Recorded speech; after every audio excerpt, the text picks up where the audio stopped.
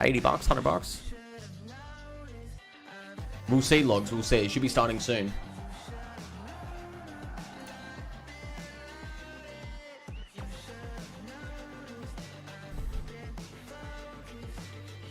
So Fortnite know how to put on a show, bro.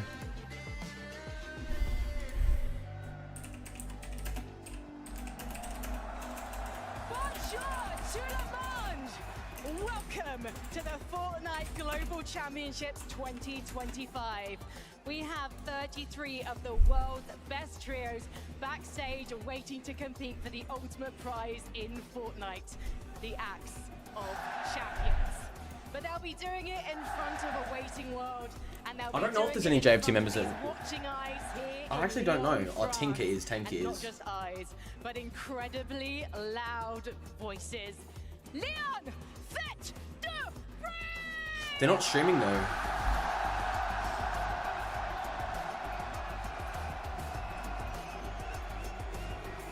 The plays aren't even out yet, chat. Every player has to stream it?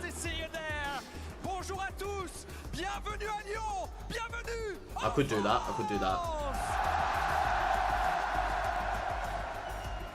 What a pleasure, quel plaisir, quel kiff de voir ce stade rempli aujourd'hui. Vous avez rempli l'arena de Lyon. Is that faded? Et vous l'avez vu pour ce Fortnite Global Championship, I will be with Frankie. Make some noise for Frankie. Coucou, Leon! Ça va ou quoi? Chat, is Mbappe there? Crowd, I have to say, is my favorite in the whole world. Look at the crowd, bro. This is what we call the French atmosphere. We had to come to France with the Fortnite Global Championships. And right now, actually, I have to introduce what our players will be competing for. It's not just a generous prize pool. It is not just the Axe of Champions and legendary status. It's also this incredible silverware created. Yeah, like Mbappe, the soccer player, chat. Apparently he's there. Remember, they created the trophy back at the FNCS Pro-Am in Los Angeles back in May. And now they have truly exceeded themselves. Exactly, big shout out, énorme bravo à Thomas Light pour la confection, la réalisation de ce trophée. Il est magnifique. C'est lui déjà, Thomas Light, qui avait réalisé, Frankie en parlait, le trophée du FNCS Pro A il y a quelques mois aux États-Unis, et il a remis ça. Speak English, bro. Where's the subtitles? Fortnite Global Championship. This is the trophy. Yeah, I hope an OCE team just comes top 10. Wonderful. The question now, the only question now is, who's gonna win this trophy, Frank? That's a question that would be decided tomorrow on Championship Sunday. Yeah, last year's one was we shit. should try and find out a bit more about some of those teams. So, on y va. Let's head to the desk. Thank you so much, Frankie and Benji. Fortnite fam, welcome to the Fortnite Global Championship. This is what it's all about. We fought all year long across several majors to find the very best trio. Oh my god, I remember Vivid.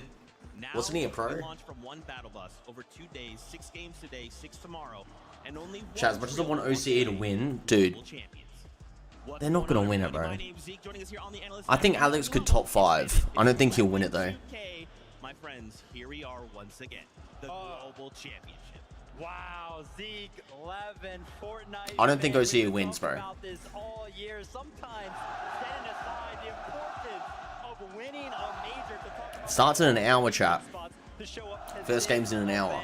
right here. This is what every single Yeah, I think Alex gets top 15. to play at. This is what they dream about. Boys, it doesn't get better than this. I mean, this is everything we live for in the Fortnite community, the best weekend of the year. And I mean, look, I've spoken to the players. They're ready for this. This is a new atmosphere. You think you've played at a LAN before and experienced that pressure. This is Yeah, this looks crazy, man. Holy shit. If you are joining us here in the venue and you can hear us, don't worry. We're going to start things off. We hear enough from us for now. But then we'll actually have some very talented French commentators who'll be kind of talking you through the action. If you guys are watching from home, That's like the craziest crowds for globals I've ever seen. Going French. It's going to be awesome. Now, what are we here playing for? Obviously, I wonder how much tickets are, Chad. Is it expensive? Trophy there with Frankie, but there's quite a bit of prize money on the line as well. $450,000 for the trio that comes in first place. I mean, you know, 12 games, 400, dude, that's way more money than you said, Sin. Not too bad. There's not only going to be one 450 grand split between 3 players. There's actually going to be a lot of trios walking away with a lot. You're walking away with over money 100 grand this weekend. each, and that's Big also prize pool, US as money well. on the line.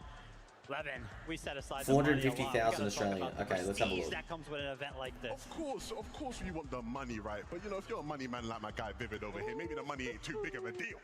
But what is a big deal is that trophy. I mean, it is a beauty. Big shout out to Thomas Light, man, for hooking Okay, us up, because 450 this is something that USD. every player on this stage It's still $683,000. Taking a trophy home, Then you know, 683 saying we have a global championship, load up stream. Oh, what's that in the divided by background? 3. Not Bro, you're a walking big away with deal. 227,000, bro. That's still pretty crazy. I would like to be It's a the first fuckload of person money. to take hold of that, right? So much on the line, but of course, as I mentioned before, some of the best trios in the world are all competing on this stage. You think Let's take a look at they're our gonna be lobby list. paying Let's start to get a from picture 227 of what we're going to be grand? seeing happen here. You think they're Obviously, gonna it's been fun walk all away year with long, right? We've been 90,000 after in a tax? and You even are kind of fucking, separate, you're but now on the under a gear if you think single that. battle bus. In Leon, the tax will not be as bad as it is, bro. The highest tax bracket that you can get is in LA, or I think it's in New York, and that's like 50%. Very, very well. I mean, look at how much talent here is on this. I don't think screen. it's as high as that. You got some of the best IGLs of all time. You got some of the best fraggers of all time. You got a couple of icons on that page as well. I mean, there is so much talent playing in this lobby this weekend.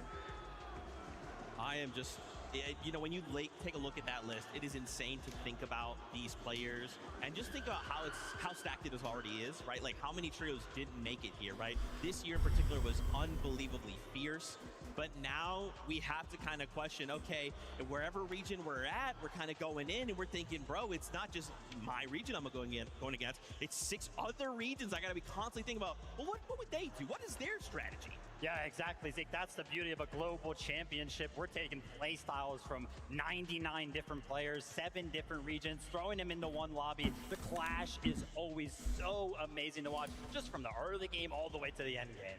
And boys, we get to watch it together. I mean, it's gonna be a good time today. It is so exciting. Of course, it's not just Top 3 us best looking pros. you guys. We also have Mini Miner and Probably Cold, Eyedrop.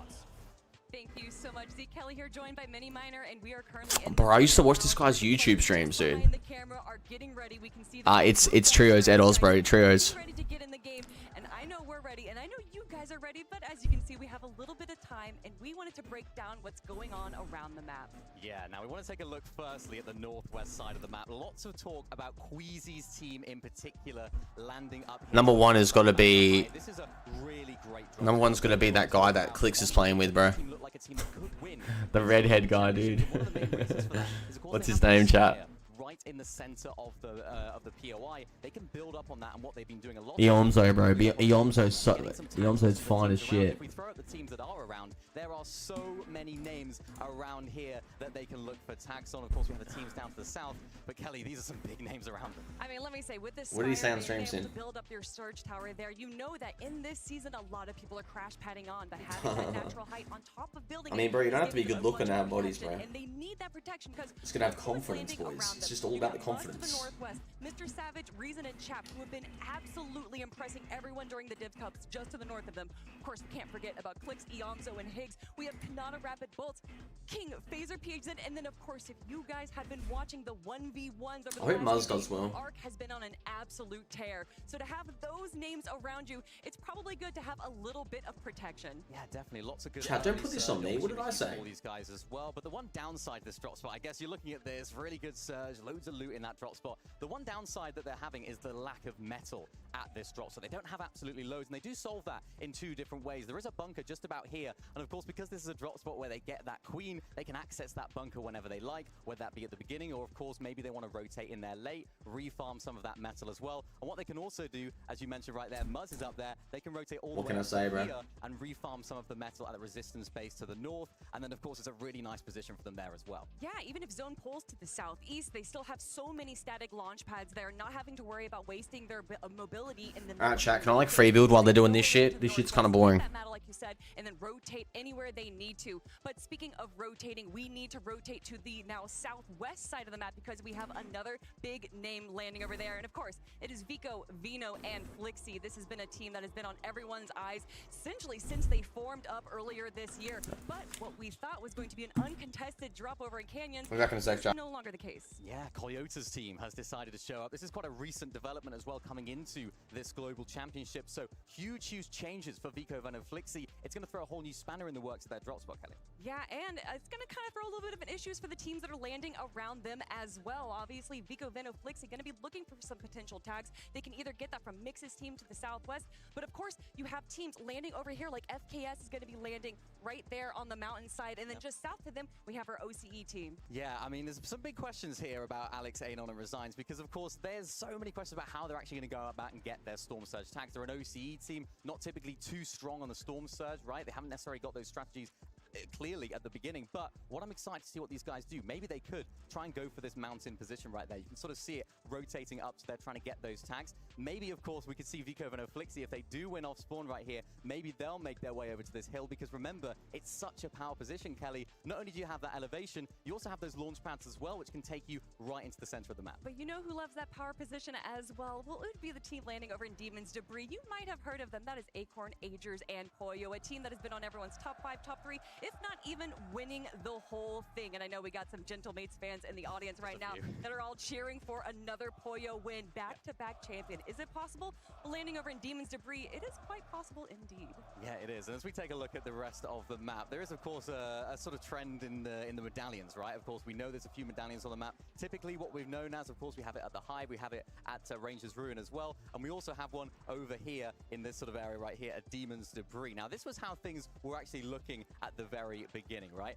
Now we've seen a big change. We've seen a big change to where now that medallion and, of course, that queen that spawned at Demon's Debris now has a 50-50 chance at spawning at Dystopia City as well. Some big names landing there. Could we see a little bit of a contest there? Well, you're talking about changes. We got to talk about one of the biggest drop spot changes I think a lot of people are talking about is, of course, Prattyboii, Cold, Ritual, moving spots, landing over in Dystopia, getting triple contested. I think there was a possibility of them thinking they were going to ego some players out. But if you've been watching some of the off-spawn fights recently, I don't know if that's going to be the case. However, if there's anything you can expect from Prattyboii, Cold, and Ritual is that they're unpredictable. Exactly. Remember those queens that these guys are fighting over, of course, in this sort of area up there as well. The teams that are actually going for these, they're so beneficial, right? Because you can get all of that hero ranking so early, have access to the bunkers like I mentioned earlier, and even those drop pods that come in, they can get you the crash pads that you mentioned earlier that are so beneficial. The big question for me is if a team does decide to maybe need that later on down the line. Of course, they know when the queen's going to be at the drop spot when they're on the battle bus, right? So could we see a little bit of a change in drop spots major for Poyo's team? Will we see maybe Prattyboii, Cold, Ritual do what they did in major number 3 and go on down there? There is so much that can possibly happen, Mini Minor, but obviously only time will tell, and I know that I am ready to get into the games, and I bet the desk is as well. Thank you so much, Mini Minor and Kelly. We'll see more of them in a little bit, but we need to deep dive onto more of what they're kind of talking about. Obviously, getting to see just those 2 quadrants of the map, it's got me so hyped, right? Actually seeing names on the POIs, the map itself, it's got me so hyped. Why don't we kick things off with EU, right? We got Fred Oxy going up against Tayson. Now, Levin, you've been close to this, right? You've been watching this all year long, but now we're taking this fight to a global stage. As an EU fan, seeing 2 top teams contesting each other, it hurts me a little bit. It does. Yeah. And seeing 2 teams who, again, have shown a propensity to be incredibly good off spawn. We've seen this fight take place a couple times in the Div Cups. In the first one, I think a lot of people expecting things to go Fredoxy's way, Vivid, right? Fredoxy has a reputation as being a top off-spawn player. And then Tayson, he came through with his trio, Harrison and Chicho. They said, nah. They beat those guys badly. They ran it back again in the Div 3, in Div 1 week 3. It went a different way. Fredoxy team came back and showed the off-spawn prowess that we know they have. And so right now, it sits sort of evenly. I think a lot of people are almost not knowing which way it's going to go here on the stage today. Yeah, exactly, and that's what makes it so scary, right? We don't know what to expect. I can tell you one thing that's almost a guarantee, though. Whatever team ended up winning off spawn in those Div Cups, only 5 out of the 11 times that they actually ended up fighting, they had 3 players alive. So it's pretty much this 50% chance that one of your teammates is going to go down if you end up fighting off spawn, which of course we know that they are. And I feel like that could stall, or definitely will stall their early game. Maybe we'll also be like this beacon for other teams around the area to kind of come and be like, well, maybe we should go third party this. I mean, it's possible. Interesting. So obviously, I like you guys to kind of bring this down. I kind of want to take this to the fact that obviously this is a global championship stage, but this crowd kind of takes things to another level, right? Yeah. So I'm kind of curious to get your guys' thoughts on how this could impact the trio. Do we see maybe those nerves maybe being a little more than usual? Look, when you look at both teams have two what you'd call maybe star fragging players, right? You look at Harris along the Balkan side, you look at Chino, right? The young Dane who's come in and you know he's a top fighter. Both of those players haven't played on a stage like this, right? They don't have the experience. Coming into a land like this, having that expectation that you're going to come through and just beat everyone in fights, that's a lot of pressure to deal with. Yeah, it definitely is. I can tell you from personal experience and kind of showing up to in-person events like this, it took me, I think, like 3 times of doing it before I felt like I had no nerves kind of going into one. So that's why we always talk about experience, right? It really does matter when it comes down to these types of events. I like to hear it, but I also want to hear from these players right now. Frankie and Benji are standing by. Let's hear them. Hello guys, yes we are, because we've got to talk about Rangers Ruin and this epic Osborne battle that's about to happen. In the last Divisional Cup, you actually came out on top, Fridoxy. Not really like the first Divisional Cup, where you kept losing, so what did you change to start winning? No, we just used some time on Osborne prac and came more confident. Do you think that Tyson hasn't been practicing? No, I've seen them practice a lot here. Yeah. It's just a skill difference. Yes. En gros, les deux équipes ont un niveau de jeu différent. Ils se sont tous les deux entraînés très longtemps sur ce spawn, mais Fredexy pense que c'est eux qui ont l'avantage, évidemment. Tyson, you land at Rangers Ruin against Fridoxy's trio. Who's gonna win this contest and why? I think we're gonna win. I just think we're a better Ospan team and individually we're better. Pour faire simple, l'équipe est meilleure et même individuellement, il n'a pas peur, il se sent en confiance. C'est le trio de Tyson, visiblement, qui est favori. My jaw has hit the floor because if you look at the statistics going back to Major 3, you are one of the highest damage dealers in the lobby. Do you think he's just a bit scared of you? I mean, we'll see on stage.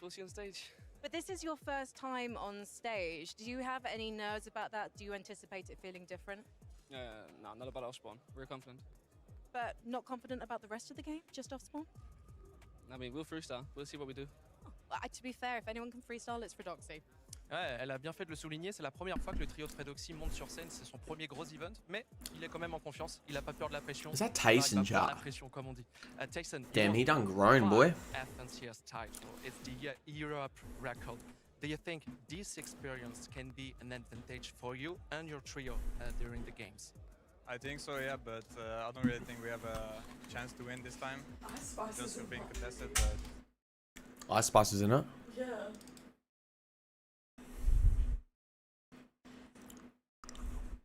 So I'm going to free build till they do walkouts.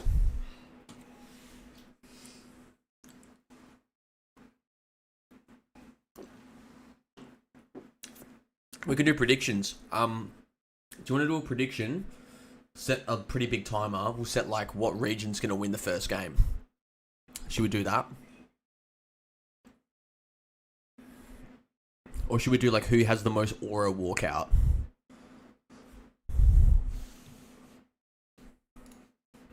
What region has the most aura walkout, chat?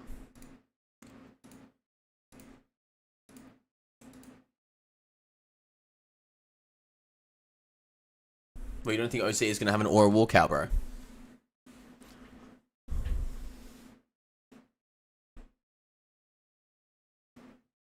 Dude, who's going to win? Is Pete contesting... Wait.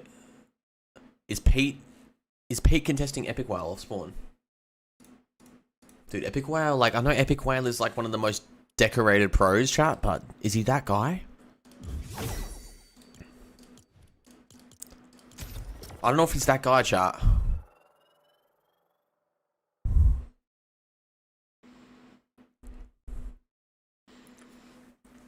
You can see, dude, like, I remember I saw that video yesterday, and it was like somebody walking in with like a drop map sheet, and it was like all of the PLY's drop maps in case whoever's in first, bro, they're just gonna land on their ass and grief them, dude. I'm like, oh my god.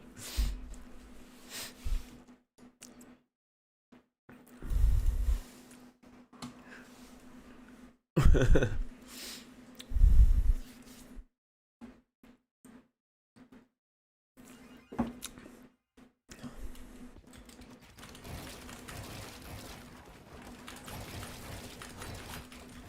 know esports gambling is a thing, chat, but can people actually gamble on this?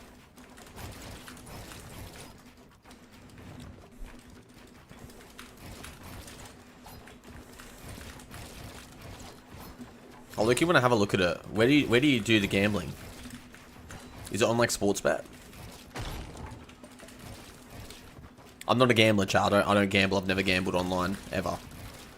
I'd just be interested to know like how many people gamble on it.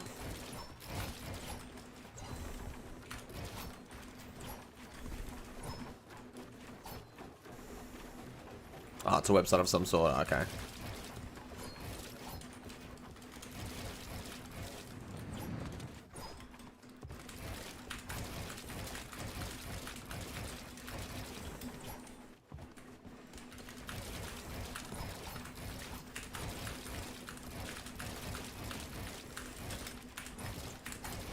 Wait, I'm actually gonna pull it up on. I'm gonna put it on TV so that I know when they're doing the walkouts. The TV was literally just on anyway. I'm not talking about you guys gambling, chat. I'm saying me. I'm just interested, bro. I'm not telling you guys to gamble, bro.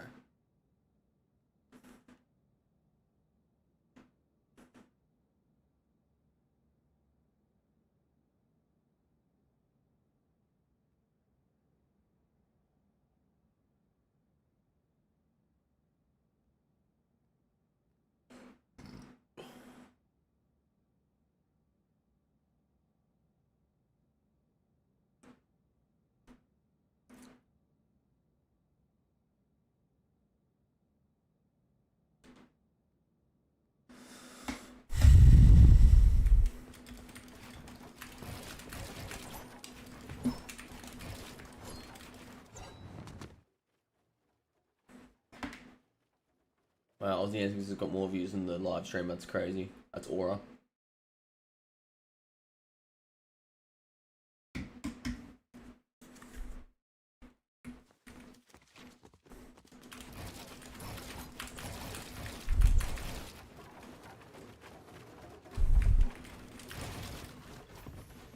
That really big dark skin guy is 23. He's 20. No, how? Look at that guy. No. See that big black guy? Yeah. Guess how old he is? Apparently he's like 22 or 23. Really? He's fucking... He looks so much older. Holy fuck. But he will look like that for like 50 years. Yeah. He looks... Chat, that's what I'm saying. He looks... You think I'm an unk, chat? He is unk, dude.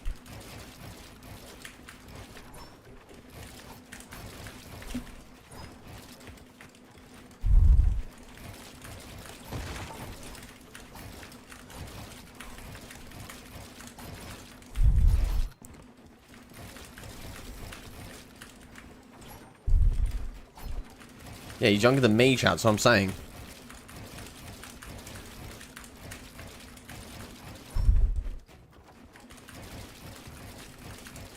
Is Ron watching it?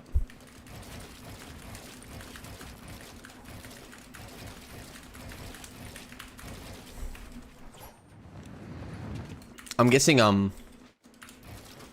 who's the OCE broadcaster? Dex, he'll be watching it as well.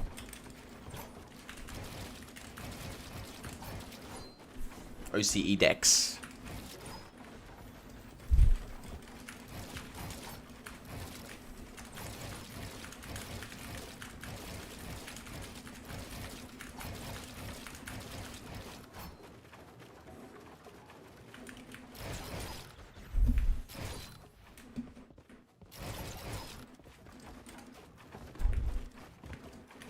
Who supports Man City? OCE Dex.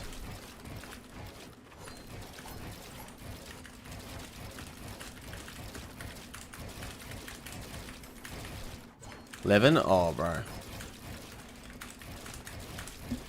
Gross.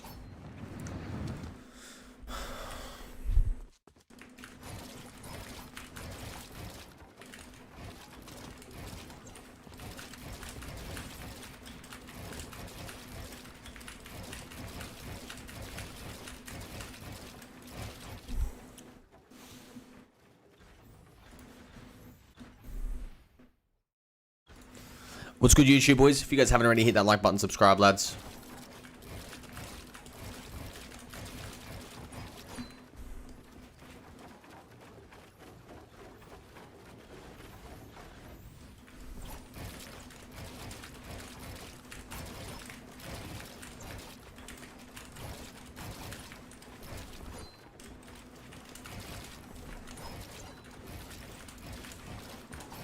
Who's Age's team?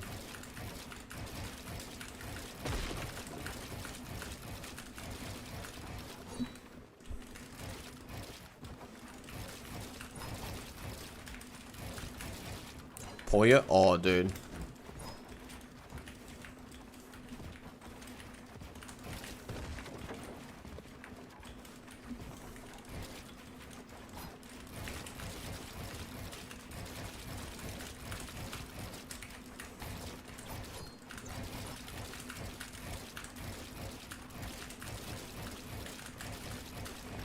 That is gonna be interesting, bro.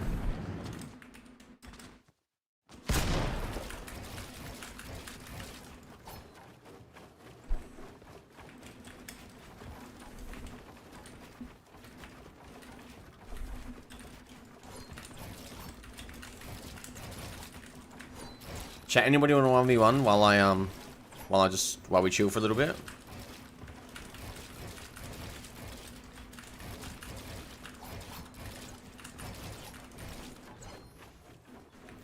Yeah, he does, he does.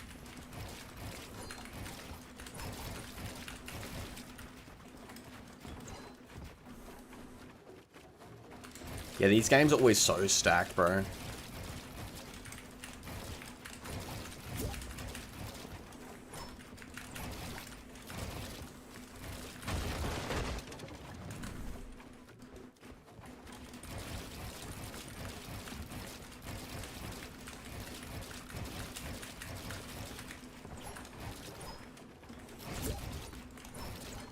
Yeah, I'm gonna verse one of my mods, Fluffy, bro.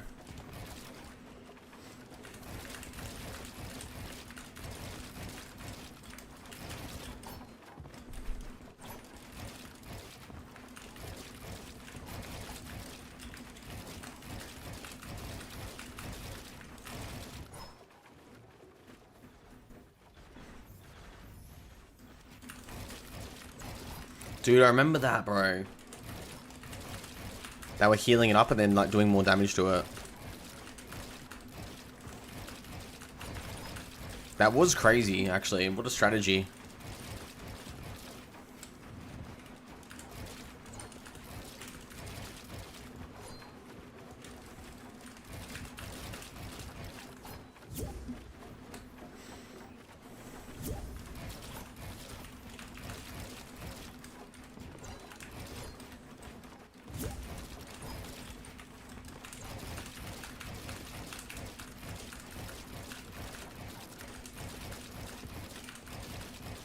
Do you want to get in the call, Flubs?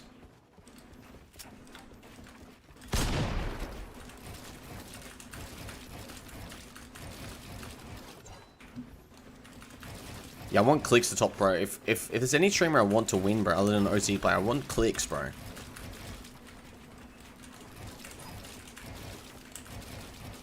I actually really like clicks. How'd you go, Vegan? How'd you go?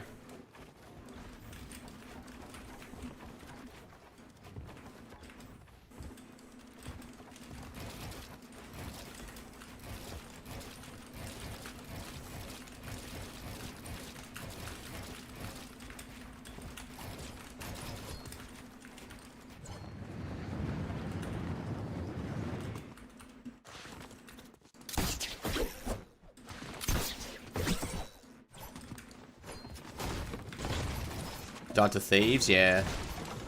I can't believe he still plays the game, man. He's been playing for a long time.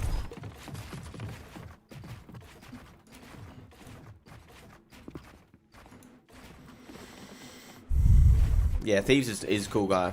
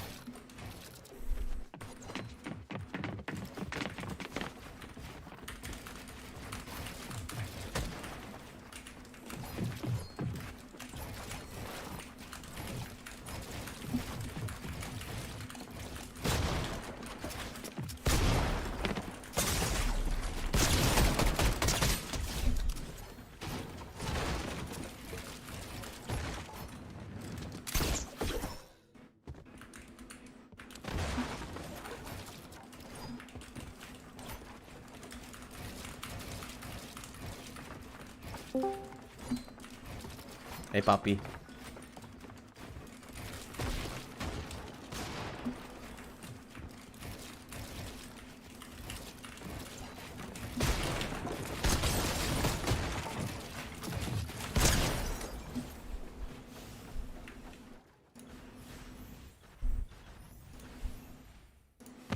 Yo. Hello?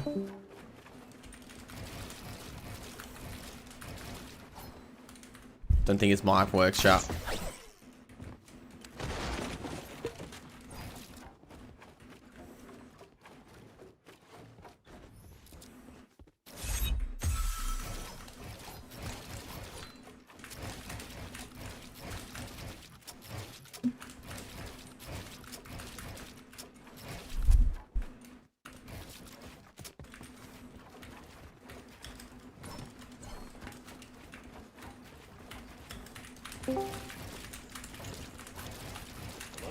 Hello, Papa.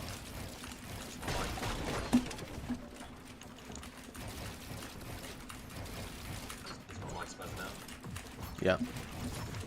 It is.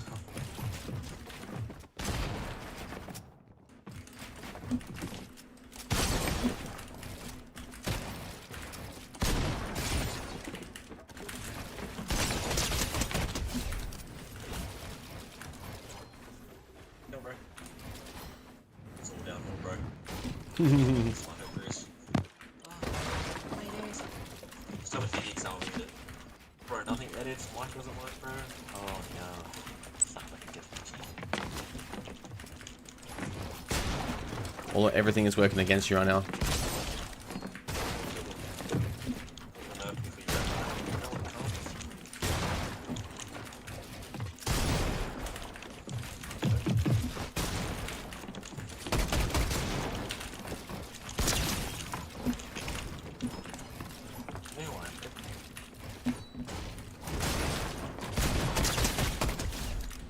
Guy that can't.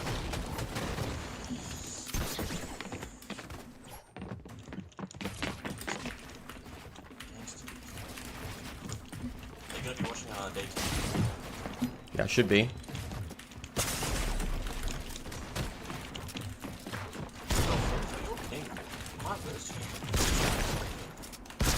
Oh! Staring at you, my shotgun just not shooting. I don't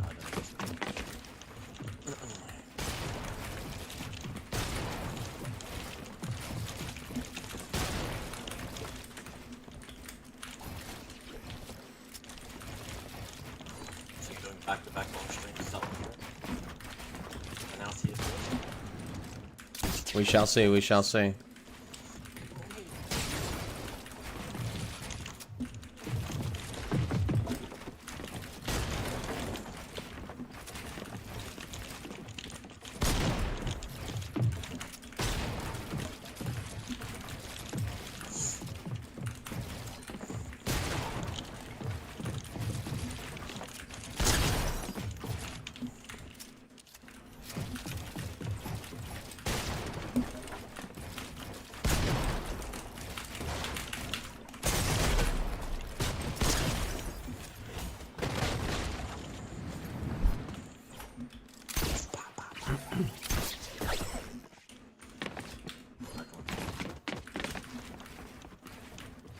I'm just doing a video where I boost all people's confidence and I just completely derail all their confidence going.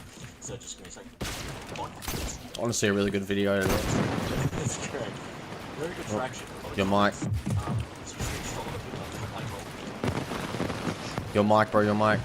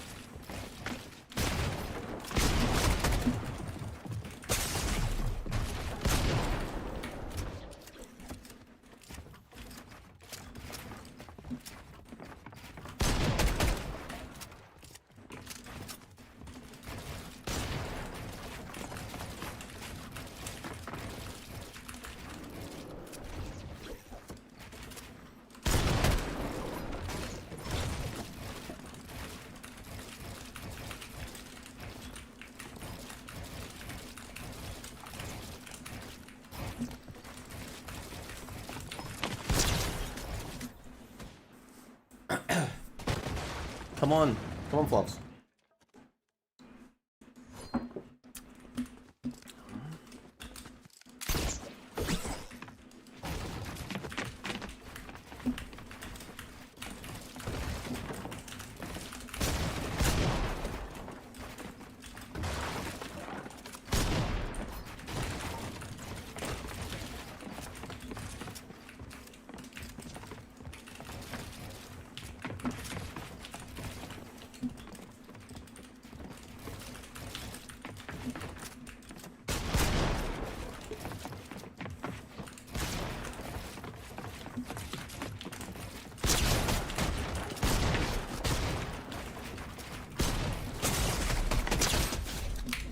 Oh my god. Oh, they're doing walkouts now, chat. They're doing walkouts.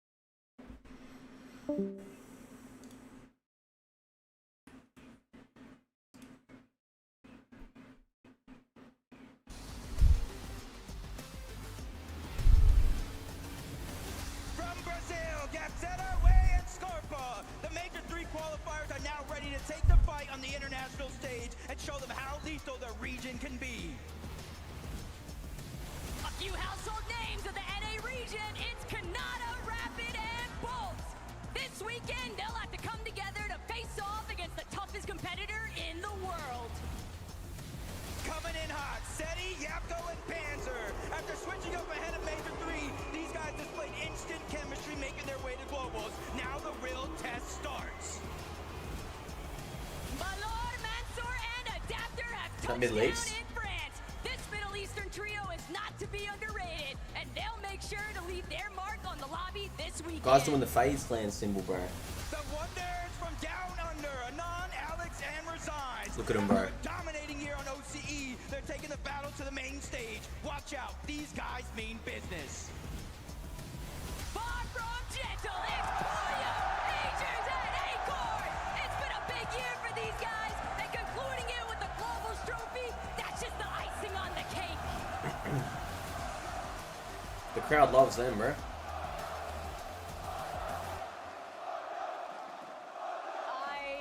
I cannot believe that this is going to be your first LAN, Curly, but luckily you have some very experienced players with you. Reet, and of course, a former global champion in Cooper. What has this experience been like so far for you? I mean, playing with the global championship winner has like, it's meant a lot to me. I mean, I'm playing with an official winner here. Like, it's been a great experience so far. And Cooper, you've chosen to play with these guys. What's so special about this team? I think Curly has a lot of potential. I think what Mero saw in me, I see in him. So I think he's going to be great in the future. Yeah, he would be, bro. Great prospect. I think he's going to be really good. And how do you feel about your chances of taking back the crown? It's not looking great in terms of how I'm predicted, but the same thing happened in Copenhagen and I won, so we'll see how it turns out. Quickly, very quickly, Reed, we've got to have some more positive words. Oh, it's Reed. Oh yeah, I mean, we're gonna win. I'm excited. I'm excited to go out here and play and do our best, you know, give it a shot. Bien sûr, let's head to Benji. Bro, Reed to OG in the game too. Les amis, Lyon, s'il vous plaît, du bruit pour Bolts, Rapide and Canada. Ooh la la la la. Canada, how do you feel, man? I'm feeling amazing. I love France, baby. Let's go! Come on! Let's go! You're the GOAT that you think you are. Thank you, Canada. You have this experience from big stage like today, but today it's different because of huge French atmosphere. Do you think you can handle the pressure? Pressure's all I need. I'm feeling good. I'm ready to win. Let's go, baby!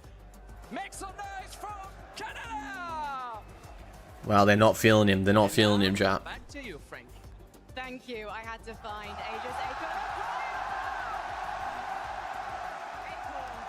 you've been to many of these Fortnite global lands, but how does this one compare so far? This is like nothing I've ever seen. This is the craziest land ever. And how do you keep your focus in game leading these guys when the crowd is so loud? we're locked in, we're ready to win, and we're going to bring it home for M8. And you're going to bring it home for America, potentially.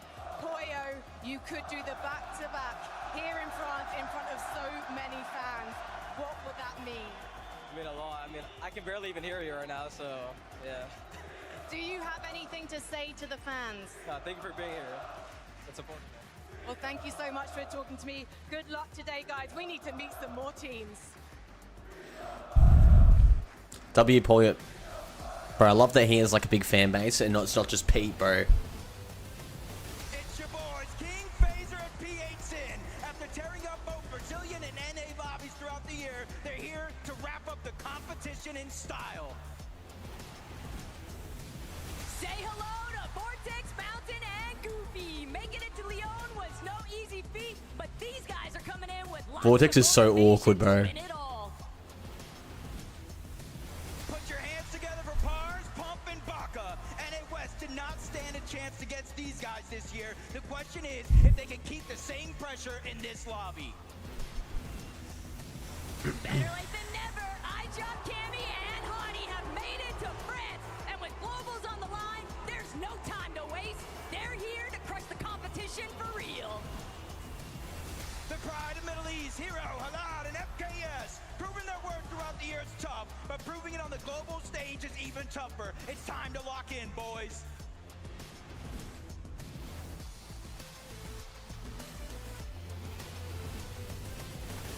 Make some noise for Clicks, Higgs, and Ianzo.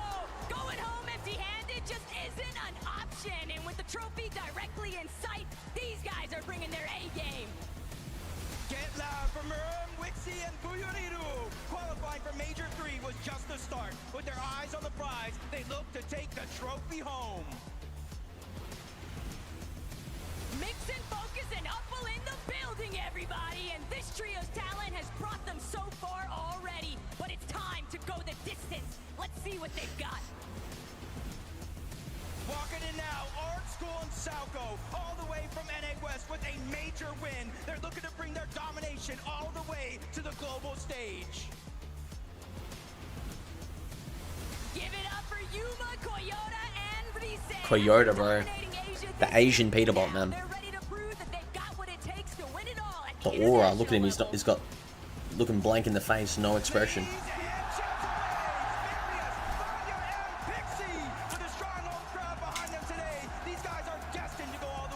That's like a new team, isn't it? Pixie. They're like, they won EU, didn't they?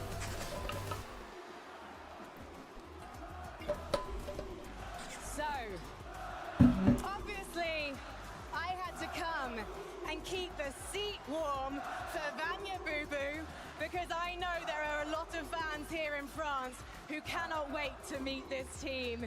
Here they come. Pixie in front. I know we have some Havoc fans here at Lyon. Are they a French team, chat? Is that why? Are they a French team? Is that why everyone loves them? To many of these global lands. How great is it to know you have Havoc fans waiting to see you play?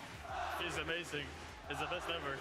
And I know that you're going to put on a That show pose is so awkward, bro. Let's come over here How do you feel? then. Feels amazing. Marius, I know that Germany loves you, but now France loves you So too. happy to be here. It's amazing, bro. It's amazing. It's such a good feeling. I can imagine.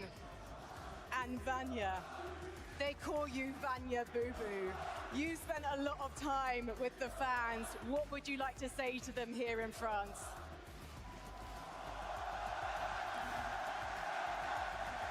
Sometimes actions speak louder than words, which is why I'm gonna say, let's head to you, Benji. Dude, what is that? What esports jersey is that, bro? That jersey is nice. Trio, il vient encore des États-Unis. S'il vous plaît, du bruit pour Higgs, Helmso, and Clicks. Bro, Yomzo's trying to look tough, dude.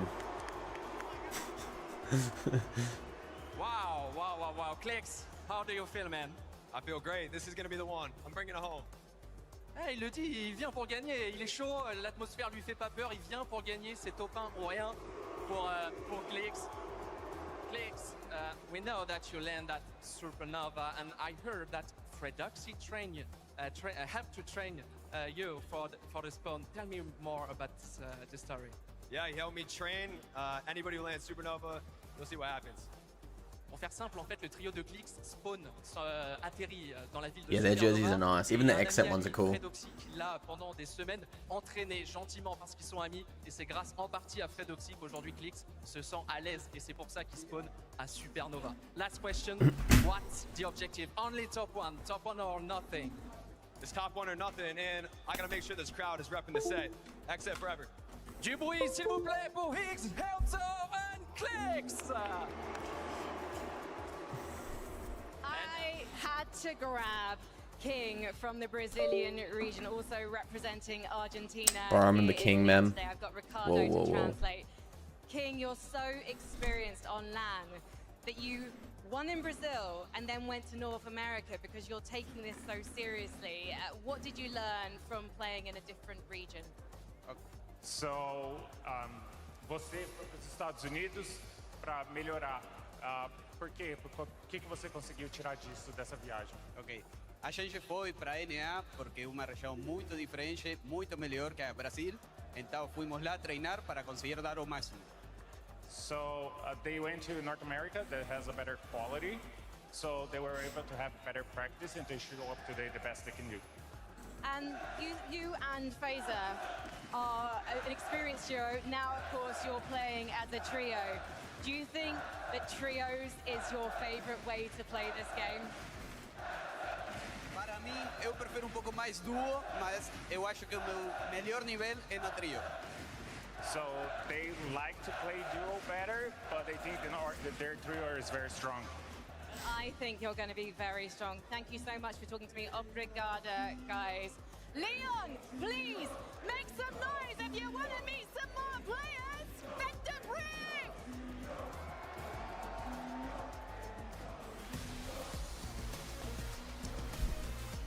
Who's next, bro? They're gonna bring Pete out last, obviously, bro. Oh my god, Muzz, bro.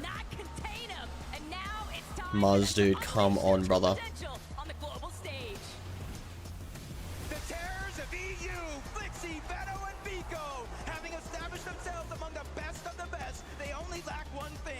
Trophy. This weekend, they look to take it all. All the way from Asia, Razzle, Raito, and Tay-Tay. What's up, Seven? It's a long way from home, but the major two champions are here to deliver the performance of a lifetime.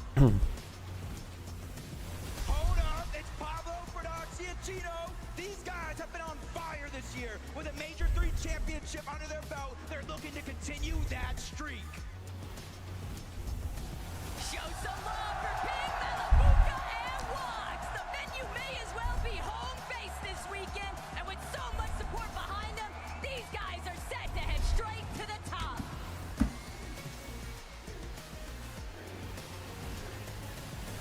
Give it up for Chap, Reason, and Mr. Savage. You know them, you love them, and now they're here to impress France this weekend. Let's see them climb to the top of that leaderboard. Never count out at me because Snowy, Ryu, and Zod are here, and these guys mean business. Plenty of motivation, but now it's time to showcase that the Middle East is all about. Domination is key for Peter Cold and Ritual. A stellar year for the trio. Chat, why am I here, bro? That's me, dude. For second place here, it's all or nothing.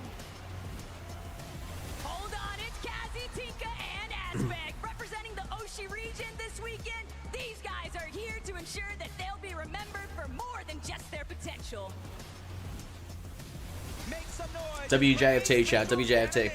Crushing the competition this year and making it this far comes with expectations. Let's see if they can deliver. Bienvenue à Swizzy, Queasy, and Mustache! After a year of causing chaos, Dude, Queasy, bro, the GOAT. now they're ready to bring the heat Mustache, man. on the global stage. It's showtime!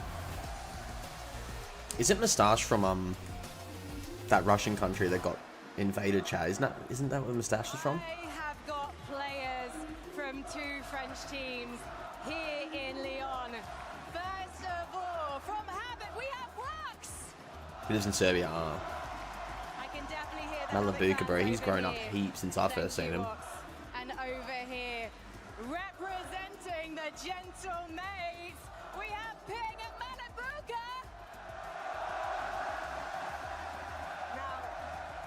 Ibuka, I know it's going to be really hard for you to hear me right now because the fans really want to show how much they love you. But do you have any words for them? Guys, keep supporting us. Someone for Gentlemates will win. His accent's hilarious. Yeah, he's Russian, that's it. Will they win today? I think the crowd are on your side today. One more question though. Do you think that Europe can face off and take this trophy home? Yeah, 100%. Europe is taking this trophy. Let's head to my favorite European, Benji. Et je suis avec un nouveau trio et pas n'importe lequel. Regardez, messieurs, dames, avec moi du bruit pour Reason, Chap and Mr. Savage! Savage, hi. I remember that you got your call at the last major, at the last game, at the last moment, and now you're here on the stage. How do you feel? I feel great. I'm excited to be here.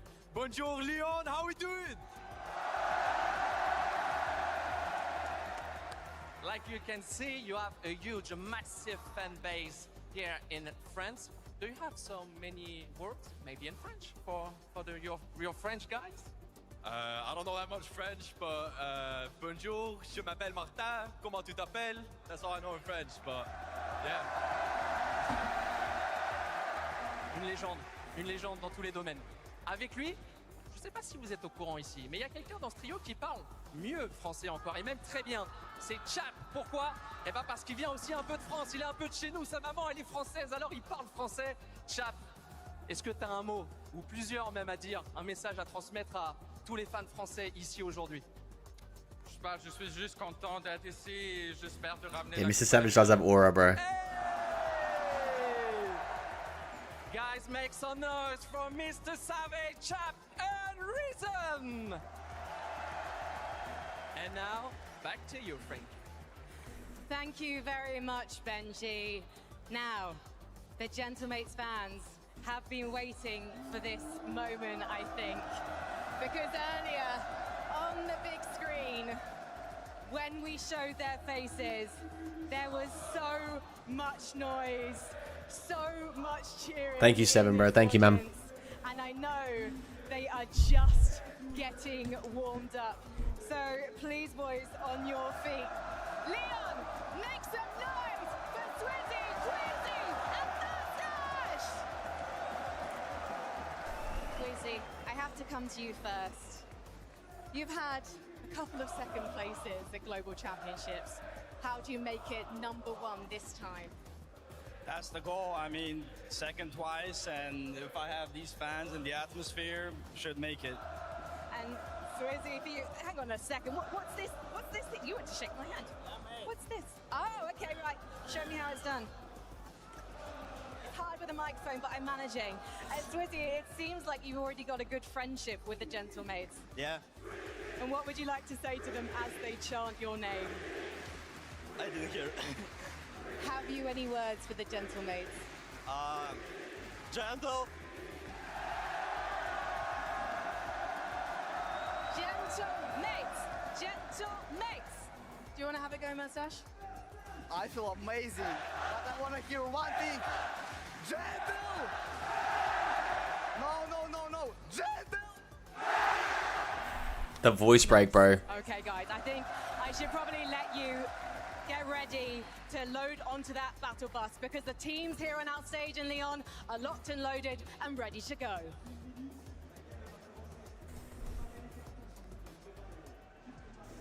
Guys, I have one word for you. Chill. Okay, the way this audience is going crazy for these players, it's got Is the audience normally this big, chat? Or is it quite big this time? Getting their thoughts. We're getting close to kicking off the competition. Sin, do you want to run predictions? Oh, there's not really anyone in chat. Should we run predictions? The top 5. You know, I'll start with you, Viv. You got some insight. You put together a little list for us. Why don't you talk us through it?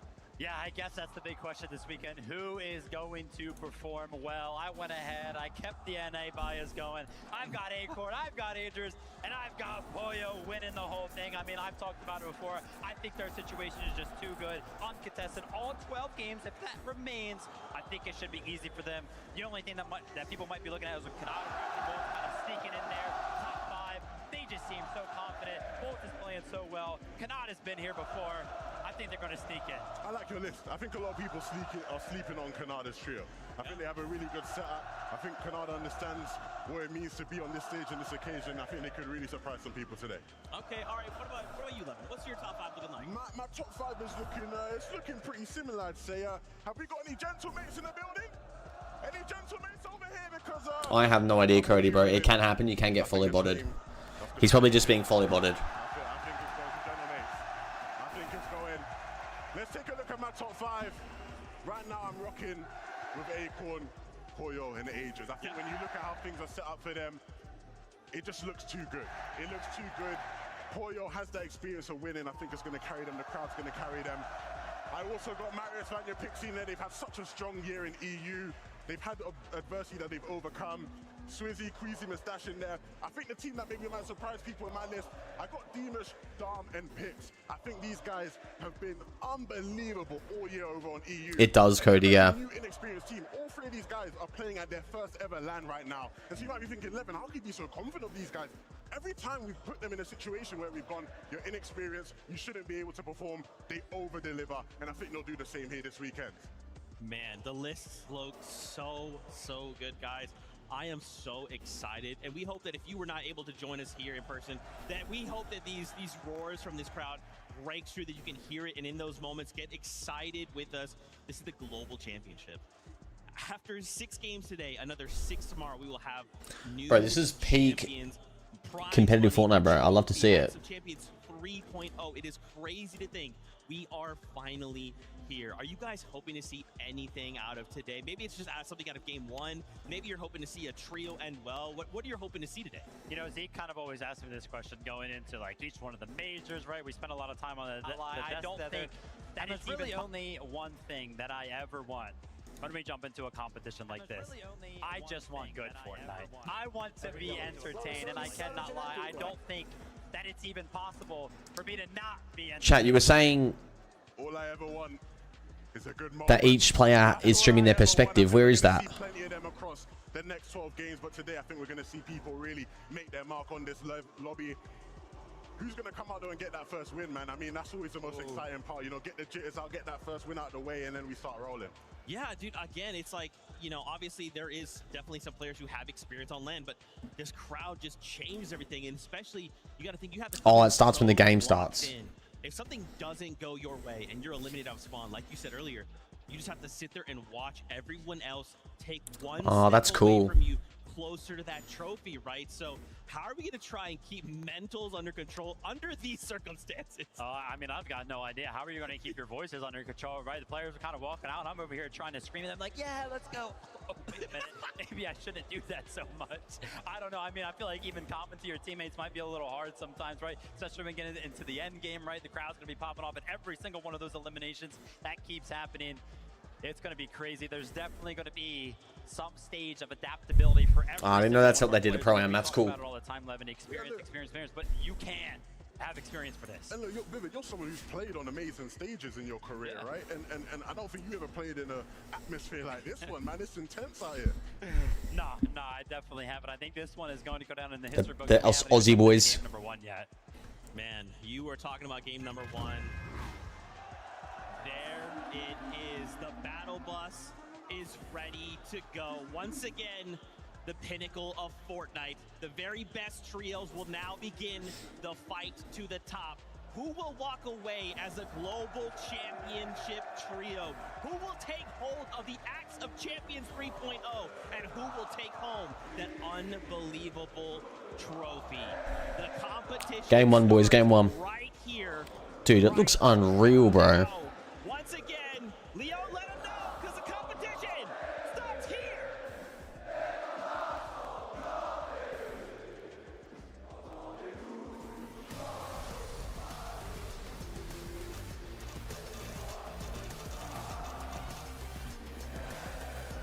so sick. The time has come. The Fortnite Global Championship, Taco, all year long, 33 teams from around the world have been battling from major to major to major just to get the opportunity here. If it's not for the money, if it's not for the fame. Oh yeah, so it has their POVs. Good. No chest lock.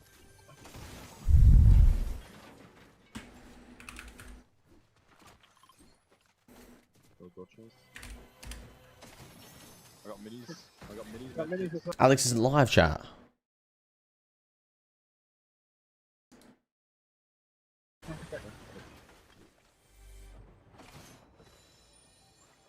Any OCE players? Crash pads? Yeah, we're gonna use I have 2 trucks, 100 crash. I've had people in the chat like fix the mic. It's like, bro. I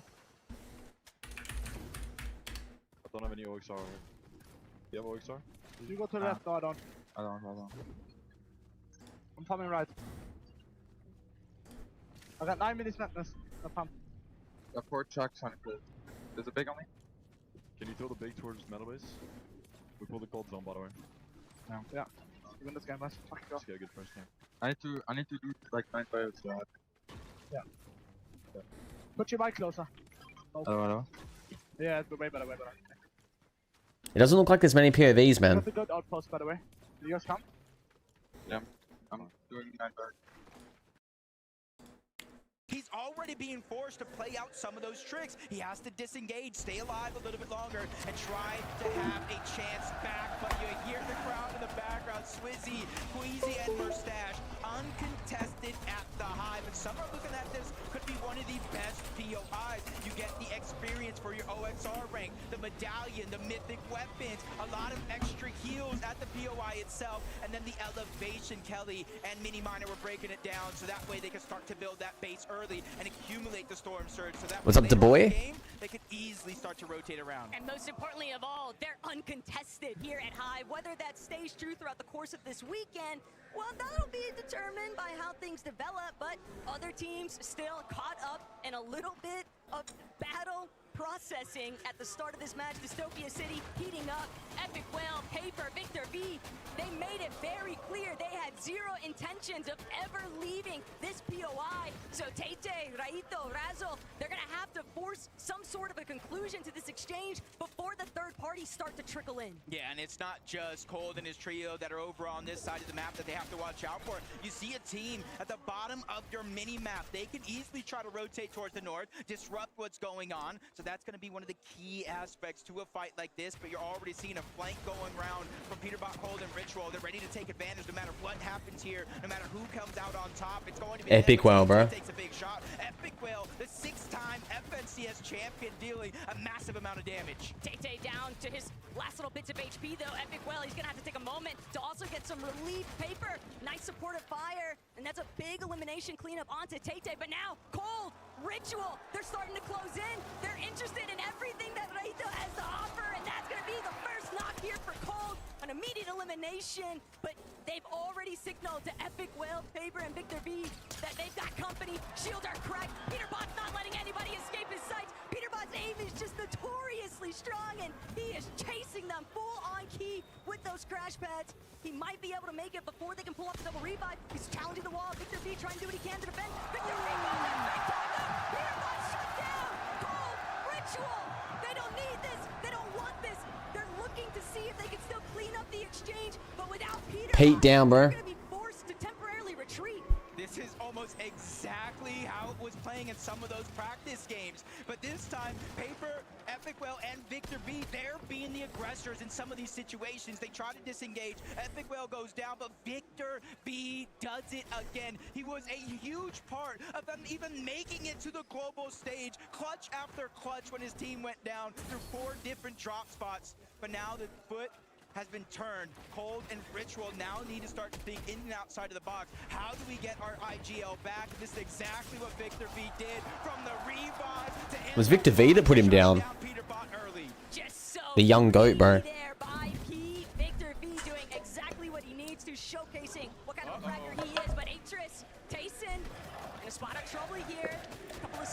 Surges.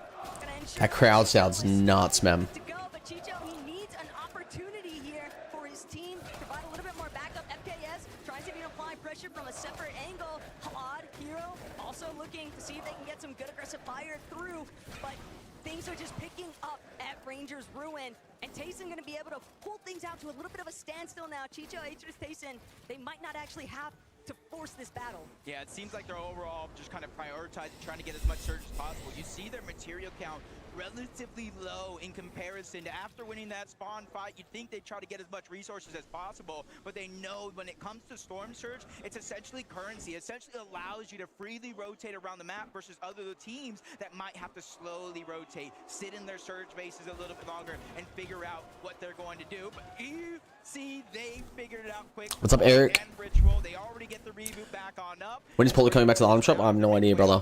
It should be soon, though.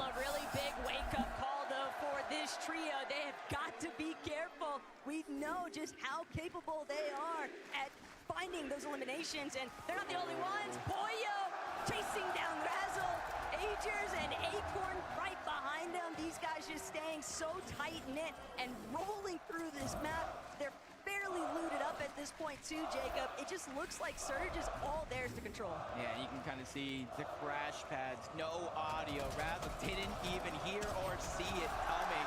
And you see there's no knock, straight elimination. So that team, that was the third one from Dystopia City, is down. There's 6 games. But fight after fight, Ark, I did see it in the feed. He already got one elimination. And I was talking to them a bunch. You know, me being an NA West fan, this was their game plan all along. Contested or not, they're going to push either toward the north or the south. They feel like these teams are easy to fight, and already that confidence continues to build. But Goofy is just trying to slow things down just a little bit. And monster shot to take down the shield of Salco. But Ark and School, the IGL and the Fragger, they're still there. They're holding the walls and making sure nobody can get out of this one. I mean, being honest, Ark's been running it all week long inside of the scrim lobbies, inside of the practice room.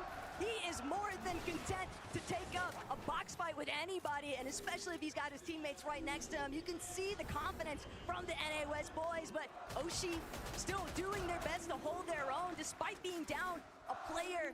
It doesn't seem to be deterring them. They know they can't really leave this area because they're likely to be third party. They've got to just find a way to delay and hope that they have that little bit of a saving grace from another team entering the exchange. Uh-oh, I see somebody rotating relatively close. They said, hey, where's our invitation?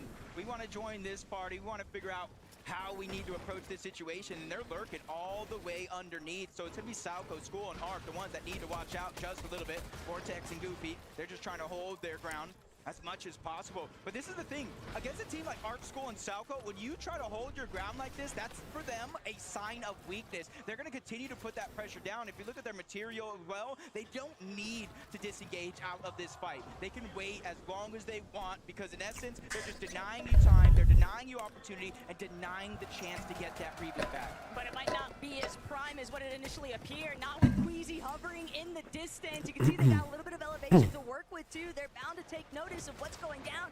Elsewhere across the map though, south of Hyde, King, PAC, Phaser getting fraggy up against Scarpa and Way. And that's going to be 2 kills, damn. easy clean up there for King's team. Feeling really good about that aggressive start. Now over towards Supernova. Wait, these guys gotta fight Cooper, man? I don't know any of the drop spawn drama chats. I didn't know these teams, like half the teams when they landing on each other, I actually had no idea they were contesting each other. They've run into trouble. There's a speed bump in their plan. That's Reet, Cooper, and Curly. And he was very vocal. Reet was. He said, hey, we understand what's going on around the lobby. We just got to make some things happen. They have 2 early eliminations. That comes to Storm Surge itself. And they're continuing to rotate through so many other teams' loop paths and pathways. There's also just so much confidence behind Ree, and just teaming with a player that has so much faith in themselves. It's bound to just have that trickle-down effect to his teammates. Not to say that Cooper and Curly aren't clearly thinking of themselves in the same way, but it is a huge positive. But every single time this weekend, Jacob, that we see the Gentlemates, Malibuca, Ping, loading across the screen here, just waiting to find their reposition opportunity. That sole elimination on Malibuca right now, but tailing just behind Yapko, Panzer, and Seti. This could be disastrous if they don't realize what's coming up behind them. Yeah, there's no audio visuals that far away, so they're just going to try to get some easy surge. You see the launch pads coming out. That's a huge signal. Seti and Panzer have to kind of second guess if they want to go for it. He's 1 HP. Just getting beam targeted out of the sky. Just one shot left is all they need, but he possibly leaves that render distance and figures out a way to survive. Heads up to Seti and the Panzer. They not only building that to try to fire back on him, but that coincidentally enough shielded their teammate Yapko for him to survive. They fully protected their trio mate. Mohammed, bro, watching a tournament, man. I'm not playing right now, man. Pulling back, Baka, Pars, Pump. A little bit tangled up right now north of Supernova Academy. Saad, Snowy, and Ryu, though, arguably in a slightly worse position, but the intention is clear. These two teams very likely to clash here, Jacob. They could both definitely utilize Surge. We know just how high those numbers and that threshold can truly climb. Yeah, and these are two teams. I think they land relatively close to one another, almost contesting each other even. During some of those practice games, they were actually kind of feeling each other out, fighting. I won't be playing till tomorrow, dude. You missed out on viewer games today, man. We played viewer games today, Mohammed. Or not, so they're trying to take a slower approach, but that means they're rotating parallel with the zone moving towards the north. Stay toward the dead side of it all and just try to make sure they have the best chances to survive what could be a very, very chaotic storm surge if it does deactivate. And that's why you're seeing so many teams taking that proactive approach to try to gain some elevation, some high ground, and even if it means fighting it out on the surge base. Hero, he knows Wixie is low. Nobody there to provide a little bit of backup either. That could be the first knock here. Hero with the big opening. FKS going to capitalize immediately. Is it 4 points per elim? Holy shit. Why are they so high? Just so aggressive though. Hero's gonna be forced to pull back just a little bit. Almost at 10 likes on YouTube, boys. Beautiful. Just not healthy enough. Barely enough HP, and he can't escape from FKS. Aetherus even getting a little bit more involved from a distance, and this is part of the problem with trying to take some of these extended box fights. You just got these teams from so far away beaming through your walls. Yeah, just got yoinked away. But Kanata, Rapid, and Bulge. Kanata's perfection continues in terms of qualifying for every single FNCS Grand Finals in the history of FNCS. But I think they come in with a different energy this time around. If you remember a few years ago, contested against Malibu and Thomas at the Global Championship, he just had a different mindset. He's like, I'm contested, it's not gonna go well. This time, he's confident. He says, hey, we're going to win. And the way they've been playing lately, they have as good. It is FNCS. This is FNCS Championships, chat. This is globals. So the best teams in every region of the world are playing right now in France. It's the biggest tournament all year.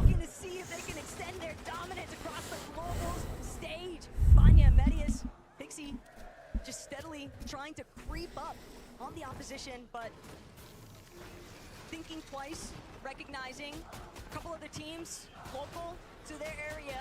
They don't want to overextend here, but for Marius, he's just waiting to see whether or not he can break out these floors from underneath Valor and Mansour, doing a decent job to prevent Vanya, Fixie, and Marius from an outright collapse. Yeah, and they're just kind of playing as calculated as they can. We've seen a lot of these fights kind of not necessarily end as smoothly and as cleanly as some of these trios would expect, especially with so many third-party potential there.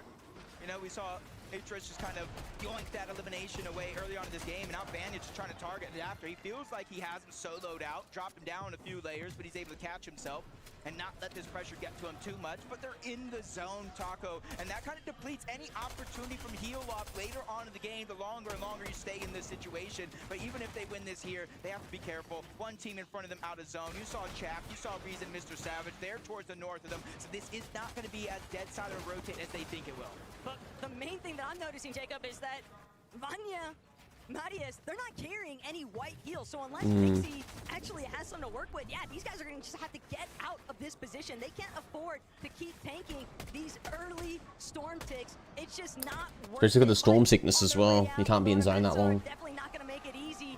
Cole, Ritual, Peterbot, they might have just found Flixie and Veno and Vico, but for right now, Rangers Ruin, what seems like it might have been heating up, these guys are actually looking to kind of slow it down. Yeah, and for, you know, Ritual and his trio, they just kind of have scraps. They got sticks and stones. And look at this on the other side. Multiple minis, big pots, full health, almost max mats. And even though they don't necessarily have that information on one another, that is a great decision for them to kind of go their separate ways, because I would almost give that one up to Veno and his trio if that did fight it out.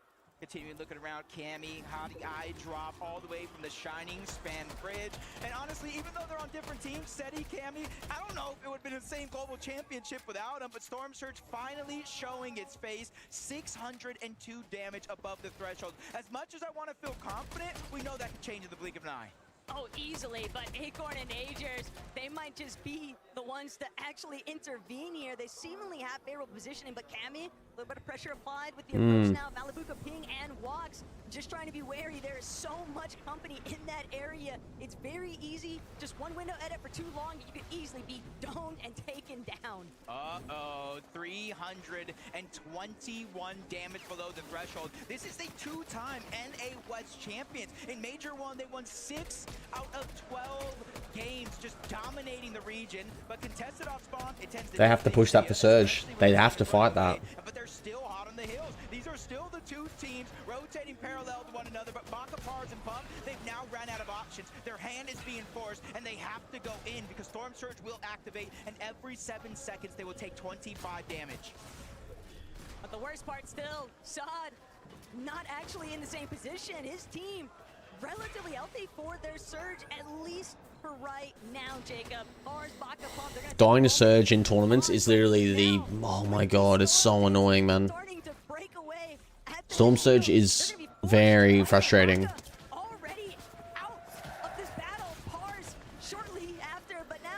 What's up, Quan, baby? This is a huge come up.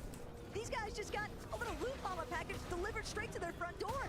And I forgot to mention, if Storm Surge takes you down, you don't get knocked. You get straight eliminated back to the lobby, but I did see it in the feed. A couple of these guys kind of putting it all into the test. Cooper lands a great shot on the Valor. You see him dropping him down, trying to finish the fight. 1v3 situation, and he is just hitting haymaker after haymaker as he gets another knock in this situation. 319 above, Cooper with the 1v3. That couldn't have been a better time to clutch things up, but Cooper's still gonna have to essentially play his life here. There are too many players that are going to prevent him from finding that breath of relief. 42 below even, inside of that damage threshold for Surge. Jacob, it is so sad to see after what a phenomenal clutch he just pulled off, and with Walks, Malabuka, and Ping pressing behind him, that's gonna be tough to actually survive. But Peterbot has no shield.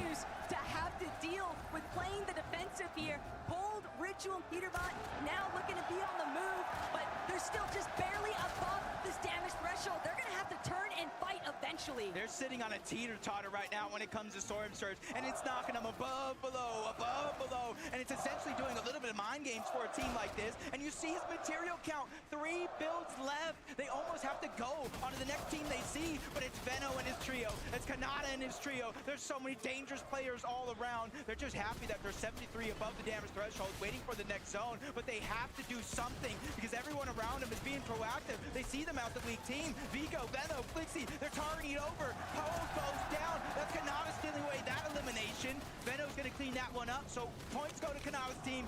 Loot goes to Veno's. EU on one side, Middle East on the other, and Ritual, the last man standing, but not for much. Not a lot they can do there, chap. That is a huge The new pickaxes in store. Quan.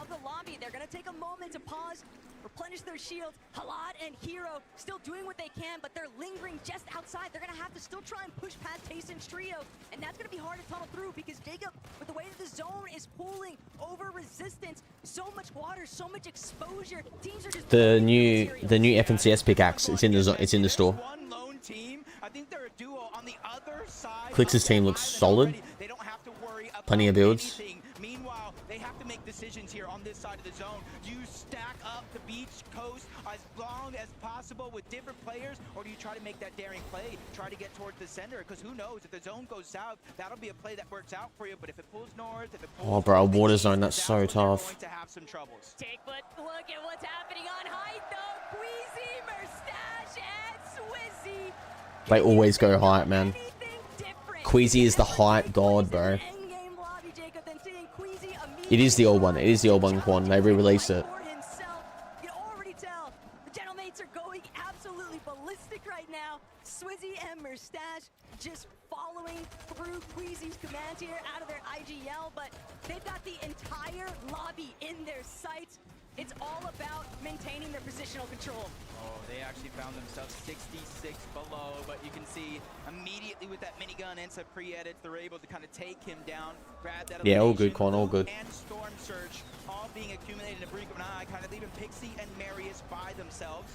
The good thing, though, is they're 568 damage above the threshold. The bad thing, though, their loadout, their material count, that one is not looking good. 5 bandages. Luckily, they don't have any HP missing yet, but they have a max pull all across the water to the other side of that island. It's not going to be easy for a single person in this game, but there goes Malabuka. Nice drop on the Hottie. He needs it, and he needs it now because he's barely above that damage threshold. And that's the kind of refresh that Marius was hoping to find, but instead it's going to be all Malabuka. But no, he's going to actually be forced to keep charging forward. He doesn't even get a chance to try and collect that body loot off of Hottie. Fortunately, he still has a good amount of material and just beaming a minute as he trails behind him. It's got decent mats. Combination just taking him so far, but when you're in this position, Jacob, as a solo over the water, you're just hoping out of sight, out of mind. Yeah, you just gotta take it one step at a time. You can't get Dude, too I can't even imagine, like, I know how hard it is playing just, like, in a set lobby, like, playing in, like, a finals. I can't even imagine playing in something like this, man. That shit's so stressful.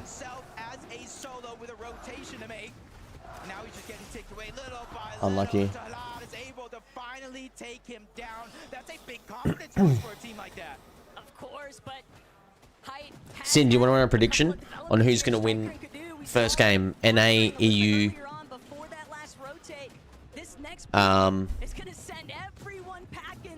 and then other. Just do that. Can you run that prediction for me? And move into the next position.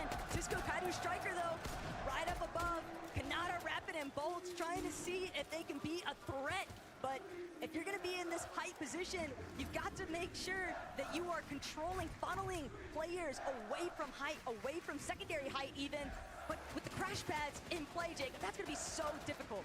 Alright, vote up on the prediction, boys. Vote up on the prediction. Tayson, they're underneath. They're probably having their eye on the high ground. Cisco's trying to put good damage onto King Phaser. Does Peterbot's tin win first game? Pete's already been eliminated, bro. Oh, wait. Sorry, for some reason it says that. It says it in my alert. It says something different. Such an excellent position in that secondary height layer now, shooting towards that front side of zone. It's only Clicks and Iyamzo. They lost Higgs somewhere along the way. Iyamzo doing what he can to claim a little bit of space here next to Clicks, but ideally, they're going to have to duke it out in the low ground, Jacob. They need a big refresh. They've got to keep that material count high, but Merstash, he's actually fallen the mid-ground, getting a little bit too chaotic, and he just couldn't break through. Yeah, Chicho's the one that gets the down. Tisco's Brazilian? Steals away the elimination and getting a lot of loot for their efforts. Queasy trying to do the same thing.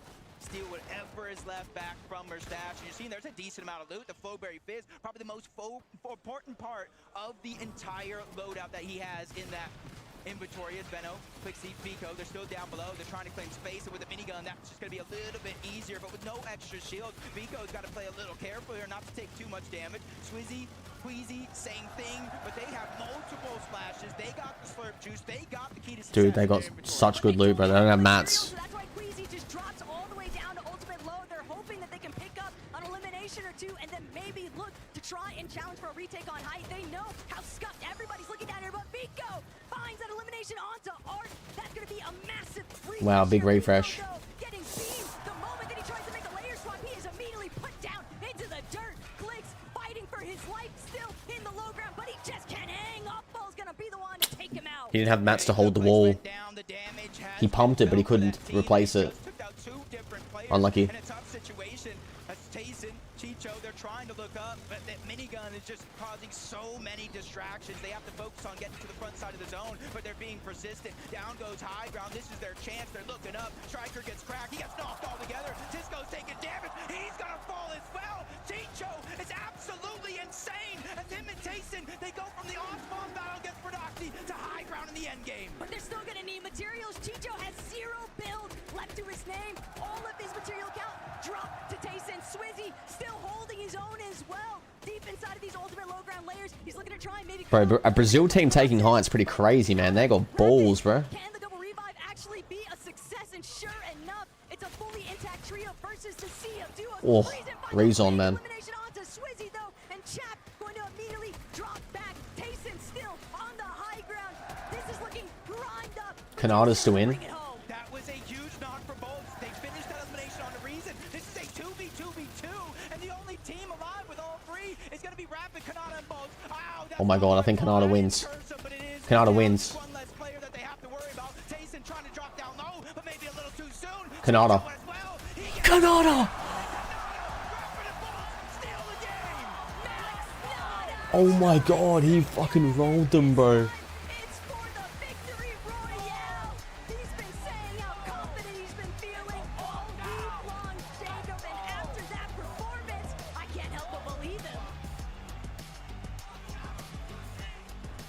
Dude, Kanada, man.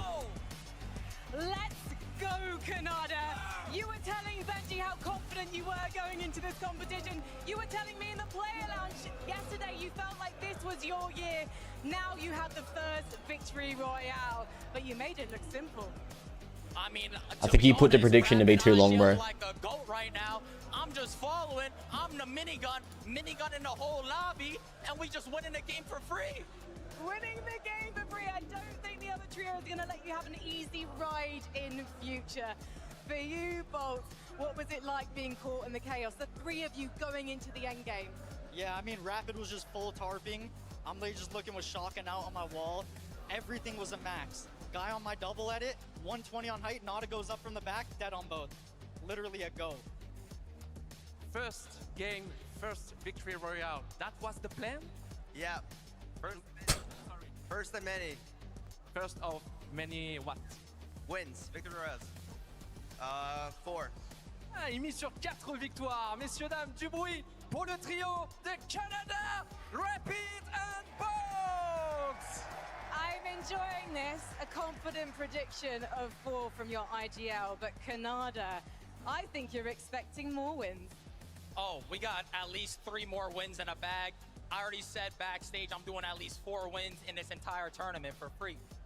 All right then, well guys, I'll let you get ready Kanada's for confidence, the bro. second lobby of the day. Leon, let them hear you! Bolt, Kanada, and of course Rapid. Let's head to the break. We'll be back soon with more Fortnite. Dude, I would be so hyped, bro.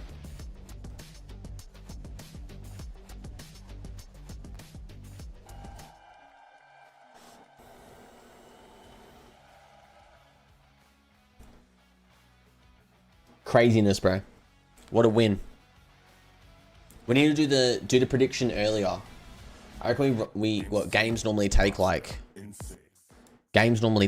what 25 minutes. So if we run the prediction for 15 minutes before we get into endgame, because mostly like you're gonna have a couple EU teams, couple NA teams in there. So we'll probably do it like that.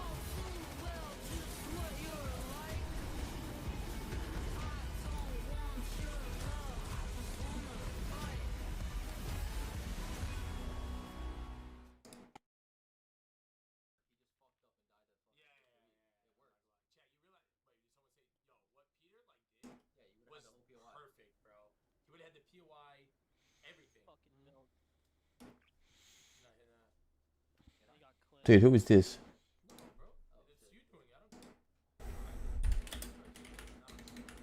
Wait, what? Oh, was he vaping? Holy shit, look at the point difference. How many kills? 13 kills on Tayson, bro. And he's con though, so it's gonna be hard to keep up. Like he has to win on spawn again. Wait, they're not even fit? Oh my day. Oh, these guys frag out. Savage game crashed. Fragged out, damn.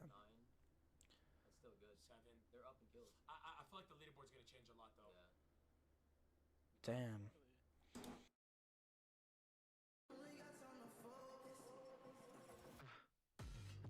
Is Vico's name Taylor?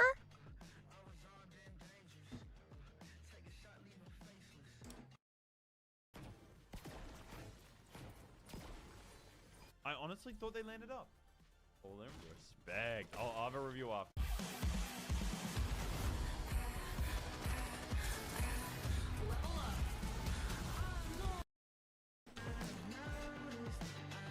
That's so rough. A crash at LAN is nuts, man. Pasta in 6. Yes. Water in. Stir it up. A tasty fix in 6. Mouth says yes.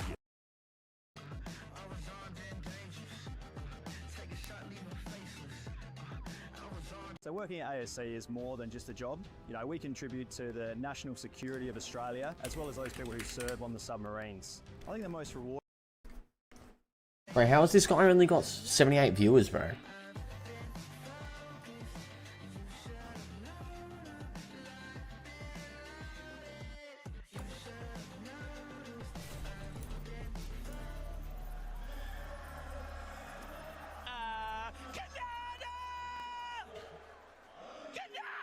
I'm good, Ducky. How are you, bro? Game 1 of the Global Championship, and we swing for the fences. I cannot believe Kanata comes out and gets the first game on the day. Global Championship, and we swing for the fences. I cannot believe Kanata Dude, Paper's a goat, man. I love Paper. I love Paper. His podcast with Arab is hilarious. Absolutely amazing to see the trio shine in this moment, and I love that we kind of cut those interviews right after, right? Because like, normally in majors, we don't get that. We just like, oh, they're amazing, whatever. To go right to them, hey, talk us through. To get each and every one kind of saying, hey, this is what I was doing. This was my part. This was their part. Oh my gosh, man, Vivid, I love this. Yeah, I mean, that's the type of reaction we wanted. No better person to go ahead and win game number 1. We know Kanata, every What's up, LB? Pops up on that stage. He's going to let us know exactly what just happened. But Levin, I mean, we're kind of watching through this game. There's so much stuff happening throughout the entirety of these moving zones, and we never really checked in with him. And then I was like, whoa, whoa, whoa, whoa, whoa. Rapid's alive? Bolts is alive, Kanata's alive, the full trio was up. I mean, I love the celebration there, man. Look at it. He actually celebrated more than people who have won global championship. You know, I don't think we've seen people celebrate like this when they even win. And it just goes to show how much it means to them, how much it means to have such a good start. You're right, Vivid. Things were looking so good. I mean, as soon as we cut to Kanata, he has a minigun in hand. I mean, I'm getting flashbacks to the end of last year. I mean, Thank you, Degos, bro. Appreciate the love, brother. You're a good LB, man. You're a good brother. No stress. To see all of them be confident, right? We know like Kanata's gonna be confident. That's a given. I'm gonna get a fresh drink of cold water, chat. Be right back. They were talking. They really believe that they're gonna go. BRB, boys. For however many more games. Dude, 11, Zeke. Oh, she's awoken, Bolt just being like, yeah, man, I just had my shotgun out, and everything was a max, dude. Max, bro. Dude, you gotta be feeling good, right? Because we kept talking about it. You gotta adjust to the stage. You gotta adjust to your setup. The fact that in game number 1, you're already hitting maxes, and you know you are. And I love that for Bolts, right? When you look back to last Globals, he popped off. And at the end of the event, every single player that was in that lobby afterwards was going to me, Levin, man, I'm trying to play with Bolts, man. Can we get Bolts in our chair? Bolts has to be the guy. Everybody thought he was going to ascend to be the best player in the world, right? And he's had an up and down year. But to come back on this global stage and for him to have a first game like that, it goes to show Bolts is still that guy. I am so happy right now. But honestly, when we looked at those standings, they weren't in first place, right? Yeah, we look over and Tayson is in first place. 13 eliminations, right? So again, remember, we are all so used to seeing majors, right? We're sitting in our own region comfortable, but these are some of the best trios in the world. How are we putting up double-digit eliminations in game 1? This is the same guy, by the way, who started the day saying, yeah, I'm going to give the win to other people. What's he waffling about, man? He is on fire right now. They win the off-spawn. It's a close one. It's a tight one. Tayson clutched up big, and then they go on to just win the outright game. Again, it's why it's so heartbreaking. We're seeing them fight off-spawn. They can go, Vivid, from having this game to not even getting to play through the next game, right? They might just end up having to watch for half an hour. but this is what they can do when they win that fight. We know it. Yeah, I mean, incredible stuff, right? Talking about that all-spawn, I kind of mentioned, hey, when you win this all-spawn, it's not always going to happen where you have all three alive, and they had that happen, right? No stalling of the early game, and then, oh my gosh, Chicho just putting on an absolute clinic. You're a duo, and you look up and you see three people on the high ground. You see that they're only connected by one wood floor. You have the confidence to not only go ahead and pressure the team on the high ground, but then knock two of them while they're falling from the high ground. Chicho just showing us the team in full force. I mean, this is where I start to really look at the global championships and things get interesting for me, because I think a lot of people were expecting in this first game for height to look a certain way. Like, we know EU teams like to play with it. We know Queasy's team love to play for it early. We know Vanya's team can do it as well. In this game, it was Queasy's team that had set up. Kazi's teams end up taking it from them, and so Chicho and them are looking up. People probably been expecting it to be more reinforced, right? Chicho's probably looking up thinking, Queasy's probably up there. He looks up and he's like, hold on a minute. She heard Kanata one chat, so she had to get up and see the goat. This down, and it's so opportunistic, but it's exactly what you need in a lobby like this. You have to take opportunities when they come to you. Oh my gosh, so absolutely beautiful. Man, as we start to head down this live list though, Vico, Veno, Lixie tied up with Chap, Reason, and Mr. Savage. You know, there's just so many incredible moments. I feel like anytime we cut to a different trio, it's just like, hey, this trio's popping off. They're pushing what trio? They're doing what? Like, this is such an exciting time in Fortnite. Once again, I'm going to keep saying it all weekend long, man. Bringing together 7 regions and making them fight. It is spectacular. I mean, this game looks so good for Vino, Flixie, and Vico. Honestly, I thought they were going to go ahead and win it because, you know, come around to, I believe it was like 9th zone. It actually pulled to the southeast, and they were already kind of primed up, ready to go ahead, full force, grab the front side of moving, and they did.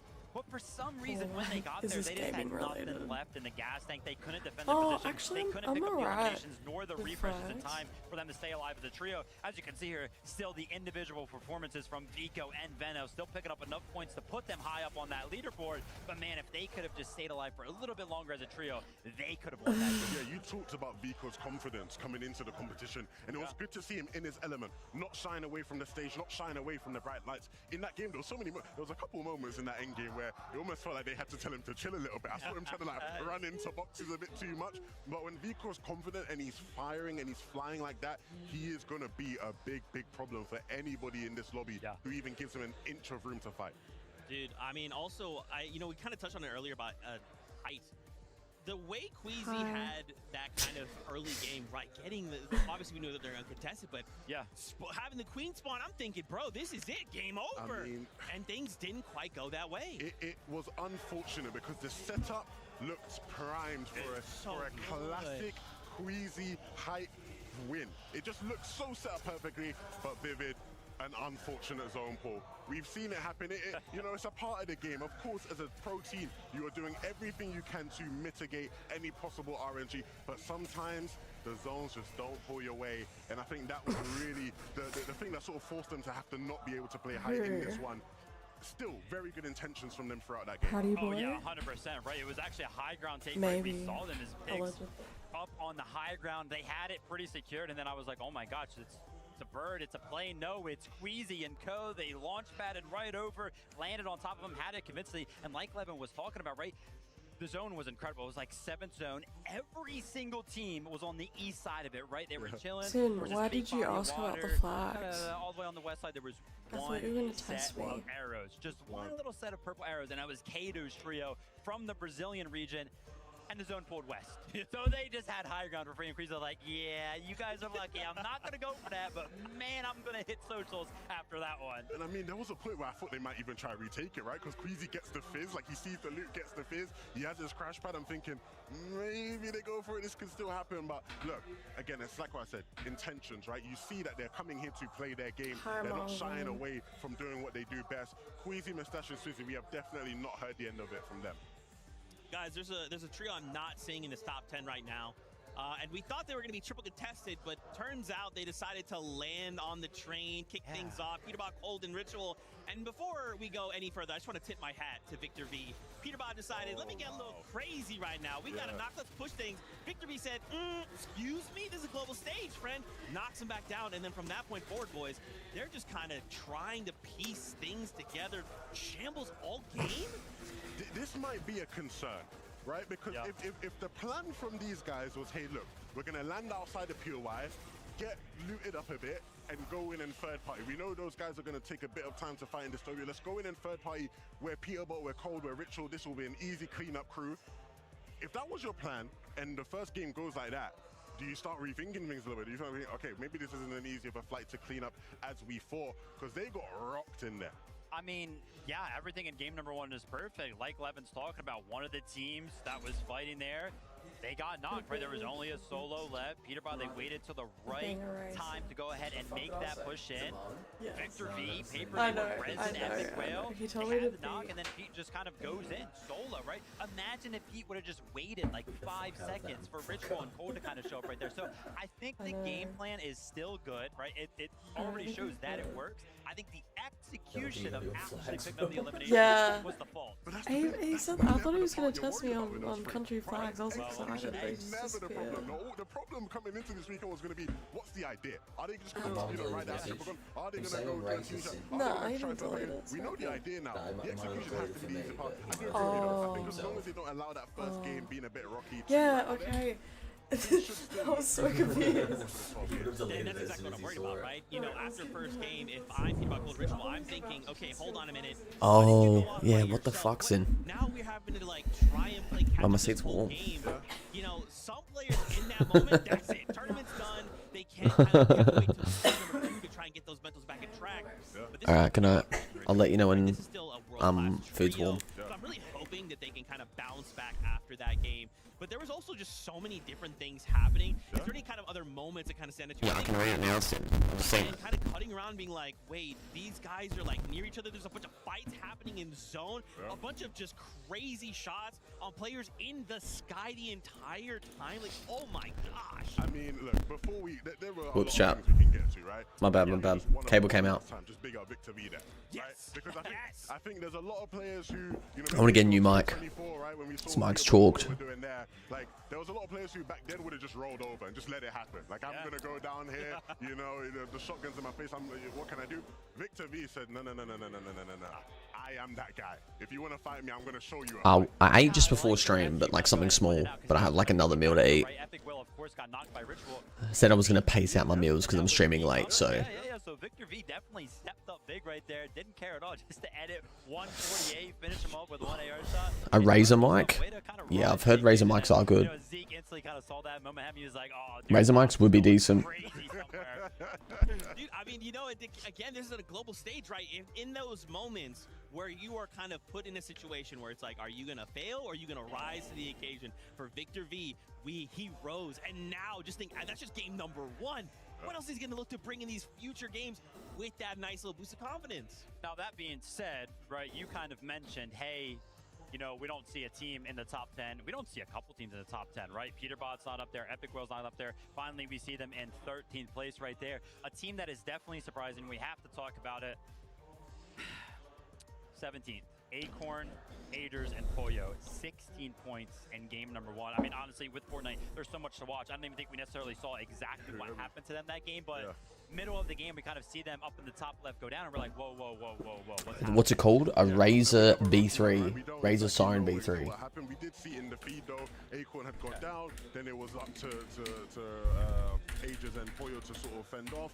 Pollo ends up actually, you know, winning the fight on his own, right? Like he gets the last couple of eliminations, and so they win the fight, but they lose the war. It's very cheap though. As a solo, it was always going to be a tough one from that point in the game to clutch it up. Even though we know Pollo can, you know, have a clutch or two in him, I think the big thing again is it's just first game, right? We're all hyped, we're all excited. Canada on the stage is excited, right? He's got that first win, he's feeling good. He's like, I won the first game, I'm winning the whole thing.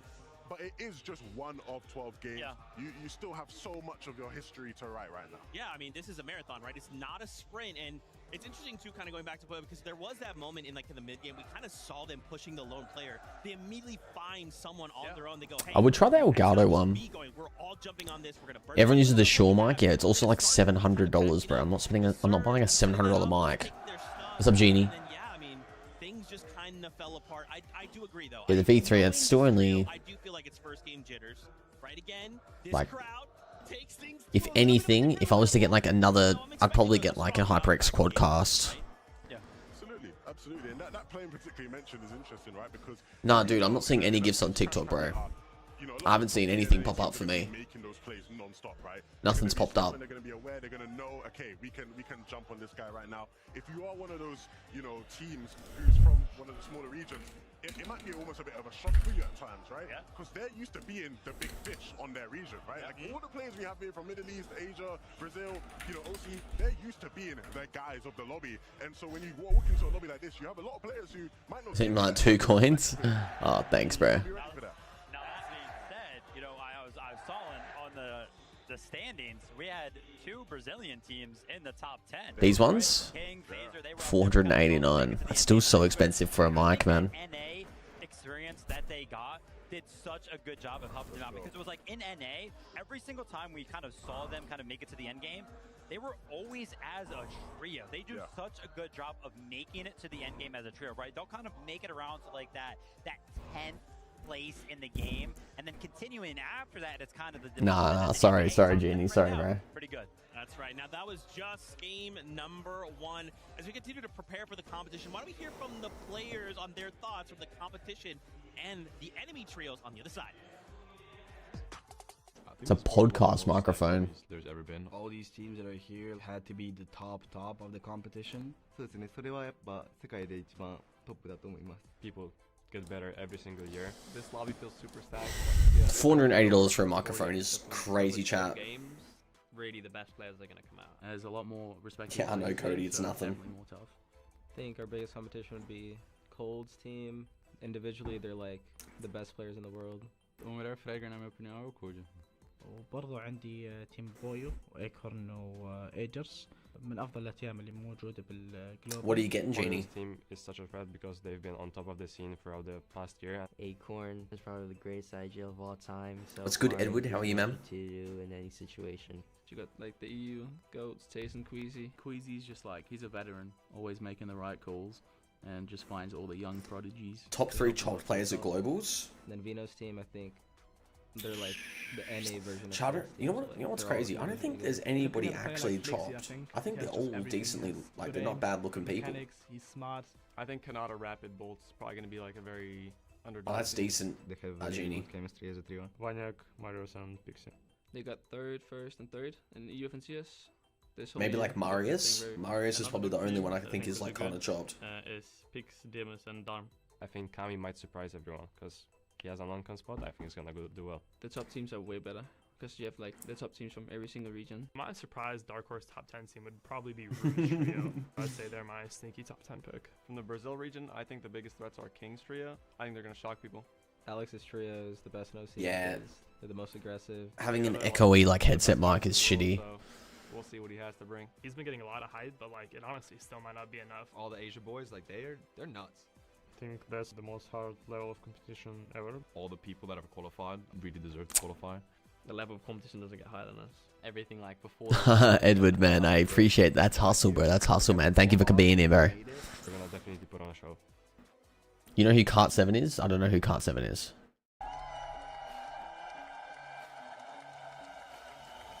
If he could like clean up some acne, chat. Well, you don't remember, guys. Like, how old's Poyo? He's like fucking 16 or 17, bro. Like, you're going through puberty, man. You don't really know what you're like. Think about think about what I used to look like when I was like 23. I looked very different to what I look like now. Like photos of me when I was that age, man. Like, holy shit. I look very different.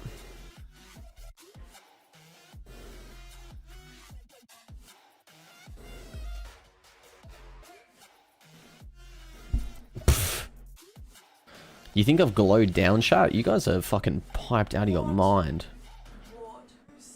Oh, it's smart. He's just trying to stir the pot. The one who was saying that I'm ugly. I would sorry that to beat me up. Chat, let me have a look. Let me have a look. Let me have a look.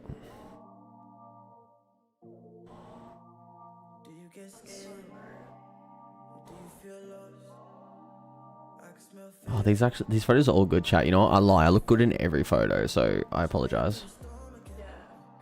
Nah, these ones aren't that bad. It's on my Facebook profile pictures. I think they're all pretty good.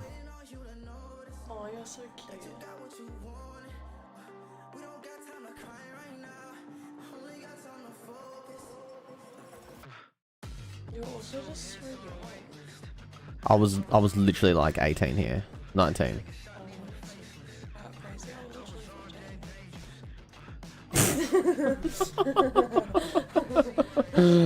Oh, chat, shit. It is Edward, yeah.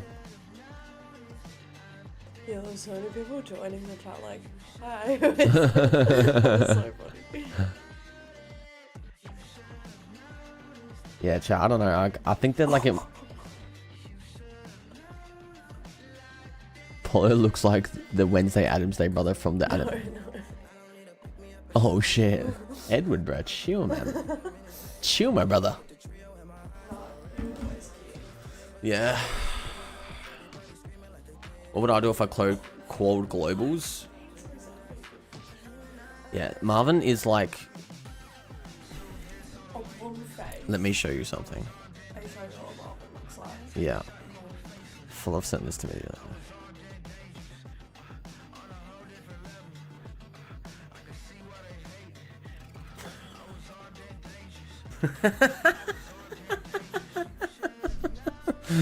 He's in no position to talk, bro. He's in... I think we should be comparing baseballs right now. So he's gonna start attacking me. Marvin is the G, but he just talks way too much shit that he can't back it up, bro.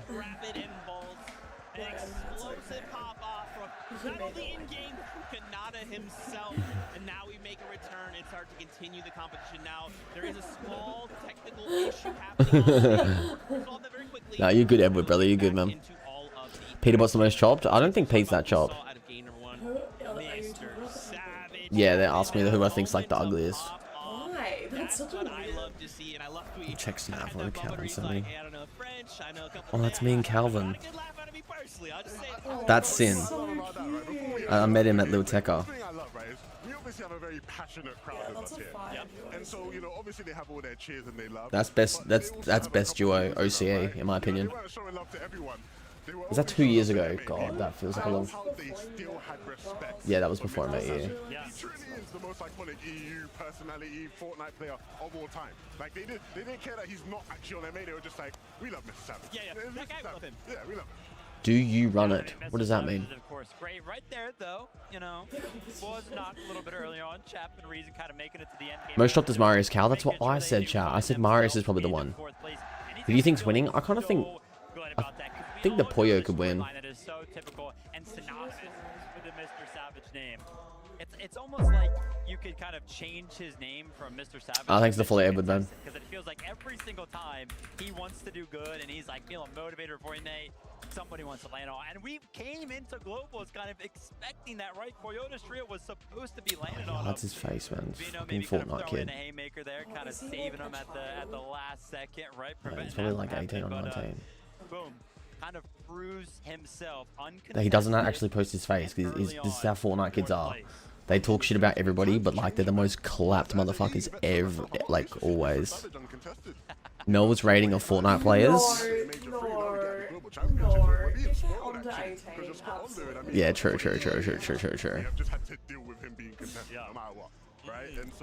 Yeah, Vico and Vino are good. Build a strategy, play out the game, and he's got two great players by his side. I mean, Reason, of course, another just veteran and legend of EU, and then you have Chap, you know, star of the show who popped off a lot last year, back on this stage now, and he started off really well. I love too that He's probably the most non-chopped. I can't pull it up. He's actually like kind of like, he looks like he looks after his skin. He looks really young. I don't think he's 15. Chat, how old is he? I don't know anyone. Do we think that will continue to be the case? Because we did see that off-spawn situation. He's 21. He looks really young. So, do we think maybe Coyote's thinking, you know what? Maybe let me test my luck with Mr. Savage game 2. Let me just see what happens. I got a question for you. Dude, Richie. Who's Richie? Do you think Coyote is a liar? Oh, it's this is the guy that I told you everybody thinks I look like. Yeah, Mel doesn't think I look anything like Ritual. Chat, I think it's because we stream from the same camera angle when I wear glasses and we both have a mo. I genuinely think that's the only similarity. I don't.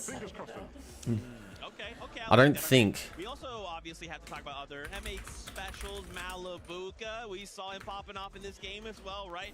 The crowd loving these M8 players. And of course, you know, again, this is just game number 1, so I don't want to get like crazy. Chat, I feel like that's offensive. It's fine. This is that tester game, this is that feeler game, but them coming out in game number 1 feels like a solid start, right? Like, now we need to pick things up maybe a little bit, but it's a solid start. That's cold. That's what everyone reckons he's one of the best looking players. It's kind of hard. Well, I mean, maybe it is a little bit harder than I would imagine, but when you have so much support, Prattyboii. a little bit amps up, right? It's kind of like a little bit of a Yeah, I couldn't be there, chat. They thought I would take too much attention from like the actual competitive Fortnite. They were like, you know. Alright, chat. We're not. These players are so young. I'm not. We're not. Like, I think Clicks is actually probably like 20 now, and Savage is probably like 20-ish, like around 20. I mean, for all my EU enjoyers, this is a typical Malabuka Watch ping game, right? They are synonymous with What's up, Nathan? Clicks is 20, dude. Can you imagine if we did this, but like with people you showed me? You know, in the top 3, or, you know, almost winning that time. No, I would be so angry. This does That's why I happen, didn't. right? So, again, if we're looking at the trio and going, hey, that's, you know, the setup was to do what they always do.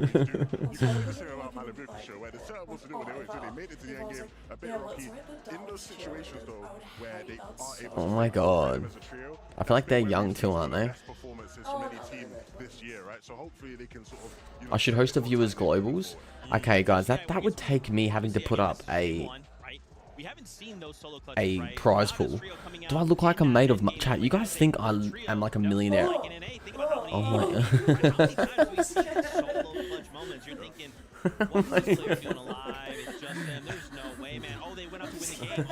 Oh my god, chat. Can you guys see who's in my YouTube chat right now?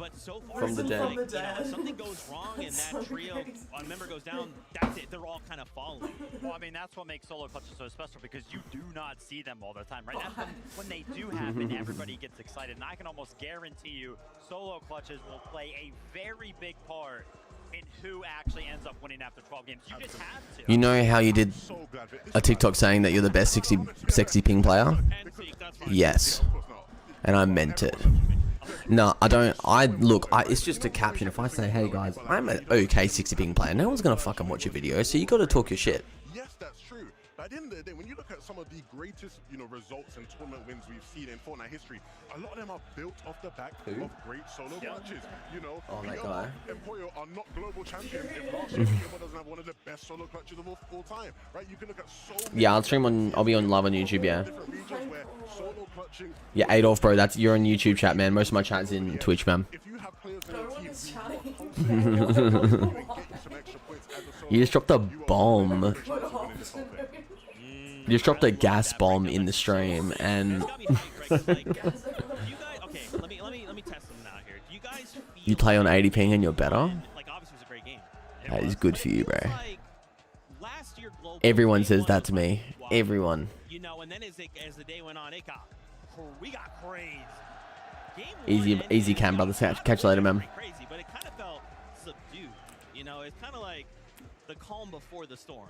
Am I misreading the situation? Oski does the same 60. Oski does the same. Best 6 ping play, exactly. That's what you're saying, bro. He's like, dude, game 1 was terrible. Bro. I don't want to ever see a game like that ever again. There's no solo. Why are they not playing a game, chat? Is there tech issues? Bro, that game was good. Listen, Edward, you want me to play with you tomorrow? I mean, if you're talking all this shit about being better than me, I guess we can probably 1v1. Got to settle this once and for all. We can expect all spawn for the rest of the 11 games. I'm excited, and Zeke's disappointing me with this. Now I know why they have to put Reed's PC crashed, bro. It's fucking controller players, man. They got to take such long breaks in between games, man. I swear game 1 finished like 30 minutes ago. We get framed for World War. It was Austria. Am I good at flags? I'm actually okay at flags. That's one thing we've seen a lot of this year in Fortnite. I want to see some just like all-out brawls on higher ground between some of our top teams. I think I was alright because I play FIFA, so I feel like I'm decent at flags. What, on like YouTube or something? As much as, you know, we've seen these couple of teams say, yeah, we're not leaving. Look at my searches. Why did Lil Baby cancel his Oz tour? Maybe that doesn't happen quite on day one. I think maybe a lot of the times you just ride things out day one, but going into day two for sure, it ramps up. Okay, all right. Do we Hey, thank you to Ghost, man. kind of played a big factor in that last game? Felt like a little for some trios it was totally okay. Hey, come on other to the trios camera. it felt I'll bring that. pretty tough. Yeah, I mean, honestly, the fact that one of the very early Storm Soldier thresholds did not end up popping makes it very, very hard, right? Because we actually didn't see it active until the threshold was at 64 players, which I believe is around like zone 5. So it was actually pretty late into the game. So those all spawn fights, all those early engagements, they're playing a big part right now. Absolutely good stuff. Now, of course, as I mentioned before, we are going to resolve a small tech issue. We are going to return to a break, and again, we're trying to get that resolved quickly. What's that done? It's more Fortnite action. Stay tuned, though. We'll I think it's on Mania. with more action from the Global Championship. Sudan, I think. Yeah, that looks like the Palestine flag. It does look like the Palestine flag. Oh, that's. I feel like. Oh, yeah, I don't even know what that country is. It looks fine. What is this job? I just got back. What is this one? What is this one? I don't know. I don't know any of those three. Yeah. Ooh. Pakistan. It must be. Yeah. Nice. Bahamas. Yes. India. Ooh, you were quick to that one. Peru. Oh, that's Poland. Oh yeah. Oh my goodness. That's. What's that?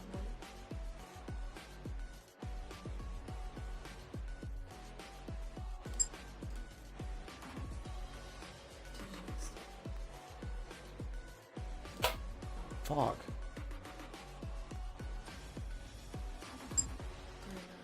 Japan.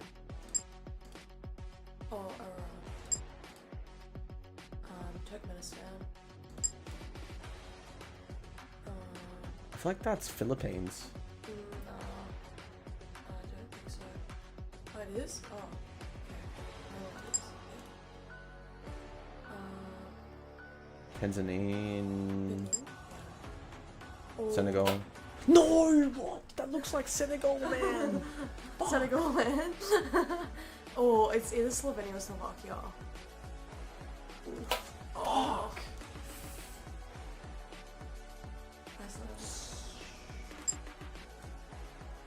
Ooh, I don't know that one.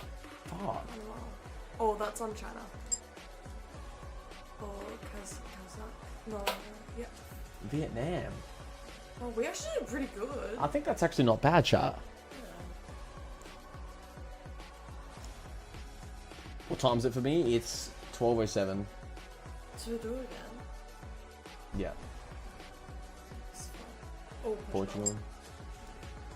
Oh, yeah. Poland. What? They look. Poland and They're Indonesia literally look. the same, just flipped. They look so similar. I feel like it's like Oh, wait, Barbados. no, yeah, I was gonna say that. Yes. Oh, Italy.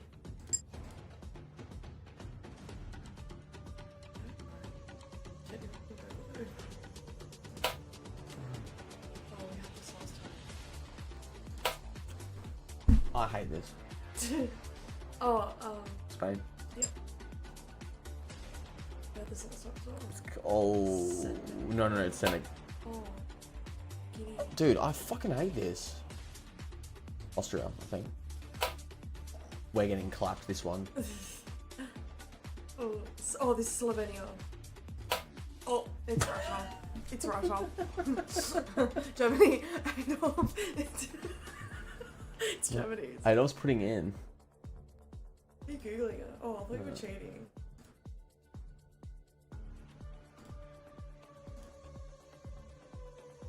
Oh.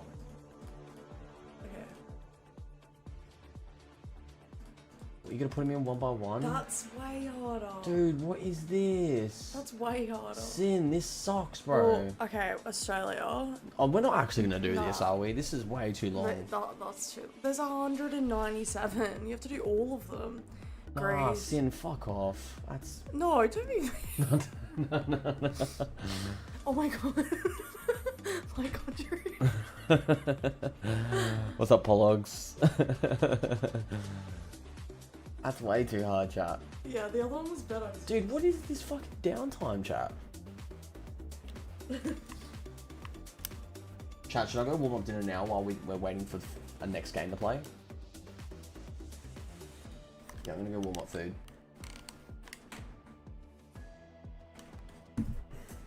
Name Perth suburbs. So I don't know. He always wants me to play GeoGuessr. Why? Have you ever heard of, you know what GeoGuessr is? Is that like same as like? It's where like it shows you a location and it shows you a photo, then you have to put it on a map where it is, and you can do it with the world or places or. That's hard. Yeah, but you know there's like a tournaments for it, like there's like world championships for it and shit. It's hectic. The people that play, they're like, what did you do to prepare? It's like, what the fuck do you like? How can you get pro GeoGuessr player? That doesn't make any sense. Yeah, honestly, just have to spend all your time.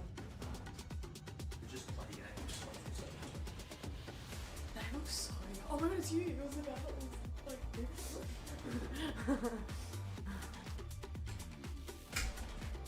Geo-guessing. No, I'm not gonna touch the computer. Sorry. But I can guess Perth suburbs.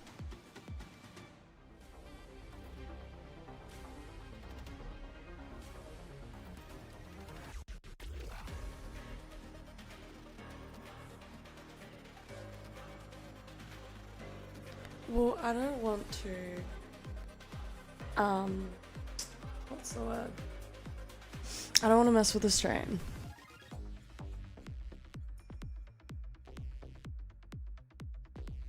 Oh, that's not good.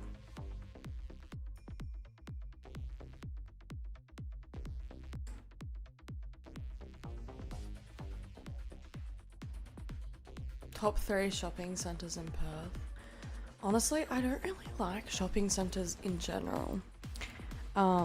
Like, I would prefer to go to the city because it's all open air. Yeah, I'm not the biggest shopping centre person. I mostly, if I want to get new clothes, I mostly go to Freo and Upshop or Vintage Shop. But if I had to rank 3, I grew up mostly going to Garden City. It's not that great now though, I know. Maybe, I don't know, Carousel's alright. But yeah, I don't really go to shopping centres.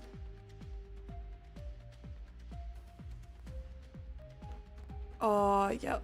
I used to work at the Mile, so I know that street very well. It's a little bit scary at night, especially when you're just working.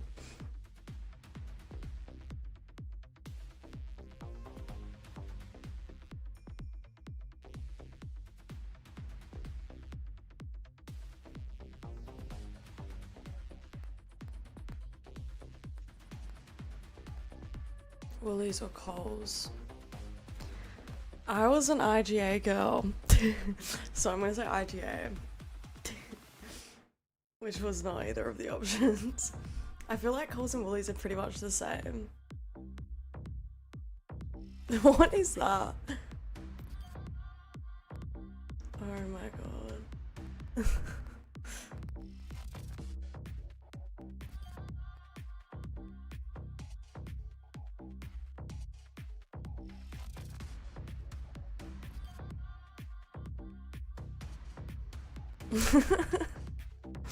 Honestly, don't have any thoughts about that. I don't think I've really seen them. Only this one. I think you've sent it before. Prattyboii. That's funny. I think he was gonna make one of me. Oh yeah, he used this Prattyboii.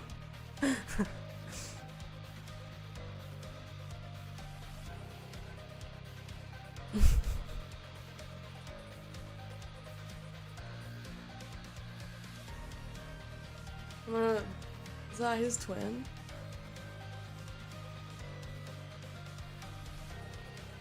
No, I'm not.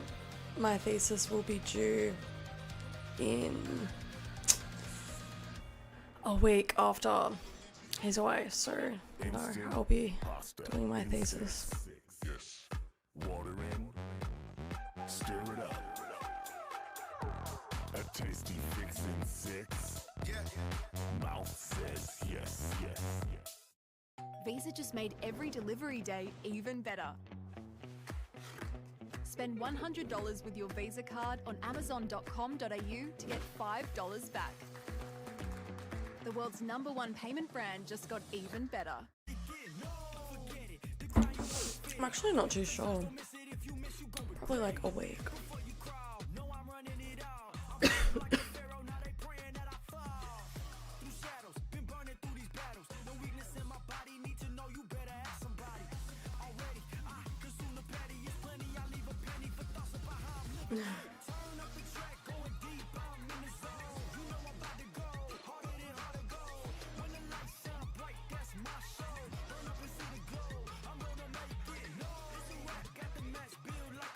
Dogs. I'm allergic to cats. Definitely dogs.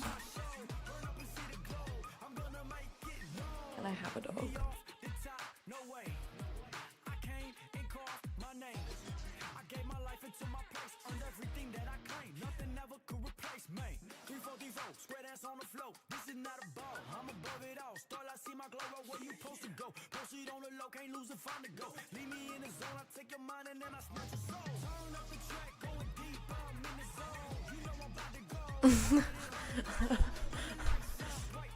Three things.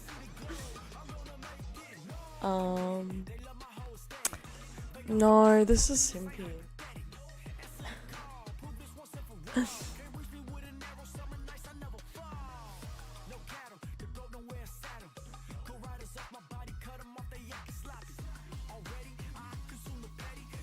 I love his emotes. I love how good he is at Fortnite, and I'm doing 3 things I love about you. I said I love your emotes. Your emotes. Hardworking person too, yeah, that's true. Damn straight.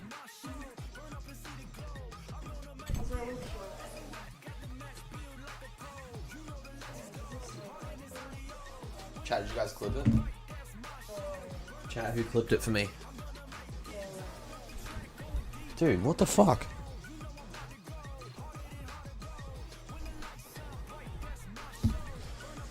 Chat, imagine they just cancel FNCS. Look, it's you. That's... We don't even have like similar hairstyles, chat.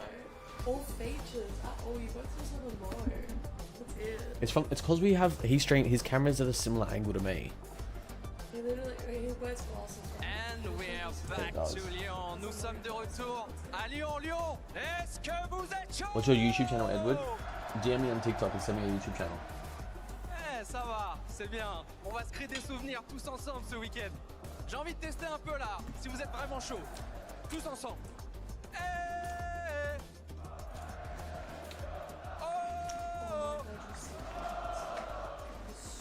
How crazy is that? Look, it was like 8 years ago.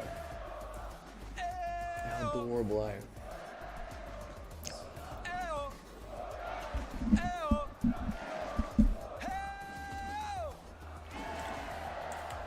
Thanks guys, you're so unbelievable. What's the crowd here? Quelle ambiance ici à Lyon, vous l'avez vu, on a pris un peu de retard sur la deuxième game. Pas de panique, on est là, je vais vous faire patienter, on va passer un week-end long, et plus c'est long comme on dit. En France, on est ensemble pour tout le week-end, dans quelques secondes, à peine la game numéro 2 va démarrer. Vous l'avez vu, une game s'est déroulée pour l'instant, c'est le trio de Canada qui l'a emporté, et de loin, en plus c'est eux qui ont pour l'instant pris la tête de ce classement après la game numéro 1. Il en reste encore 11 au total, 5. Aujourd'hui la route est encore longue, on est encore très loin de connaître le grand vainqueur de ce trophée. La game 2 va démarrer, guys. Chat, can I hurry this up? I want to watch another game of Fortnite, bro. Let's go, Benji! Hurry the fuck up, man. That's what I like to see, baby. Man, we are back and we're getting ready any moment now. We're gonna get word, we're gonna jump back into the action. I did appreciate one thing though. Obviously we hate to see tech issues, but they happen, right? This is a live event, things happen. But we kind of had a moment now, players kind of taking a moment, stepping away. we have a chance to like talk with someone. What I like to really see is all of them are in high spirits, right? Kanado walks up, he's like, Zeke, what did I tell you? I'm like, bro, let's go. That's the kind of hype I want to see. But everyone's in high spirits. Everyone's saying the kind of same thing. Hey, look, it's just game one. Don't worry about it, Zeke. Stop petting. Zeke, why are you crying?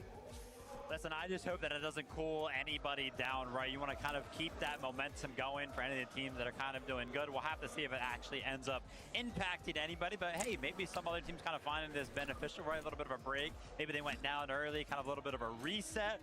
But yeah, I mean, hey, That's listen, the guy. balls is That like reckon's this. clapped. Not what you want to see, but hey, sometimes rolling with the punches is what He's off the makes screen the now. best Just of quick. the competitive players.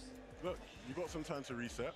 Just treat this as game one. This is game one. This is the new game one. You know, game one just happened. This is the new game one. That's right. You know what? I'm getting word. It is time once again. We are ready to jump back aboard that battle bus. Game number 2 starts right now. Chat, if they have such a big break in between games again, I'll honestly just like free build for a bit or something. And Or I'll just stream like Clash. that, we're back. Game number 2 underway, and Jacob, after that performance from Kanata, Rapid, and Bolt, I'm not doing a Geo, bro. standard has definitely been set. Yeah, it was 9 eliminations.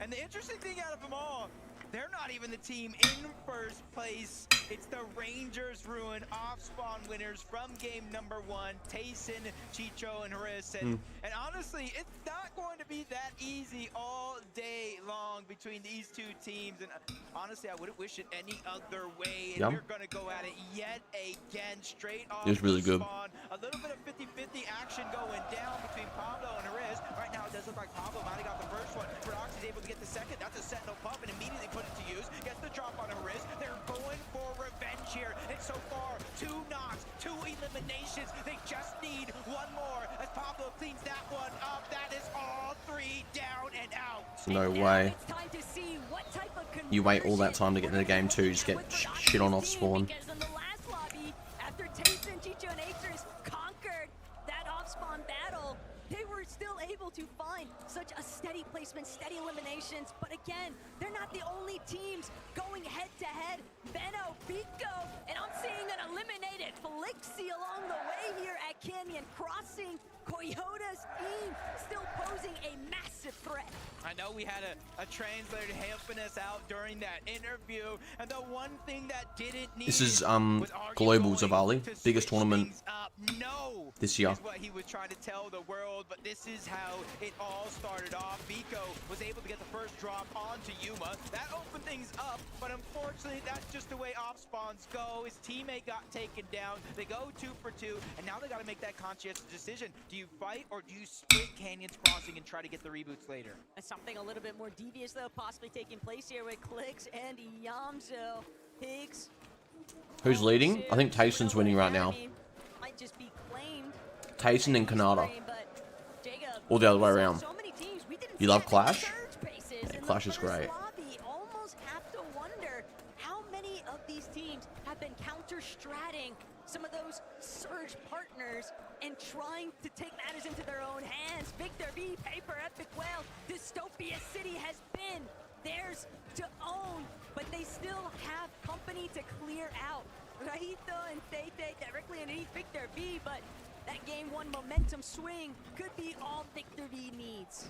But wait a minute. I know everybody at home thinking the same thing. Where is that third team? But back on over to this side of the map. Benno finally able to get the drop onto Yuma yet again. So it was Coyota. It was Rise that went for that revive. They did find success, but the down is there yet again. But he gets dropped. Yeah, I've been playing a little bit more Clash recently, Sim. Vico, their job is not done just yet. They still have Why am I not playing? I'm not a professional player, man. and how they're going to get Flixie back into the game. I don't even play FNCS, bro. Down there. Yeah, Edward, I looked you up, bro. It's not you. I know who that YouTuber is. I've been subbed to him for years. It's not you, bro. And FKS, Peter by Ritual, Cold. They might just have to go head-to-head, but Cold, Peter by Ritual, they're taking more of a scenic route here, Jacob. They don't seem like they're going to... Bro, 2v2 is just fun if your teammate's decent, bro.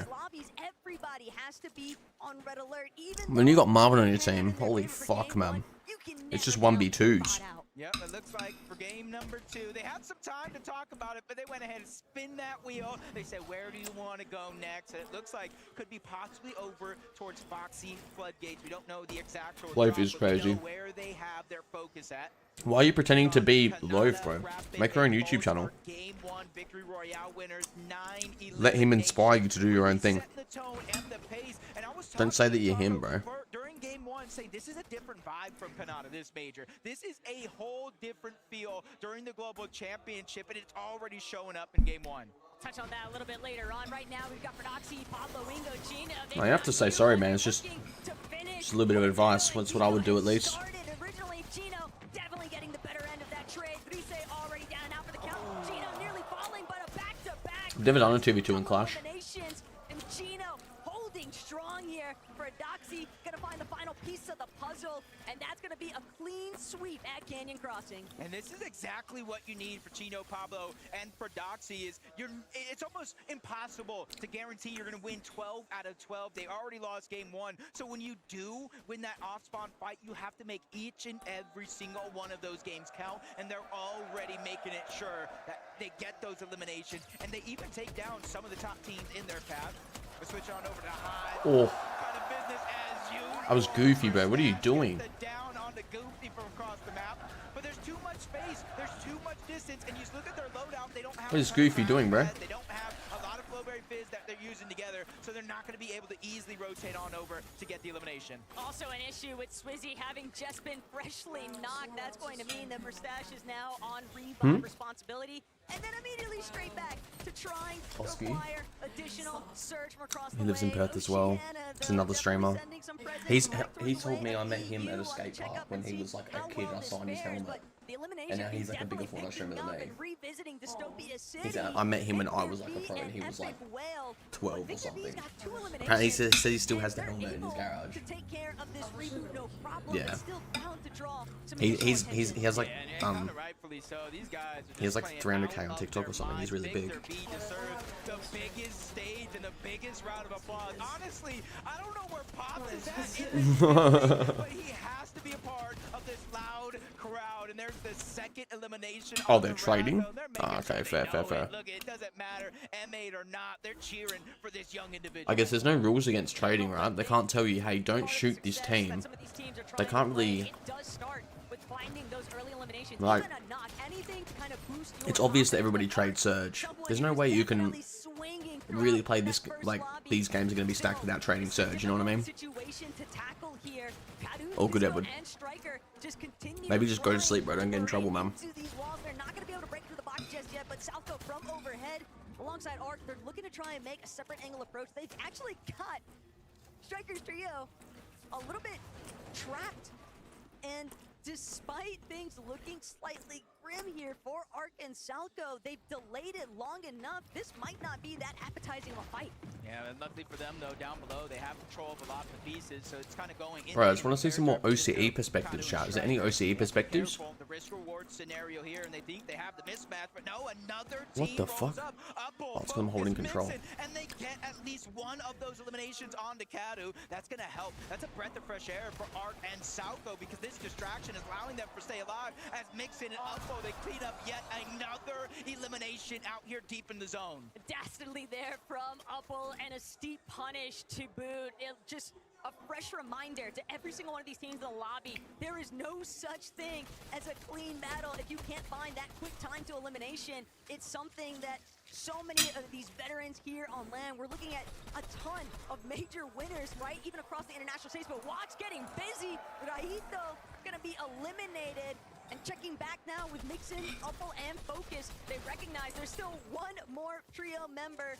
Granted, with those two eliminations, they're recognizing the fact that this is just an easy final piece if we want to take it, but it's not something they have to force. Yeah, you gotta really be careful here too. Thanks, Edward, bro. Because that team's just floating around. They don't necessarily know Arc and Salco are there, so they just have to be patient as can be and kind of hope they have enough Storm Surge to last these next couple of zones.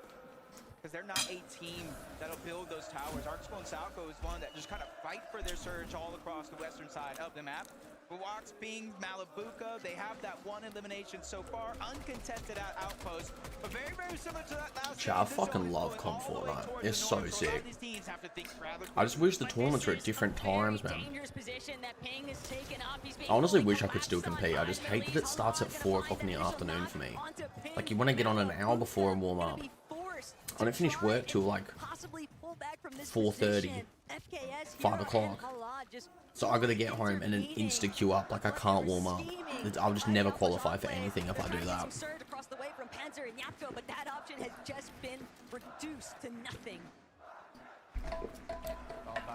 I used to love competing, but maybe I'll just quit my job and go full-time competitive, chat. Do you reckon I'll make it? And he has to worry about it every step of the game. Pablo, Chino, for Doxy, they get another elimination. This time it was visual. Yeah, I just find it fun. And honestly, this is like Solos is like hard, but I do think that if I had a duo, I would like to compete in FNCS for sure. Like, if I had a decent duo. They handled their major 3 performance in EU. They were scrappy, they were aggressive, and they were successful. I need somebody of like right now when you're staring at a team. Oh, hold that thought though, Gino. somebody with like Monkey skill level, like fighting wise, but like a bit more of a brain. You know what I mean? Because Monkey's a beast, but Monkey also doesn't like. He doesn't play the game enough.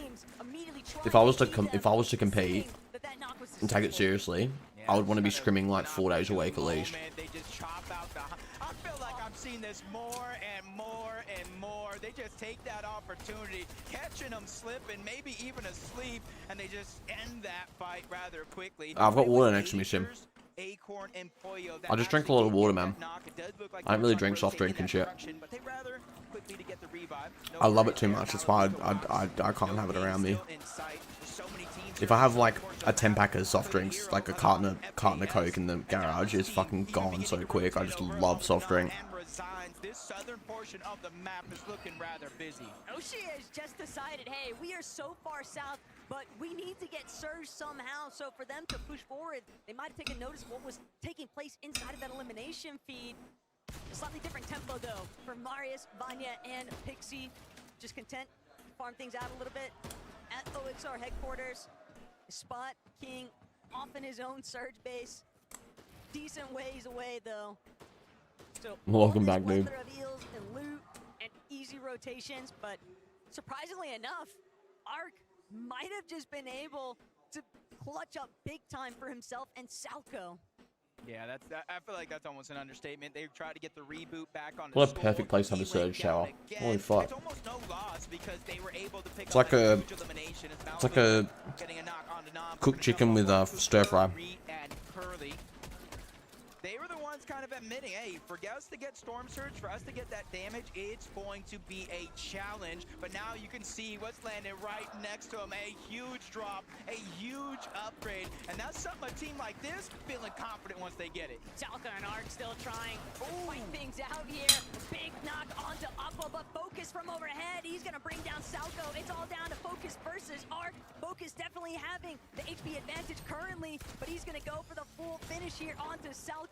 That Siphon immediately extending his leverage here. Ark scrambling underneath him, trying to see if he can replenish just a little bit of his shields to boot. But Ark, he's got to make a decision. He's got to make it quick. He's trying to see if he can get this right angle peek. Instead, stuck underneath these pre-existing builds. Focus going to create a little bit of space here. Focus off full rate fish, trying to get the overhead approach. And Ark, he's still looking to take this fight. He's not backing down. You have to respect the guts to go for it. And Focus still struggling to clean things up. Ark might just be able to turn it, but Ark, he doesn't have a lot of HP. He has to reload. He's not going to be able to win it. He had Oh my god, he's lucky, man. He's so lucky. Very, very unfortunate. His aim was terrible, bro. He ran out of white. Pro player my ass. No medkits, those The Kyoto slurp isn't juices. these. He had to be aggressive, but that played directly into Focus's hands, and he capitalized on it perfectly. Even though they're out of zone, Taco, I expect their full trio to be back into this game rather shortly. The fourth zone still relatively early on in this game, but Dude, why has Paper only got 100 viewers, dude? FKS and Hero. Kind of annoys me. Seeing how they're picking up some of those eliminations. It's Walks. He gets caught slipping, clothesline. Shut down rather easy. Malabuka as well. No knock on the Malabuka, which means they're out of this game. We knew it was going to be difficult, though, for Malabuka's team to have a recovery point. They got so locked down at Outpost and Clay, but this is wicked work by Pablo, Chino, and Prattyboii. Just slowly making the Prattyboii crouch approach. He's been notorious for this method over the course of this past year. And now, currently, it could be the surprise that Prattyboii does not want to have to deal with Orgold and Ritual. But Pablo, Chino, Prattyboii, the patience, the discipline, they know exactly when they want to strike. They could possibly even be looking to try and tackle a couple other teams nearby. Yeah, just kind of double options. Wait for zone. But if somebody kind of gets a little bit too ahead of themselves, that could be an opportunity. As Peterbot shutting down, resigns. And They only have 8 points, bro. So the #1 team from OCE is out of the lobby in game number 2 as Peterbot, Cold, and Ritual looks to ramp things up. But Pixstar and Demas, underdog story the entire year. And this is something, I love the underdog story. And everybody, so many people were putting this team in the top 10, maybe even some inside of the top 5. Yesterday, we were watching their games. They were kind of having fun with some sky bases, but now is the time to really put it all to the test. Zones Look, I reckon, their side of the map. They just have to travel up towards the north. doing good at LAN, Ahead of everybody team toward the south. I'm saying this as somebody who is not a professional player, and I know absolutely nothing I'm talking about, so do not take this word for granted. Like, don't believe exactly what I say, but if you have somewhere uncontested, like if you're like a big player in a region, and then you suddenly go to you qualify for LAN, and the next thing you know, I think depending on where you land is like the most important thing, because if you're being contested by another really like crazy team you don't normally verse, so like an NA team versus an EU team or something, that is like, I think that would really jeopardize how your LAN goes. Yeah, this is a scary situation for the entire trio, for that matter. Finally, they find some heals. But See you later, Edward, man. 177 above the damage threshold. It is above the damage threshold, but it is not a ton. Things can change rather quickly, especially you see. Like, you look at all these really good teams, they do so well because they know how to dominate their spot so bad. This is where in the back of my mind, I'm like, oh my gosh. It's because he hasn't been doing well, Marvin, I don't think. There's dips, there's dives, there's so many different things in terms of elevation. Teams better be prepared. And look, game 1 definitely did not pan out the way that Acorn, Pollo, and Agers would have normally anticipated, or anybody honestly in this audience would have expected them to do. But with so much surge damage already online, Jacob, this dead side rotate is absolutely perfect. They don't have to worry about encountering any of the clusters that might be starting to build on the edge of zone. The real thing that they're gonna have to be very, very cautious of is just not getting beamed from the sky. Yeah, they're gonna Yeah, be so rotating to a lot that's why then you haven't seen them, bro. It's because they're in 28th position with 4 points, and they've already been eliminated from their game as well. They're not going to put somebody's POV up if they're not doing well. Well, that's why we don't see any OCE players up there. This is what Agers, Acorn, and Pollo are actually rotating into. So for Kanata, Rapid, and Bolts, they already won game number 1, 9 eliminations. For them, I think it's kind of like slow and steady wins the race. They're not going to get greedy for eliminations. They're going to let them naturally present themselves throughout the course of this game. Love to see some of these elevation shifts, though. It really challenges some of these IGLs finding the most optimal path for their teammates. Swizzy, Queasy, Mustache. And the 2 OCE teams, 0. Oh, this team's still in the game, though. I think it has an aspect. I just don't want OCE to come. Oh, no. Vortex, still in the game as well. But it's going to be tough. They don't want to forfeit their position right now, Jacob, to try and key against Victor B, Epic, and Paper. They're just going to let them continue to tunnel through towards that side of the mountain face. Kazi and Aspic, though, stuck. Prattyboii, Pablo, Chino. they're not gonna let these guys go. Bro, they got the exotic slapberry fizz, they got slurp juices, they got Okay, honey. splashes. I know you start to think a little scared, like how Good night. much do they have to stay this deep in the zone? It's gonna be a 2-tick, but they have more than enough and 2 potential eliminations, which will grant Mel says good night, chap. that way they can save those heals even more. As Prattyboii doing his lurk, patented lurk here coming out up above. Chino's not gonna need the help that he thought he did. They're gonna clean up those eliminations. Good night, good sister. They have 11 eliminations. What are we witnessing out of Prattyboii, Pablo, and Chino? They're making up for lost time. That last lobby, they had 0 placement points from being wiped off spawn, but 44 elimination points is absurd, Jacob. And they're not looking to slow down anytime soon. What I'm worried about for them right now is they are How much taking points do you get for a lot of aliens? storm damage. Storm sickness could definitely pose a problem for them later on, but we'll just have to see how they continue to move through this lobby. 4 points per alien. Damn. Ritual, a little bit stuck. We're so used. Everybody is used to seeing Prattyboii, Ritual, and Cole be super stacked from those divisional cups, but here in the global stage, they just haven't found a home. Honestly, quite shocking. We tune into Mr. Savage, Reason, no chap in sight. Getting eliminated early, but I'm a glass half full type of guy. You see them center zone, so as long as they have enough Storm Surge, they're not going to have to worry about rotating from point A to point B like most of these teams. And then you can That see zone the is gonna be whole cooked, stat man. side, eastern side of the zone that has the elevation. So now it's kind of like a mind Good night, game Marvin. for some of these players. Do I give up my little bit of high ground to rotate a little bit more center, where there's less and less pressure from some of these teams, or do I stay and hope for the best that the zone cuts back to the northeast? Queasy already scouting out exactly where he wants to go next, with Cooper and Curly holding down the high ground though. Prattyboii, Ritual, Cold, they're a little bit stuck here. They can't break through. Instead, they're gonna have to deal with Prattyboii pulling up directly behind them, and they just don't have that much material. They've got a completely stacked trio in comparison loadout-wise, and Prattyboii recognizes just how in tatters Prattyboii's team actually is. That could be a very dicey situation. Instead, focus now from Chino, Pablo, Prattyboii going to be applied directly towards Epic Whale and Paper, trying to make a slightly lower rotational approach, but Chino and Pablo, they are completely smothering Paper and Epic. Yeah, just kind of force them out of the zone. And it's not a ton of damage each and every second, but that definitely adds up. Look at Paper, HP absolutely diminished in the blink of an eye because of that rotation. But it might have been worth it. It pulls towards their south with a lot of these teams, but Prattyboii knows they're trying to put down pressure. 10 HP, barely surviving. There's a second too quick beacon. That's Ritual. That's Cold and Peterbot. One's gonna go down. Cold's gonna fall as well. Ritual by himself yet again. He's able to get the knock onto Pablo, but there is no chance of him getting the elimination. Ritual's gonna opt for the trade of revives. He loses Cold entirely, and he's not able to actually stick it to Peterbot. Peterbot's gonna be left behind. Ritual gonna be forced to play it out as a solo now. Chino, Come on, Ritual. they might even look to My hunt goat. him later on. They know he's somewhere tangled up in this lower layer, but still, they are just so heavily looted up, Jacob.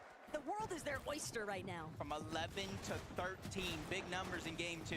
Agers Second game, Marvin. trying to do the same thing, but they just run into speed bump after speed bump. Bolts gets the elimination. Active Storm Surge on An OCE team is still alive, chap. But he needs to start figuring out where he's going to get the damage from as a solo. You see in the numbers just kind of tip and top, up and down, 30 to 20. He's trying to figure it out, but every 7 seconds, 25 damage. He lands just a chip shot, but it's enough to get above the damage threshold. But as soon as he starts to try to rotate in, high ground just focuses him and beans him down to 58 HP. Exactly what you'd expect to see from Hype, but Agers still found this little pocket, this little bubble, a breathing room, that is, until the surge damage starts to tick away at his life again. Agers just trying to see if he could come up with anything. Sure, Can't do anything, bro. a little bit into the placement points, but it's just not enough. They've got to go on a massive recovery tour for game 3. Queasy on hide again, man. The hype master. Queasy has one motto: take height, don't get eliminated. And obviously in the first game they gave it up because they didn't want to go down. This time is their chance. 400 plus damage above the threshold, and it's continuously counting upward, and they pull the zone. That is the biggest difference from game 1 to game 2. They now have the front side and they have full control. And Prattyboii trying to fly his way in, he instantly gets knocked down. And now it's up to Pablo, Chino, and they're not immediately trying to drop down low. They're trying to assess the situation and figure out if they can take it. Chino's been on fire. Pablo, still 3 eliminations too, but 11 elims despite losing Proxy. This is still a classic scenario for Pablo and Chino. They might still be able to make it work.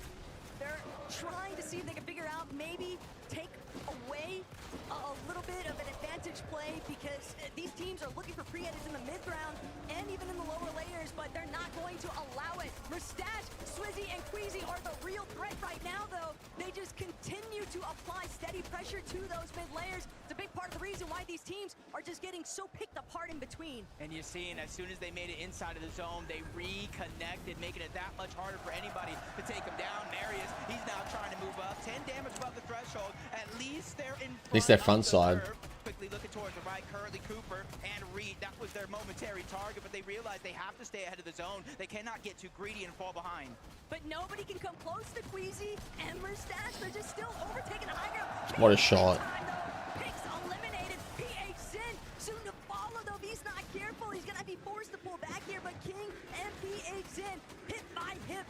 Flowberry Fizz punishing as much shield as they possibly can, because they have to keep moving forward, playing back of zone, because they have no materials. They're going to be forced to drop another layer. Height's not going to allow them to Bro, Queasy is dominating height right now. directly into Epic Whale's hands. You're seeing a lot of the damage again. Higgs goes down. Pixie cleans that one up. Queasy gets the knock onto Iyanzo. They're making sure that they make it count, that they got high ground in this game. 5 eliminations, and once again, they're connecting it. They're reinforcing. They're making sure nobody has a chance to contest them on the high ground. Everybody underneath them is just a victim at this point, Jacob. Marius Vanya, If they don't win this, man. Kanada's still there as well. and a little spot of trouble here. Just saw him take a massive chunk of his shield. Pixie now looking to play the medkit from the back of zone. Swizzy, though, shutting down Vanya the moment that he tries to push forward. And Mustache directly assisting here. Bolt stuck here, rocking a hard place, and Madi is going to be knocked. Marius eliminated, essentially. There's no way his teammates are going to be able to get to him. Yeah, and you're also seeing Kanada fall rapid down. Not sure if Yeah, Nada just died. Kanada died. He had a slurp too. He's going to be the first one that does go down for Mustache. Queasy, that's a huge signal. That's a huge sign. They're trying to get away from this catalyst on the low ground. But Queasy and Mustache are the only ones that made it to the mountaintop, and Queasy, it is just They win this game. down from above. Queasy continuing to find those eliminations. Pump gonna be dropped. It's only Baka and Yetko, and Panzer's been eliminated too. Queasy and Mustache away with it. No one left to challenge them. Kings of the mountain.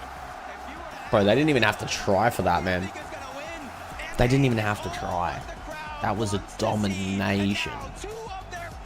They literally sat on high and fucking ruined everybody.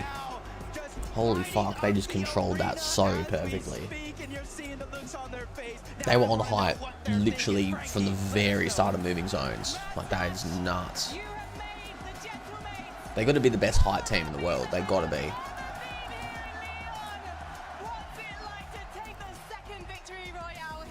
I mean, it's nice, feeling nice. I want to win more games. We're going to win more games, and they're going to scream more louder with every game.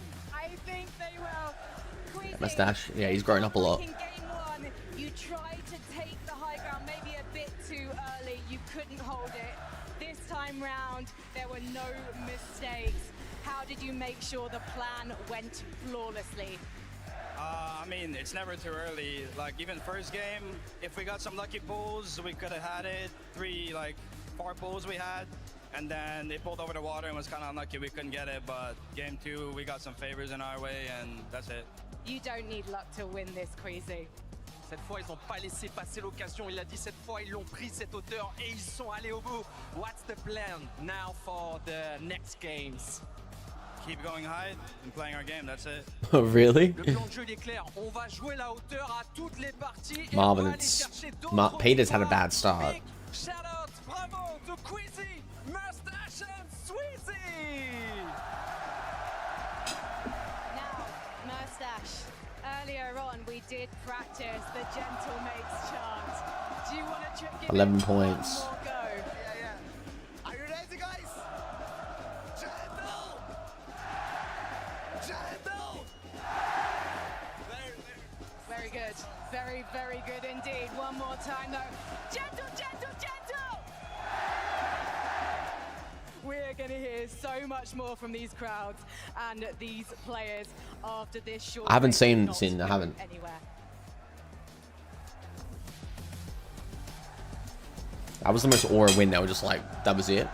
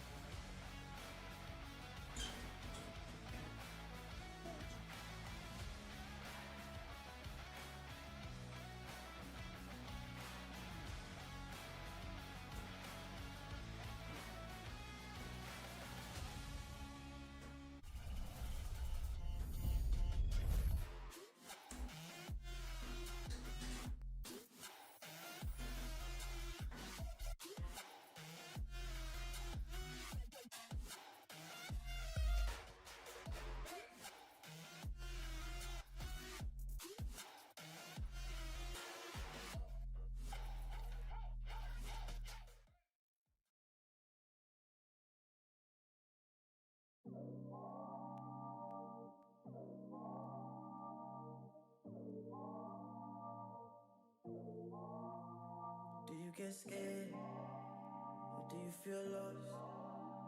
I can smell fear. I've been there before. But you made it through the storm again. You did it on your own again. Goosebumps in your skin. Do you feel what I feel? I'm waiting on you to notice that you got what you wanted. We don't got time to cry right now. Only got time to focus.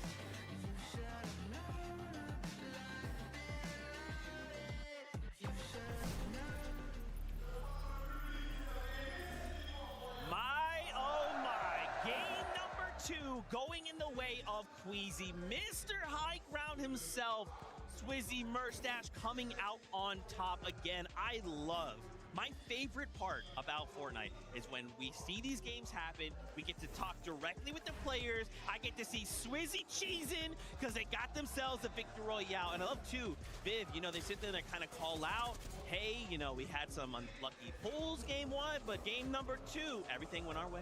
Yeah, exactly. I mean, we definitely talked about that already. The interview that you're kind of talking about, right? I love to hear the game plan, right? Quizzy should have said it. Hey, you know, what's the game plan? Yeah, probably. Going height. Incredible game. Makes sense. You can kind of see the difference in the style of play, right? The control from this trio, you know, versus last game where we saw a less experienced team up on the higher ground kind of lose it very, very easily. It kind of seemed like, nah, Queasy's been up here before. They were well structured. Nobody was going to shoot them out. And I'm not going to lie, Kelly, after they won the game, they were kind of like hands up in the air. They were like, that was easy. Yeah, we watched the game. Nobody even looked up at them. Well, with Merstash with the revolver shotgun, who wants to look up at them? We saw what happened to Pablo. If you try and go up even close to high ground, they're just going to shoot you out. And this trio, we talked about at the start of the show, they have their head on a swivel. They are so aware of what they need to be looking at when they have that high ground. They have such good positioning, making sure that they have one player in the front of zone, and then two players looking behind them when they're on high ground because we know just how potentially easy it is to steal height, but not when you're Queasy. I love the kind of like the duality, the dichotomy of games 1 and 2, right? Game 1, you got Kanata come out, just jumping all over his trio mates rather. Game number 2, I mean, look at Queasy, ice cold, right? He's like, look, I love that I got this VR, but I have to stay locked in. I cannot falter even for a moment. I love to see that they got this victory royale. So many points racked up. And I thought for like a moment, I was like, okay, we've got height, things looking good. We ain't got eliminations. I said, Zeke, hold on. Look at the points now. Off of a single game, double-digit elims coming out from the trio, and now holding down the #1 spot. Viv, this is looking good. Game number 2, we started to get crazy. That's what I was talking about. Yeah, I mean, I am a little bit worried, right? The game plan is coming to fruition, and I'm not going to lie, I'm a little bit worried as well. 6th place, Pablo Wingo, Chino, and Fradoxy winning the off spawn in game number 2, of course, going down the first game, getting the opportunity to go ahead and showcase exactly what they can do. And Kelly, this was kind of like, you know, after major number 3, EU, they kind of hit the pause button, right? They showed up on the stage, and then they hit the play button again. They were like, listen, we know what the game plan is.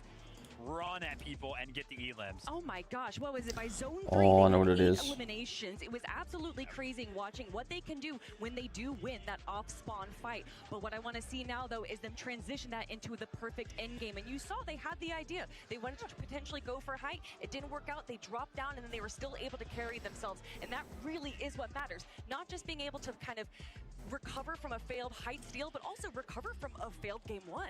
Yeah, I mean, listen, Zeke, I'm not gonna lie, I'm gonna be a little bit of a critic here, right? Levin kind of made a great point when he was just up here. He was like, listen, like, why are you guys kind of looking up at height, right? You would imagine that it was meant to be like an EU team up here. Of course, that wasn't the case in game number 1, but in game number 2, it was. I'm kind of questioning like the decision from Fradoxy's trio to kind of go up there and steal the high ground, right? Levin kind of talked about it. You kind of expect a great EU team to be on the high ground. You would imagine that Fradoxy would have thought like, hey, listen, Queasy's probably got the high ground. Why would you just I've been playing for ages, Marvin. right in their firing A couple line months. and kind of risk that when they had so many builds to work with? They could have just worked the mid ground. I think they were testing the waters a little bit. It's still just game number 2. There's a lot of potential to possibly see what high ground is going to be like. And in game number 1, high ground was a little bit easier to take. But that was when Queasy was not on high ground. But looking up on the high right now, of course, we have to look at Pablo Wingo, Fradoxy, and Chino just a little bit more into that game. Look at this. We're in zone 8, and they already have 11 eliminations, sticking to the low ground because that's where all of the players are going to be. That's where everyone drops down when they're getting a little weak, a little low, and that's where they can clean everything up. Terrifying stuff. Man, you know something else I wanted to call out? Another trio that's performing insanely well in 4th place. And, you know, guys, we actually got to see them a lot in major number 3. It's King, Phaser, PH Zin showing up on a global stage. We already saw them show up in NA in major number 3. They said, all right, this is practice now on a global stage after game number 2, 4th place. They are looking to continue this run. I mean, they are proving to be pretty menacing here on land. Yeah, I mean, it's super, super impressive. Again, they're a trio alive, right? I kind of talked to Levin about this, is that they do such a good job right now of getting around to like 10th place as a trio. Kind of a little bit out of character for them, because usually when one of them goes down, all of them go down at the same time. But now a little bit of a clutch here from King and PH Zin. Incredible stuff, right? Maybe adapting to the lobby, being like, hey, listen, we can't just kind of play this game where it's trio or nothing. Let's play for ourselves a little bit after things start to look a little bad. 4th place right now is so good. I feel like that really speaks to what they learned from North American Central. That's something that we commonly see. A lot of these duo solo clutches in a trios competition is kind of NA's bread and butter. And so for King to come here, learn a little bit, and also perform very well against the big names at NA, I think that they have brought that in just tenfold for the Globals competition. Yeah, and I mean, I'd love to remember we got to interview him kind of the sort of show, right? And, you know, in summation, he was basically like, look, I wanted to go to NA, I wanted experience. And to your point, taking that experience and immediately the next step is the hardest competition. And they're like, hey, we went out, we learned, and now look at the fruits of our labor. Like, that is so incredible to see. Guys, this is just we're chilling. games of the competition. This is just the first 2 games. What are we hoping to maybe see in game number 3? So, you know, think about like what, again, the duality, right? Game 1, Tayson's roaming around the map. Game 2, Fradoxy's. You know, are we maybe hoping to see more of this back and forth? You know what I want to see if we're talking about back and forth, and coming from North America, I'm going to be a little bit biased. I want to see Cold, Prattyboii, and Ritual, as well as Acorn, Agers, and Pollo make it to an end game. I want to see this rivalry that we've been building up for the last year. And again, it's first 2 games, Vivid, we still have so much more, and we can expect out of those 2 trios much more to come. Yeah, I mean, kind GGs. of strange Nice. game from Acorn's trio there. We almost never see them below Surge, and Surge was definitely an impact from their game right there. And instantly, you know, again, we talked about it after game number 1. We were like, hey, listen, like the plan seemed like it would have worked if they would have just went ahead and third-party the Dystopia City fight. Beautiful. We didn't see them third-party the fight at all this game, right? So maybe instantly kind of veering away from that because it didn't work in game number 1. I don't know where they went on the map, but not feeling confident right now. Man, dude, I want to keep talking about so much that we saw in the game. So much impact, but you heard that battle bus. I just need to put bats in. It is that time. Once again, game number 3 is here and ready for us. What's going to happen? Let's find out right now.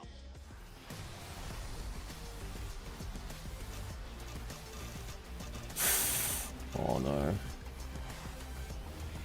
Yeah, actually, I think I'm caught here, chat. Here we go. Game number 3 is among us, and so much is going down around the map. It's kind of hard to keep focused. You got the Rangers ruin Osborne. I just got caught, bro. You got the triple contested, or even now a duo contested Dystopia City. You got drop spot roulette being played out as well, and you got Queasy's team and Kanata's team at the top of the leaderboard. But we just saw Prattyboii and Tayson on the big screen here in Lyon, and they are going back to back to back with these off-spawn contests. Both of these teams wishing each other good luck in those pre-game player interviews, but Prattyboii, he's looking to make that first touchdown. Tayson actually going to be the first man to pick up a weapon. He's looking to see if he can close in on an initial knock. Gino already stripped of half of his HP. Tayson, though, with the leverage of the high ground, they have forced Pablo, Chino, and Prattyboii to be stuck. Bro, I've lost this. The swarm. They are all tunneled inside of the same staircase. Rangers Ruin is getting desperate right now for Gino. He's only got 4 HP to work with, but Atris, he's actually going to be the first one fully eliminated. Gino still holding it down, delaying, buying enough time. Prattyboii with the separate angle approach, but Prattyboii, he's got to finalize on this. They have to capitalize. Once I finish this match, chat, hold on. I'm gonna finish it. I'm gonna lose here anyway.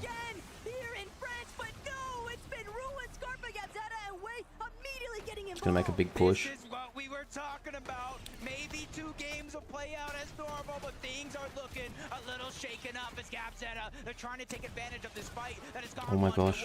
Now it's looking like Prattyboii is in trouble. Tino, he's the one with the good loadout. He's the one that has to try to figure out a way to make a play as Prattyboii just trying to loot up, get some materials. They realize even with Pablo going down, they have to start to think about reboot card. When do we get it back? And they're not the only team. There's another team that's starting to look in this direction for Gapzetta, Scarpa, and Way. They got what they came for, and that's position over Rangers Ruin. The pain right now for Chino and Prattyboii is that Chino is just stuck. Prattyboii had to create a little bit of space. He had to disengage. He had 0 mats. He knew he could no longer stay involved in this fight, but this is definitely going to put a damper on their overall game strategy because they're just going to have to wait it out. Gapzetta, Way, and Scarpa, they're also going to reap all the benefits of taking Rangers Ruin for themselves. That one needs to play out. We'll take a close eye on that one. But this one, Dystopia City, where we thought it was a triple contested fight. Cold, Ritual, and Prattyboii go back to something they did early on in game 1. They landed towards the outside, but they do not know. Tinka and his entire trio is right above from OCE waiting for things to break out. But a triple contested, they're all landing towards the launch pad. Rise is the one that's getting good damage onto Vico, and that's the first knock. Flixie's taking some damage as well. Luckily for him, he has a momentary escape. Drise, Yuma, and Coyota just putting on the burners right now. Flixie was trying to see if he could provide a little bit of coverage, but 1 versus 3, and he's not going to get the chance to escape. Asia coming out on top in game 3. Damn. What is this? It might be a Brazilian thing, you know what I'm saying? Because both of the teams that qualified out of Brazil, or at least 2 of the 3, are now made their way over towards Rangers Ruin. Luckily for Prattyboii and Chino, though, they were able to get on out. So this is just a whole different mix-up that I didn't expect in a million years. This is the Prodoxy effect right now. At Rangers Ruin, everyone is just crouching, creeping up on each other. But Scarpa gonna be some of the first to open up with some big shots. Still not feeling comfortable just yet, diving straight into the heart of the action here. But Scarpa, they recognize King. He might be trying to make this flank approach. He could be an isolated member. PH Zin, though, still going to be enough of a buffer zone here. And Gabzetta, Scarpa away. They've decided, you know what? You guys can have it. We're out of here. Yeah, we got to figure it out. This wasn't even our drop spot. You guys can take it. Now King Phaser, PH Zin, they're actually choosing to kind of rotate away from Rangers Ruin, and that's a conscientious decision. Go for eliminations, go for points, go for Storm Surge, instead of sitting back, not knowing if that other team is still alive, and going for XP. These are the two different paths, and they're taking this one. Talk about a silver lining, though, for Prodoxy and Chino. They're left all alone at Rangers Ruin with Brazil deciding for that early departure, but Peterbot, Ritual, Cold, they've struggled to really find a home with their initial drops just because they've been trying to go all around the map. And yet again, lobby number 3, we are seeing them try a slightly different approach here, but the result is still all the same currently, Jacob. They're at Dystopia City, and they're waiting to see when they're going to be able to try and take advantage of this contested area. Dude, the OC team up against fucking Peterbot. It's making it really What the difficult for fuck? Peterbot, Gold, and Ritual to actually take advantage of vulturing some of the leftovers here at Dystopia. And I just got my eyes glued to the mini-map right now, and I'm counting 1, 2, 3 different teams. But wait, one of them's Kazi, Tika, and Aspect. So I'm thinking right now, where is Epic Well, Victor V, and Paper? Maybe an early battle between Tay and the full trio is Swizzy, Merstash.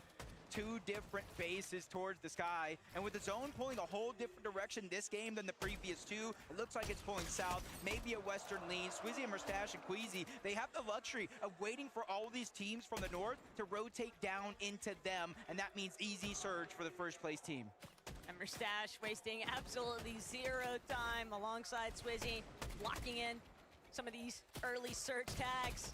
A little bit of hide and seek, but it's going to be Merstash coming out on top yet again. Goofy knocked, but you have to remember, despite Goofy being knocked, there's no real opportunity provided there for Queasy's team to follow up with a heavy key approach. So we're going to shift a little bit of the attention focus. Striker needed to watch his back, but he's still got Tisco maybe to try and bring things up into fruition, but Salco Arc School, they pose too much of a threat here, and Tisco, it'll be eliminated. That's just an easy cleanup.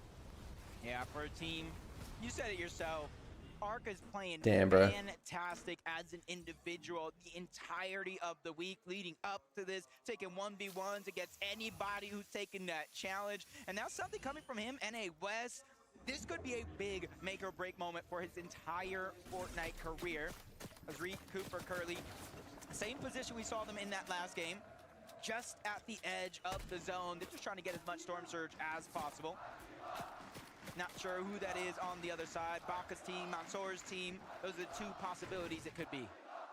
There's one thing that Peterbot's certainly got intentions leaning towards. It's maybe trying to key Marias, Vanya, and Pixie, but underneath, does he even know? Does he even realize? Victor V, Paper, and Epic Whale, they've decided maybe we should just bring the paddle straight to Peterbot, Gold, and Ritual. Why are we the ones waiting to see whether or not they're going to stick around and hover inside of Dystopia City?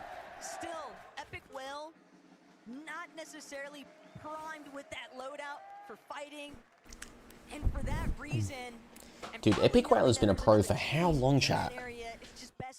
Epic Whale's been around for years. To get the loadout that you want, especially when you're triple contested, and then a 4th team makes their way on over. So I think they made kind of the heads-up play to focus on staying alive, prioritizing position, realizing we can get a loadout, we can get Storm Surge elsewhere. Visuals, Braids, and a Minish. Business as usual for them. They land over towards Foxy. I think as soon as they realized the zone was pulling in their favor, they immediately start to set up their own surge base. And this is kind of a little bit of different kind of pacing of the game that we're seeing in game number 3 here.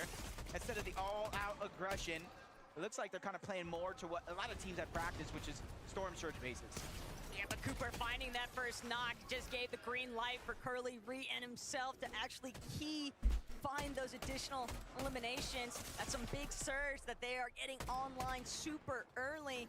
And a handful of teams that have managed to have some success with these surge bases. But we have seen so many interventions, so many other teams, and that's something that Chat, Reason, and Mr. Savage don't take lightly. They're gonna spend a little bit of extended time inside of these early storm picks. They don't mind it, and it's giving them a good idea of which direction they actually want to head, especially when you're scouting out some of those surge bases in the distance. They know there's going to be teams looking to try and hold on edge of zone. Yeah, and then kind of add in the fact that neither one of these two games that we've had so far has went down to heel off. So it's kind of giving you more and more of that confidence, like, hey, I can stay a little bit longer in towards zone. I can try to figure out storm surge. Oh, chat, bro, gotta stretch these bad boys. Always go back for those extra heals. As OXR HQ, just as busy as we last left it. Pixie, Marius, and Vanya. Sin, do you want to run a prediction?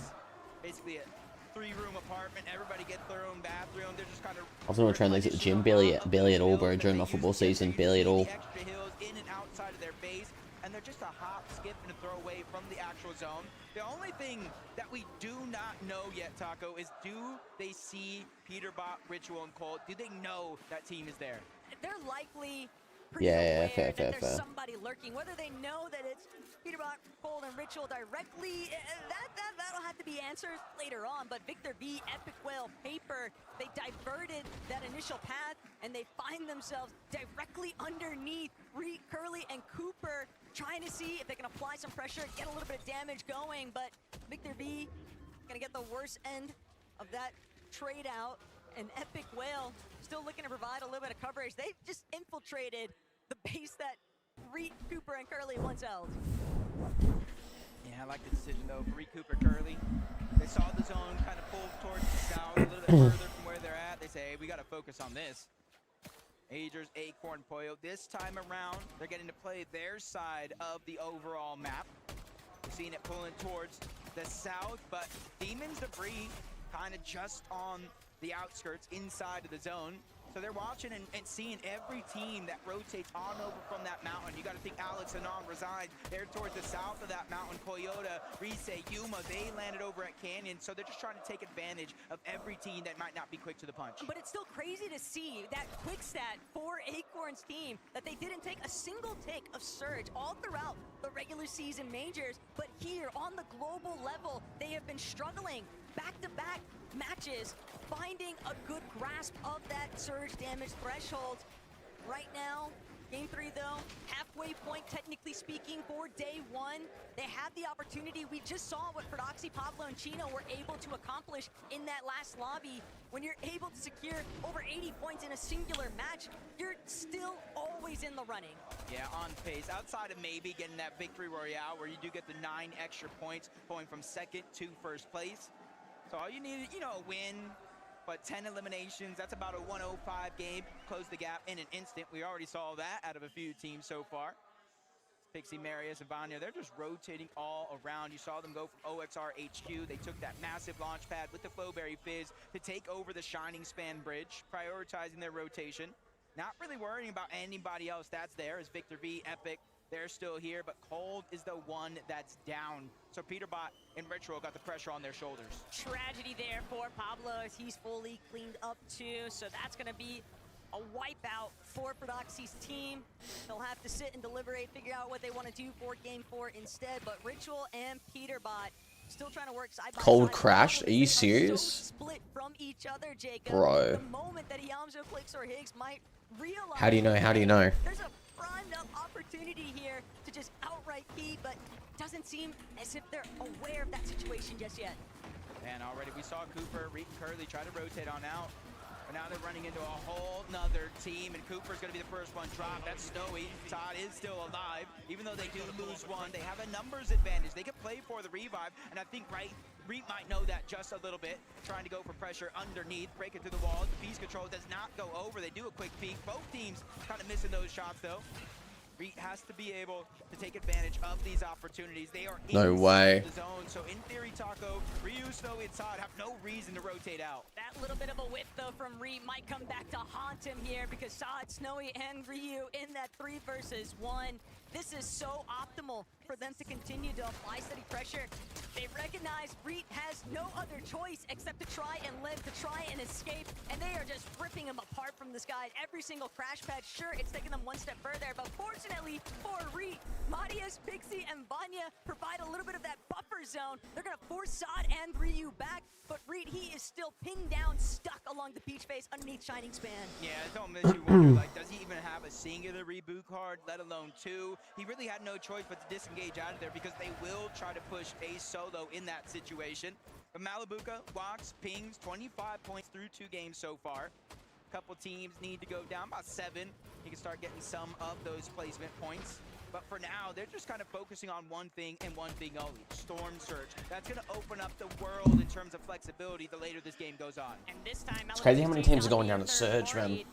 It's crazy. They've got a little bit more of that luxury room to try and get their Surge locked in, going up against the This Coyote guy, he looks like he has the craziest mech. He's probably like a solo warlord, but I haven't seen him do well in the endgame yet. They finally had with taking care of Veno's team, and now the question becomes, can we see a Ferdoxy Tyson type of performance? Can they convert this to a strong endgame finish? Hey, you know the entire region usually kind of has some tricks underneath their sleeve that they save for big moments just like this. Swizzy, Queasy, Merstad, they're just making their way on over towards that bunker. They're one of the few teams in the lobby because they're uncontested at the Hive. They get that instant OXRHQ rank, and that is what they're able to use to kind of rotate on over to the vault and get some sort of exotic. You already see it's going to be the AR in Swizzy's inventory. And if you guys don't know, every shot you land with that AR, the next one just deals more and more damage. And putting it in Swizzy's hand, honestly, is very, No way, scary Marvin. for the rest of the lobby. They con Marvino, yeah. That's rough. Arguably one of the best fighters in the world. In comparison to a lot of these other teams that are likely feeling a bit more pressured, a bit more pushed into trying to create, manifest some sort of surge damage just to be able to find the same type of rotates. But Queasy, we'll have to see what he gets up to later on, because we know they love to look for height, and they are setting up very early on, Jacob, strong loadouts to take over. A tough situation, depending on where the zone continues to go for a lot of these teams towards the south. They're trying to make this part of the map their home base and kind of wait for a lot of the teams towards the north, towards the west to start to try and rotate in. Kanata, Bolts, and Rapid, almost 700 damage above the threshold. Now they're going to surpass that with a couple shots being landed. And they're just peeking through the cone right now. They already are in zone. They're just trying to figure out how many teams are around them, what teams are there as well, and what teams are rotating in. Ritual Cold Peterbot, that's going to be one that they focus on for a quick and short moment, landing some damage on the Ritual, forcing them down further towards their glide, just kind of making sure they can't get priority position. The real trick in a set lobby like this, though, is finding those shots, but not receiving any in return. Peterbot, Ritual Cold, though, they've got to take this fight up against Tate and Raito. They need a recovery point. They've managed to bring Cold back off the reboot, but this is a fight that they're going to have to optimally turn into their favor. It's a little bit They're going at it, chat. now, but they're just so low on Pete. the surge. They don't have any other options. Oh. They have to keep trying to apply pressure, but they might not get the chance. No way. Surge is going to take care of them alongside Raito. Just an easy come up. I am at a loss for words. After 3 games so far, they have failed to place inside of the top 17. That's where those placement points begin. They are in 31st place on the leaderboard, and it can only That's get crazy, worse. man. 2 teams below them They're such a also dominating alive. From the team. bottom side to the top side, Swizzy, Queasy, and Merstache. That's going to be one thing, because they see every single player that goes down. They see every single trio that gets eliminated, and when you see them go down for Queasy, Swizzy, and Merstache, even Clixie, Amzo, and Higgs, that's got to be a confidence boost. Everybody just looking like a rags to riches comparison from what we just witnessed. But Yamzo, Clicks, Hips, they're still trying to take advantage of their convenient positioning here. They're spraying all of these teams that are just stuck on the congestion inside that edge of zone. Teams that are fighting to try and lock in a little bit more surge. And Phaser, he is going That's to not enough surge, man. They need more surge. a little bit too accurate, and Clicks just still continuing steady pressure application. These teams are not able to escape. Yeah, I think I think they saw it at the corner of the eye. Another knock going down. A whole nother team, but they know if they can continue to focus in that direction, they can probably try to get the wipe. But on high ground, we're finally getting that peak. Pollo, Agers, and Acorn, but they're 69 damage below the threshold. Yeah, they need Surge bad. These NA teams are struggling with Surge, except for like Canada. This game, but just unable to really find the shots to put it to use, and they're falling further and further below. They gotta be real careful. Team sitting inside the building, and Agers just doesn't care. Mountain gonna be immediately eliminated. Just a max pop shot. Pollo now looking to follow suit here. They are feeling so confident. They know they got Goofy locked in their sights, and Agers finds the next elimination. There's their Surge at last. Locked and loaded, ready to go. And this is a team right here, right? When you got Pollo on this team, when you got Agers on this team, Acorn, debatably Alex is still alive. IGLs in Fortnite, them going down early, that's like poking the bear. That's like poking the bear in the wilderness. Now something I would never do, and now they're here in this game, and they're out for redemption. The problem right now that I'm thinking about, Jacob, is Queasy loves to look for height right around this period, right around that 8th zone time frame. But with Acorn now looking much healthier and a mastermind IGL in his own right, you have to anticipate that there's going to be a very strong challenge for height between those two teams. And that's not even considering other trios in the lobby like Vanya, Marius, Pixie, all of these experienced veterans that know full well what type of potential high ground holds, especially with the zones falling over this part of the map. It is a very strong pinpoint location. So many teams are going to have to burn through materials in those lower layers. Yeah, and you can kind of What's up, Tamir? What's up, brother? How are you? The zone currently opening up are like on that 50 where the half and half actually was. And even further south, nobody really wanted to make that move because you know as well as I do, inadvertently with the crash pads, Flowberry Fizz, it just makes you an open target. A Savage Chat reads, and they're getting a little bit more aggressive, trying to take advantage of Marum, Huyu Ryu. They're underneath as well. I think Wixie might still be alive. Nope, saw it in the feed. Queasy's gonna take him down, so Savage Chat reason, even with 2 eliminations, almost 900 damage above the threshold. They're feeling good. OCE is not hanging, bro. Bro, if Pete isn't hanging, OCE is not hanging, dude. I think an OCE team, a few of them have more points than Pete, though, at the moment. The level of players, bro, is like, just so... it'd be very scary.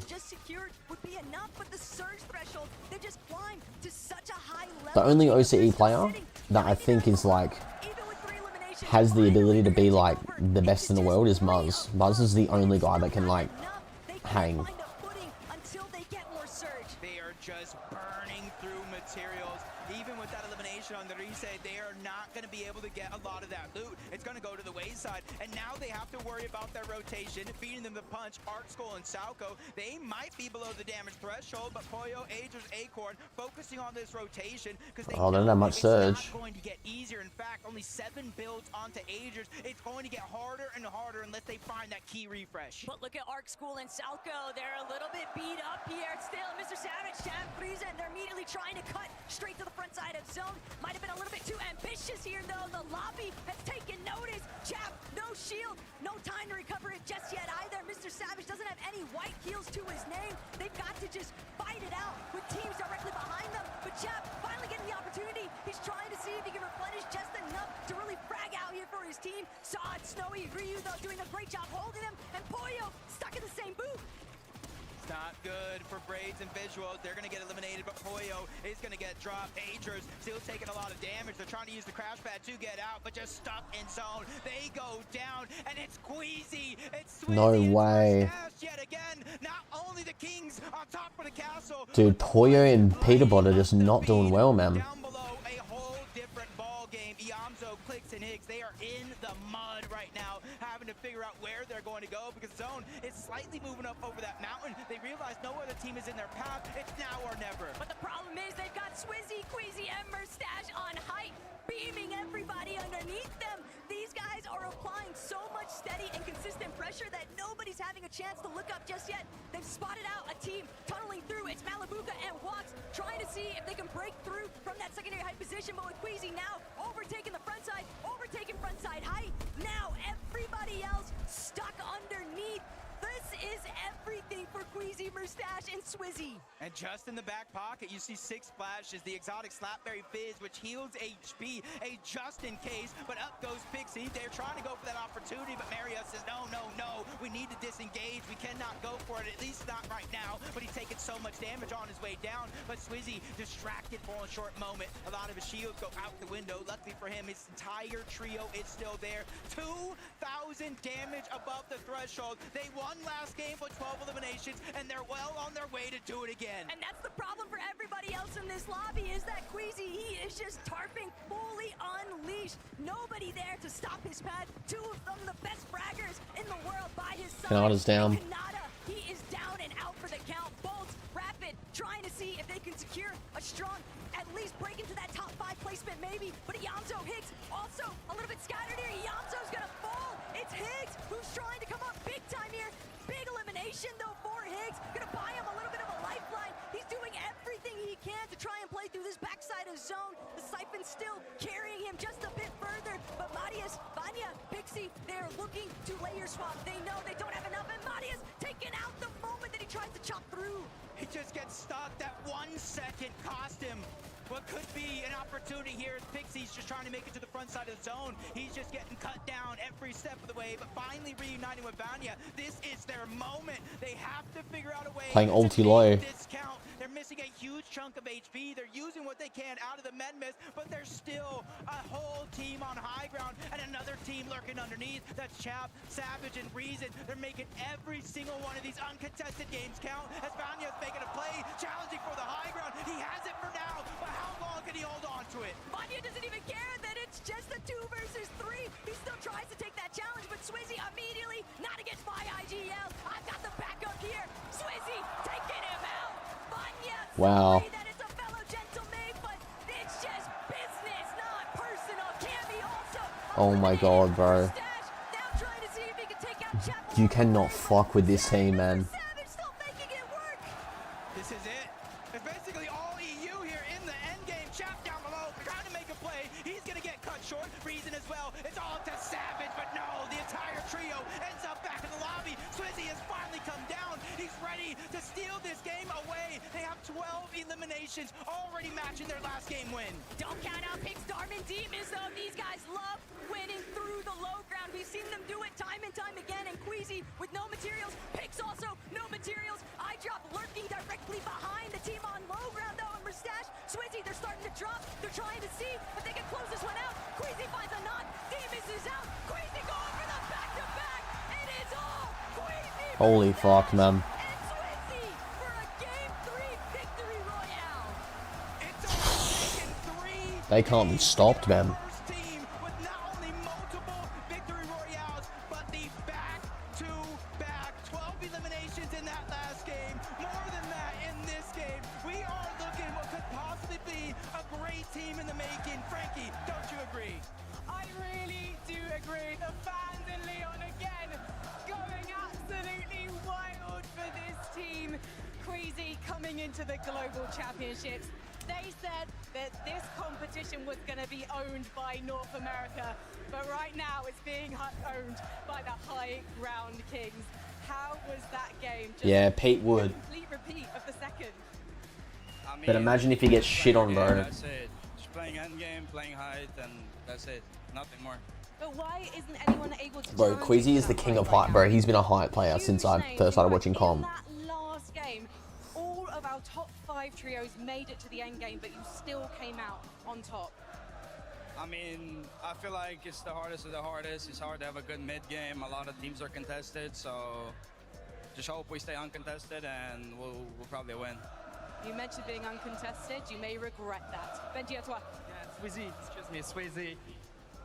Man, 3 games, 2 victory royale. What's your secret, guys? What's your secret? Take high, don't die. Le secret, c'est de prendre la hauteur et de pas mourir. Have you got any words for your fans, for the gentleman fans? Gentle. That's it. Gentle. Gentle. Thank you, guys. Mustache. What an incredible global championships for you so far. Is it all about the calls that this man is making, or is it all the chants that the M8 fans are making? It's everything. Crazy, Agile Gold, fans, crazy, just best fans ever. Can't ask for better fans. They're definitely proving themselves to be some of the most incredible fans in esports right now. However, we're halfway through our games today on day one in Lyon. We're going to take a short break. When we come back, we'll be evaluating everything so far.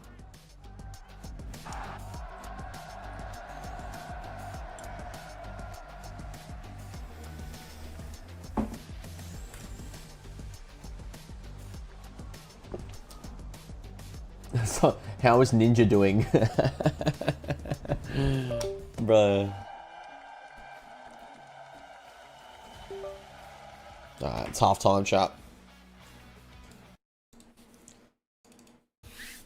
Let's rebuild for a bit.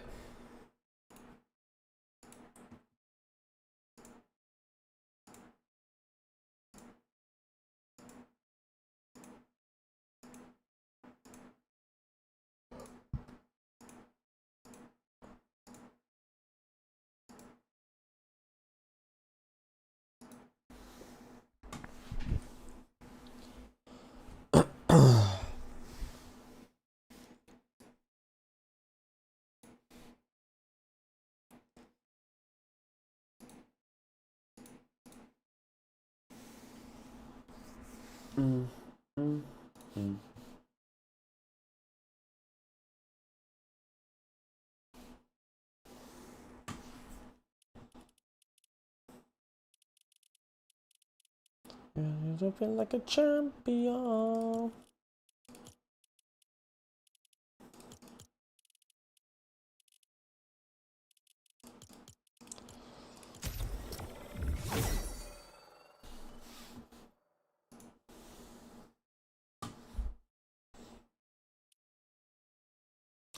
But I think we have like, I think the break is like a decent amount of time, so they're doing like a half-time break, so like they'll have a decent break.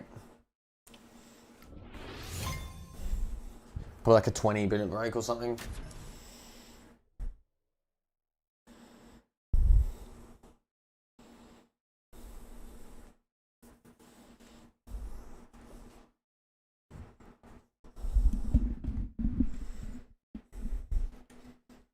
Yeah, Pete's team is not doing as well as I thought they would be.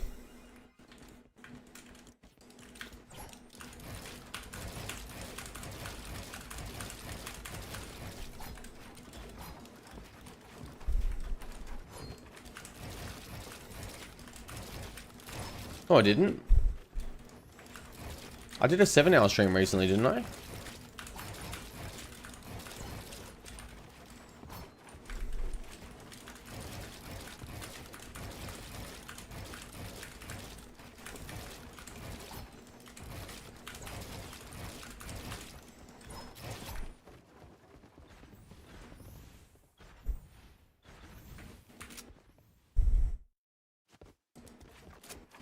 What the fuck, bro?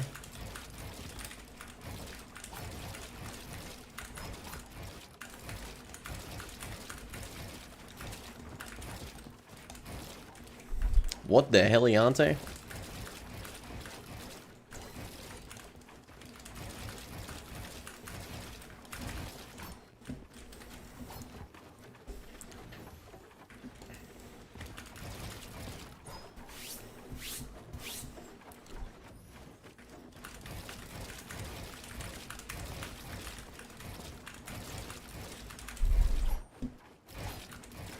Back-to-back-to-back long streams.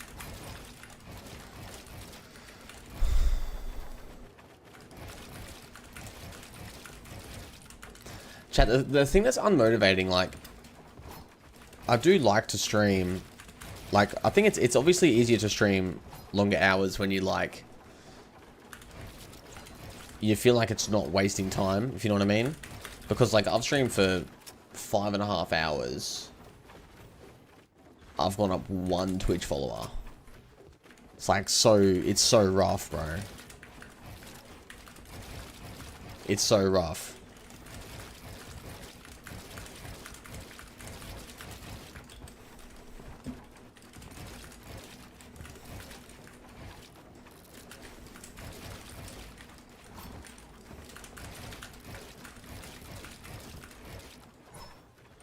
Yeah, no. Now it's more like it's not like it's not something I think about that a lot, but it's just like it is rough, bro. When you're a small streamer, it's hard to keep your motivation up. But I am a very motivated person. That's part of the reason why I do that's part of the reason why I do like 2-hour streams, because I feel like it's like before I get unmotivated, 2 hours is like good.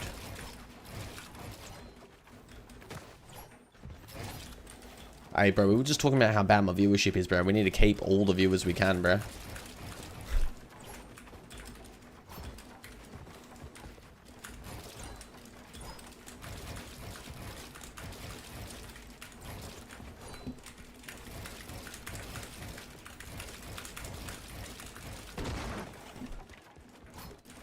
Sin, how long is the break?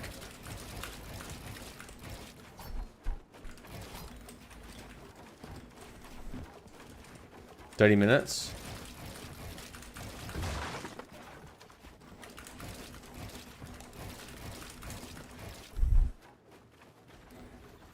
I am Christo, I am indeed.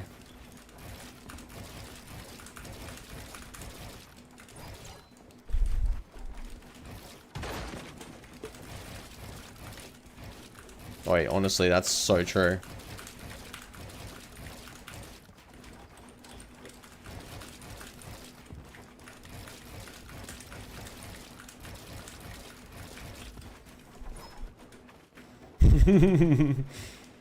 Thanks for the gift, AJ.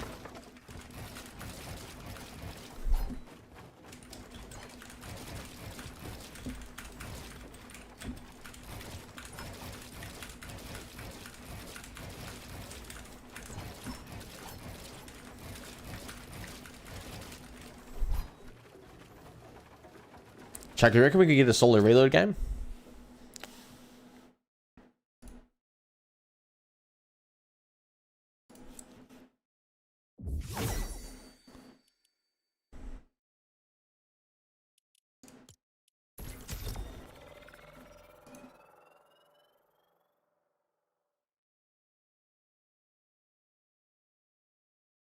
What's up, Zero, man?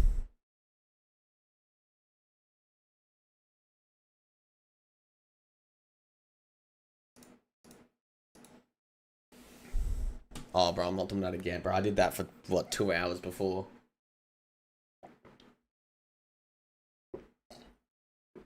The streets are saying that. Bruh. I believe these streets, bro. Chat, you see this shit about Young Thug being a snitch? The man who was given so much shit to Gunner, bro. And he's a snitch, dude.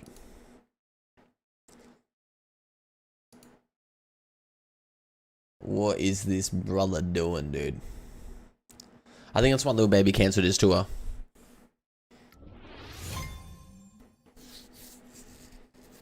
And I think that's why he delayed the album as well, because he has a song with Thug on there.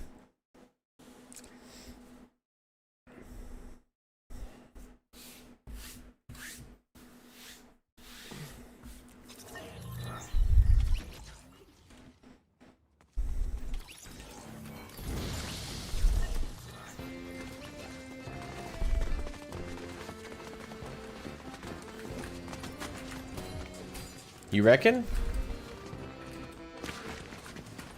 Bro, but have you not seen this stuff about Young Thug ratting?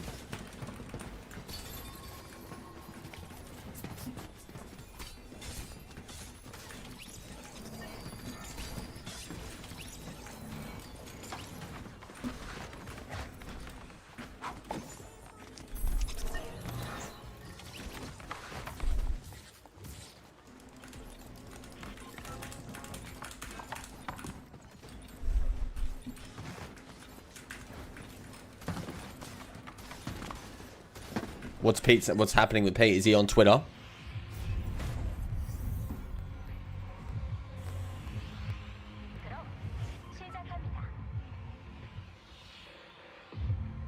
They're having a break now, bro. What do you mean?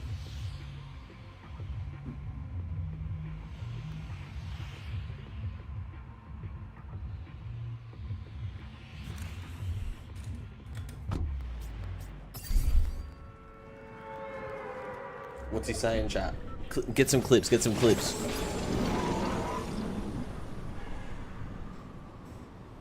Is he losing his marbles, bro? The big Peter bot can't take a loss, man.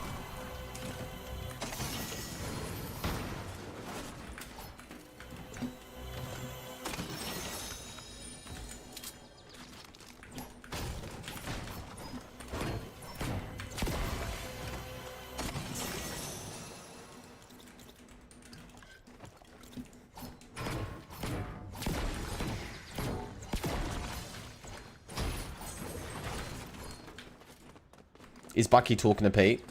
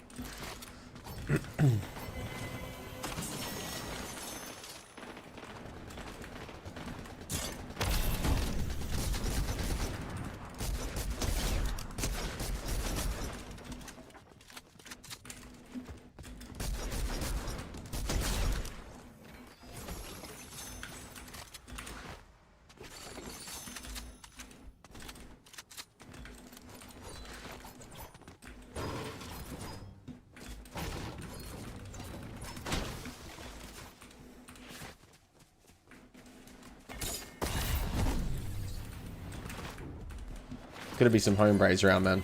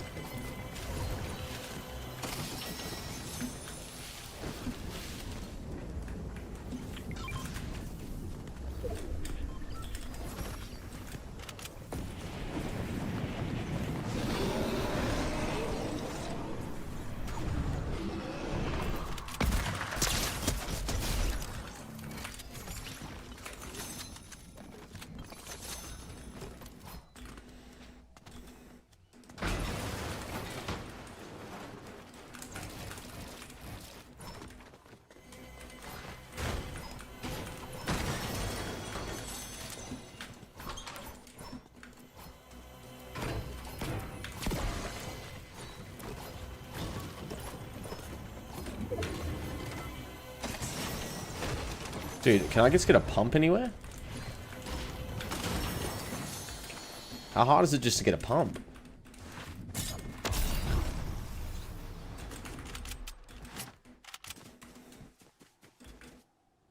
It shouldn't be this hard.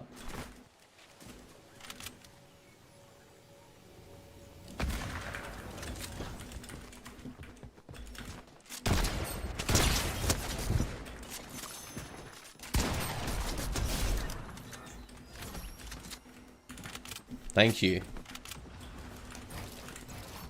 What's good, Henry?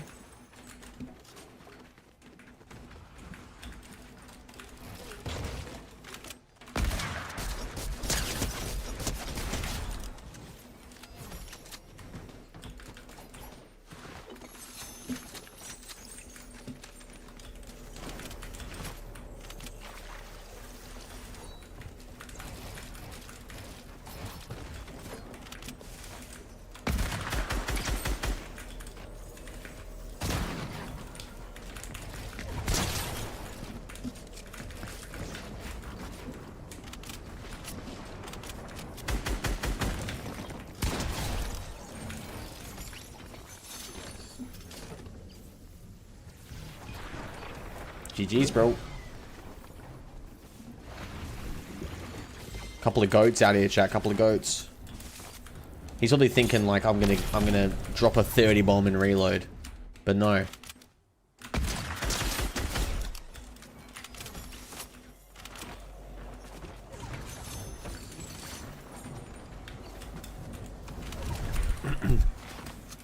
I remember, Henry. I remember, brother. How could I forget, bro? It was a W stream. I grew older.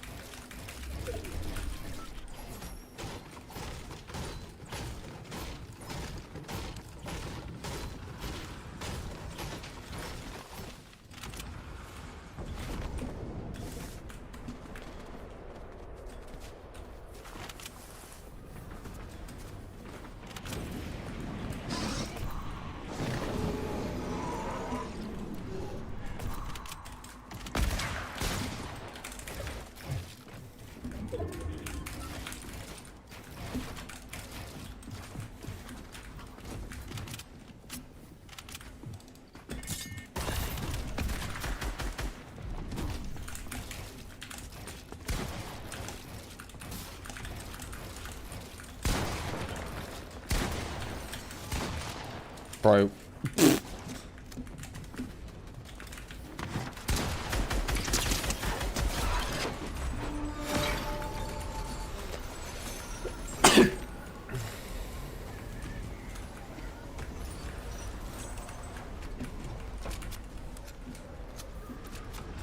Thank you, Henry, bro.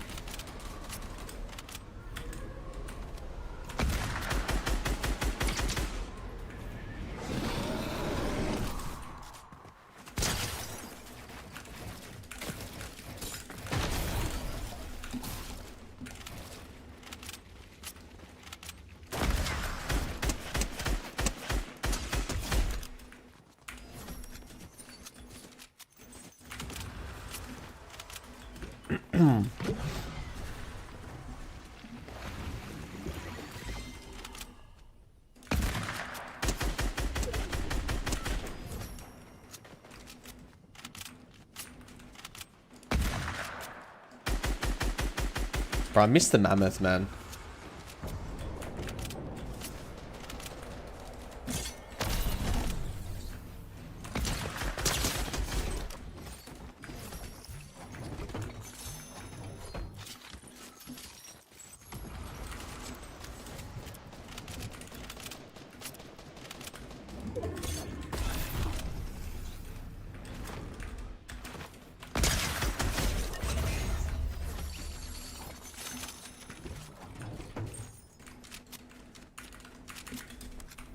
How many wins have I got today? I think I've won every game but one today.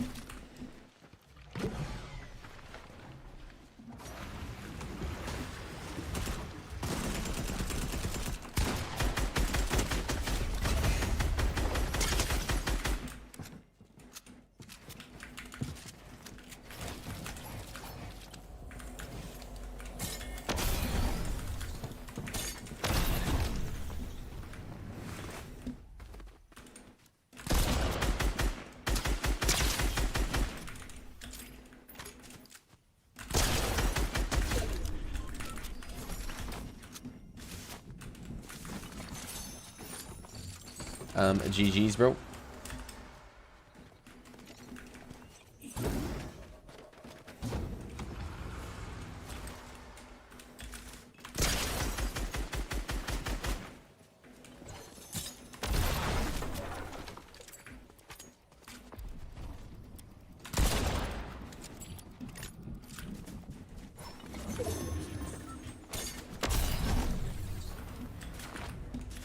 My game feels so smooth right now.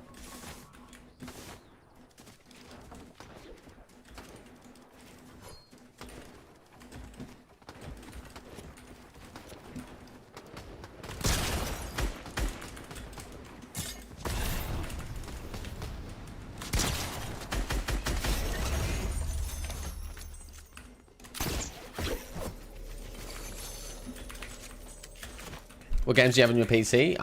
Pretty much just Fortnite at the moment.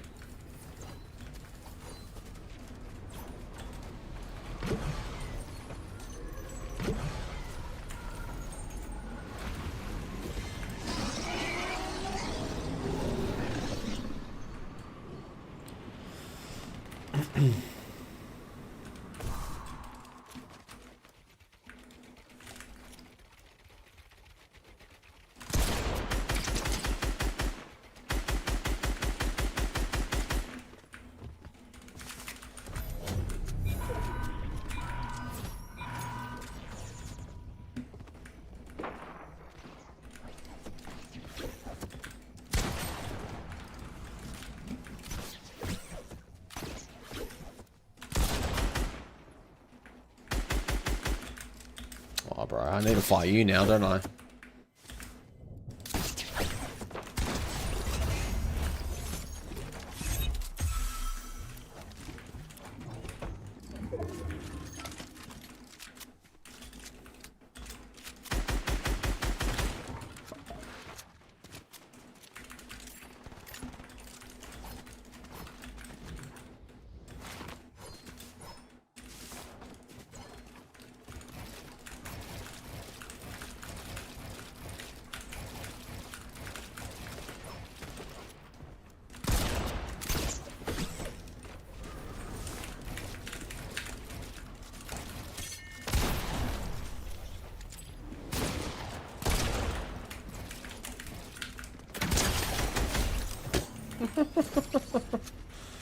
Jesus, bro.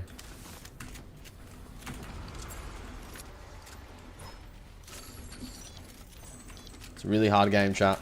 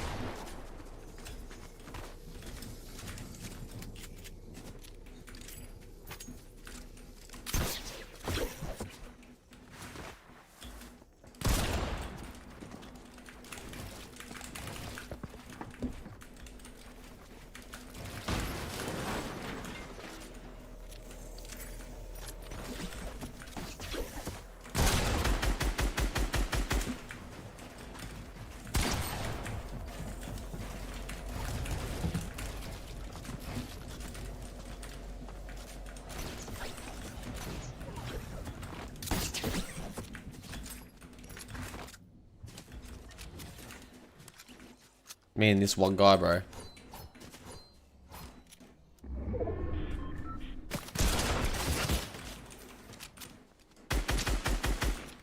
Alright, Chad, we'll go for a clip.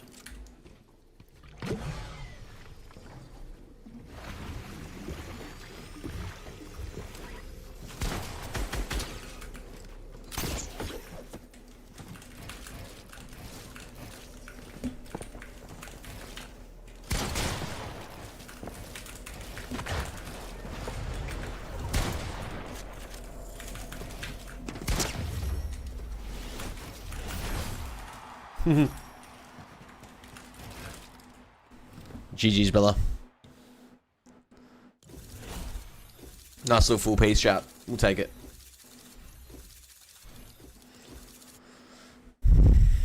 How much longer we got of the 6 minutes. Anybody want to run me one, chat?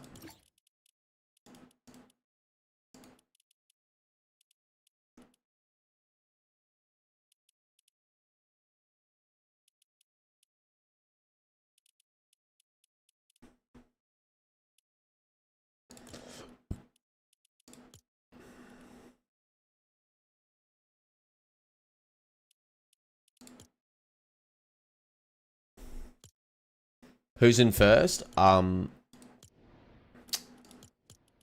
do you call it? Queasy. Queasy's in first.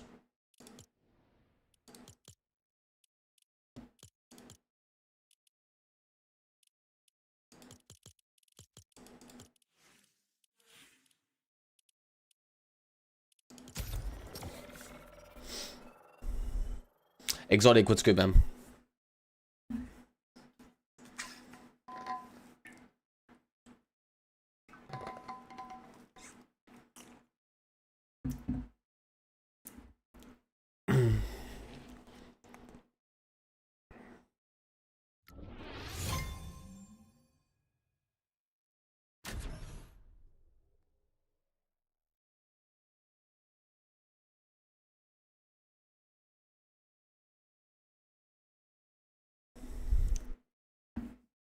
Did Tayson win any off spawns? I don't think Tayson's team's doing amazing. I think they won their first game. Like they won the first one off spawn, but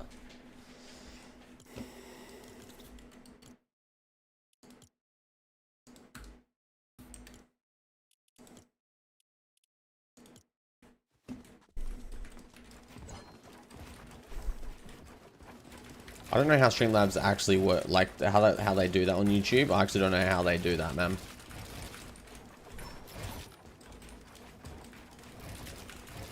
My YouTube channel has been very quiet tonight, so I'm not surprised.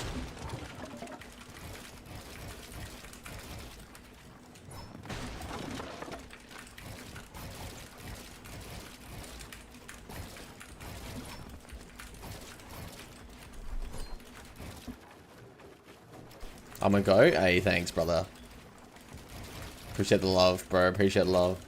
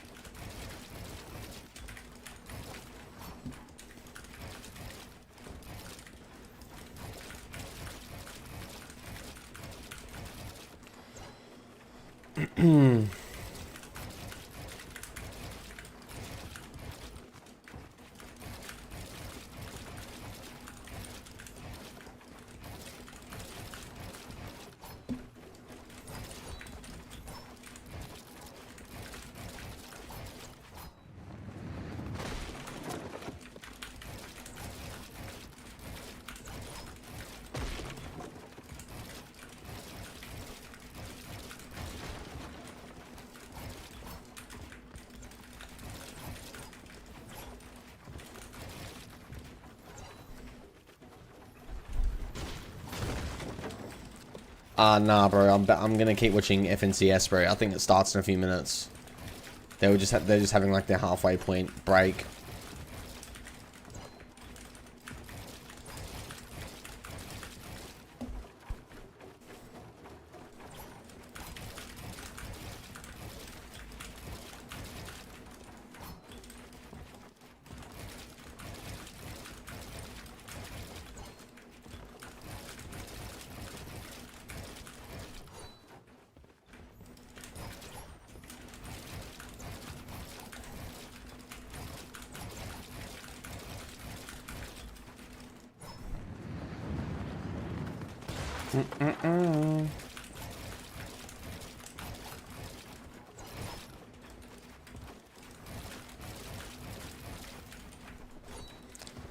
What's up, Henry?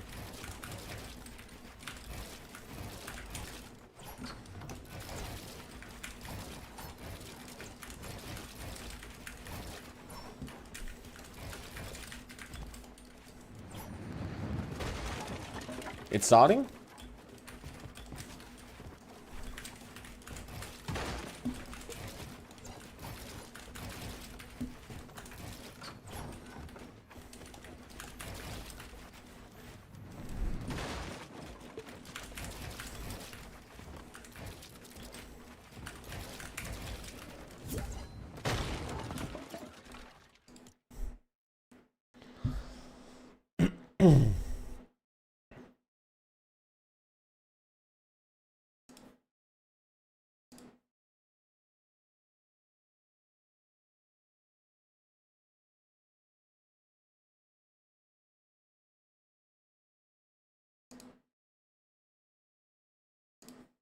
Now Chino's in a peculiar situation as he gets eliminated in the 1v1 against Riss. It's a tough break there for Fradoxi's team, but hey Triss, what a come up. Chicho and Tayson are are both very likely going to be revived, but they gotta be very quick because still other action across the map. Benno, Vico in a very tough position, but Yuma, he's not gonna be able to escape. Benno finds the knock, finds the full elimination here, taking full advantage of that siphon, but he still has Rise up above. Benno trying to be very wary here. If he goes down, that is the end of it for game 4, and they still want to be able to strike inside that top 10 from leaderboard, but Benno wrapping around underneath Rise, even though he's overhead, Benno has the shield HP advantage. Benno still breaking through, doesn't get the shot that he wanted to, but Rise taking a huge chunk of his HP now. Koyota still seeing if he can apply a little bit of pressure on the backup section, but Benno, even in the 1 versus 2, he refuses to budge. That is aura. Oh, he finally gets the knock on Rise, and that was huge. That was 200 IQ coming out of Benno, because Vico was down. Koyota went down to finish off that elimination, which gave him a huge 1v1, and with a third party coming in, Alex and On and Rise have had enough, as Vino's going to be the one that cleans up that elimination. But what do you do from here? You do have to change. That's rough, man. Cards, but your POI has now just went to someone else. The problem in the red alert there is that everybody knows that it's just Benno by himself. That reboot is going to be tough to make it towards, but Gabzetta, Scarpa away, already tangled up here. Snowy on the loops, trying to get the runaround, but completely caught off guard. Gabzetta, nice knock. Transitioning into the elimination here, Way, Scarpa, Gabzetta. They're now in the driver's seat, and Ryu, Sod, potentially heading for the hills instead. No, they're willing to clash head on. They still don't want to depart. Was getting 4 times the point in that last game, but for Ryu and Sod, they got to really try to figure out a way to win this fight or get the reboot card and disengage. 80 points, they're on their way up that leaderboard for Way, Scarpa, and Gabzetta. This is almost a must. They've been landing all around the map throughout the early game so far. Last one you saw alert up out over to Ranger's Ruin, but they just haven't really defined that success. And this is a great opportunity with a mismatch and a numbers advantage to try to pick up these 2 more eliminations. And most important, the loot and the position to build those surge towers. But Way, Scarpa, Gabzetta, they're still not done with this just yet. Sod and Ryu are causing enough of a delay, and if both of these teams aren't careful, a third party could definitely enter the mix. They've got to find these quicker eliminations here. Sod, though, having a very tough time. The material count's running so incredibly low. Nobody's really had a chance to recuperate anything just yet, but Way, Scarpa, Gazetta now approaching from a separate angle. Sod completely pinpoint isolated. He can't get the backup he needs. Way just continuing to close in here. Scouting out. Okay, Sod overhead. No, it's just Ryu instead. Sod taken out. Ryu nearly out of this one, but just doing his best, and it's just not good enough when you're dealing with the full trio of Way, Scarpa, and Gabzetta. Yeah, with those eliminations, you see the rank upgrade drops coming in. It's not going to be the biggest difference maker, but it's definitely a good more loot than what they had before. Dystopia City, Peterbot, Ritual, and Cold, they've had enough of playing the drop spot roulettes. They knew coming into this event it was a triple contested fight, and now they're taking the fight to Tay-Tay. This one's personal as Ritual gets the first knock. There's back-to-back. Cold putting in some work as well. 2 or 3v1 situation here on the ride up, but it's not going to last too long. They have finally woken up. Enough poking the beast because let's go, Pete. They got what they wanted. I mean, you're talking about poking the bear, and take a look at what Benno's managed to do in some of that downtime since he found those early 3 eliminations against Koyota's team. Flixie, Vico now back up and in the running here. This is a real opportunity, Jacob, because they've got a couple of other teams that might be a little bit too prioritized with each other, a little bit too fixated elsewhere to scout these guys out inside the tunnel way. Yeah, I was looking at the mini-map right now. I saw another team potentially rotating in this direction, but it was outside of the mountain range instead of in. So not too risky just yet, as Muzz, you see just a huge chunk of HP missing, along with Sphinx. And to start the game off, I did see Muzz get at least 1 knock. The drop spot for that team on the other side was just too far, giving him that advantage. And that's just kind of that early surge, and that's early confidence building for a team like that. The real unsung hero, though, for Queasy this weekend so far, Jacob, has just been the fact that he's uncontested. If this is what an uncon Queasy can look like on a global stage, then I cannot wait to see exactly how the entirety of this weekend plays out, but don't want to get too ahead of ourselves. Reasons, Alex, Anon, just taking a more slow and steady approach. Oceania has had its fair share of struggles throughout the course of today's matches, and for good reason.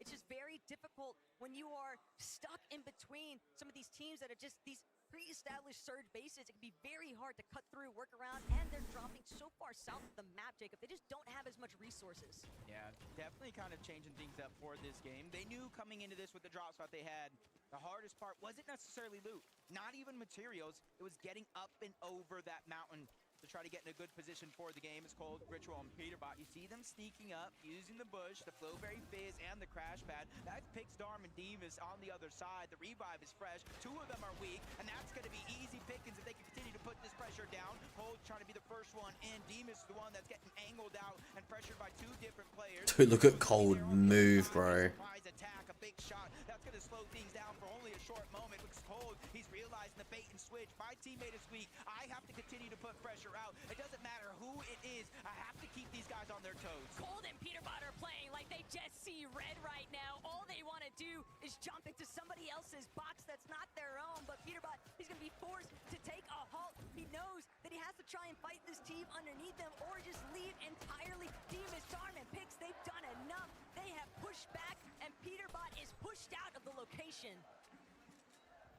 Kind of get a little bit confident there for Cold, Ritual, and Pete as they continue to kind of rotate on out. Surprisingly enough, they didn't kind of continue to stay over toward Dystopia, but what they left it, Baka, Pars, and Pump actually moved in. They're at a contested drop for themselves, north side of this actual POI, so they're just trying to get scraps. They're just trying to get any bit of surge, and right now, they spotted Cold and his entire trio rotate back toward Dystopia, and they're just trying to lurk. They're trying to get the heads-up play and an opening damage shot so that maybe they can finish it up. Take a little peek-sees, though, at what's breaking down.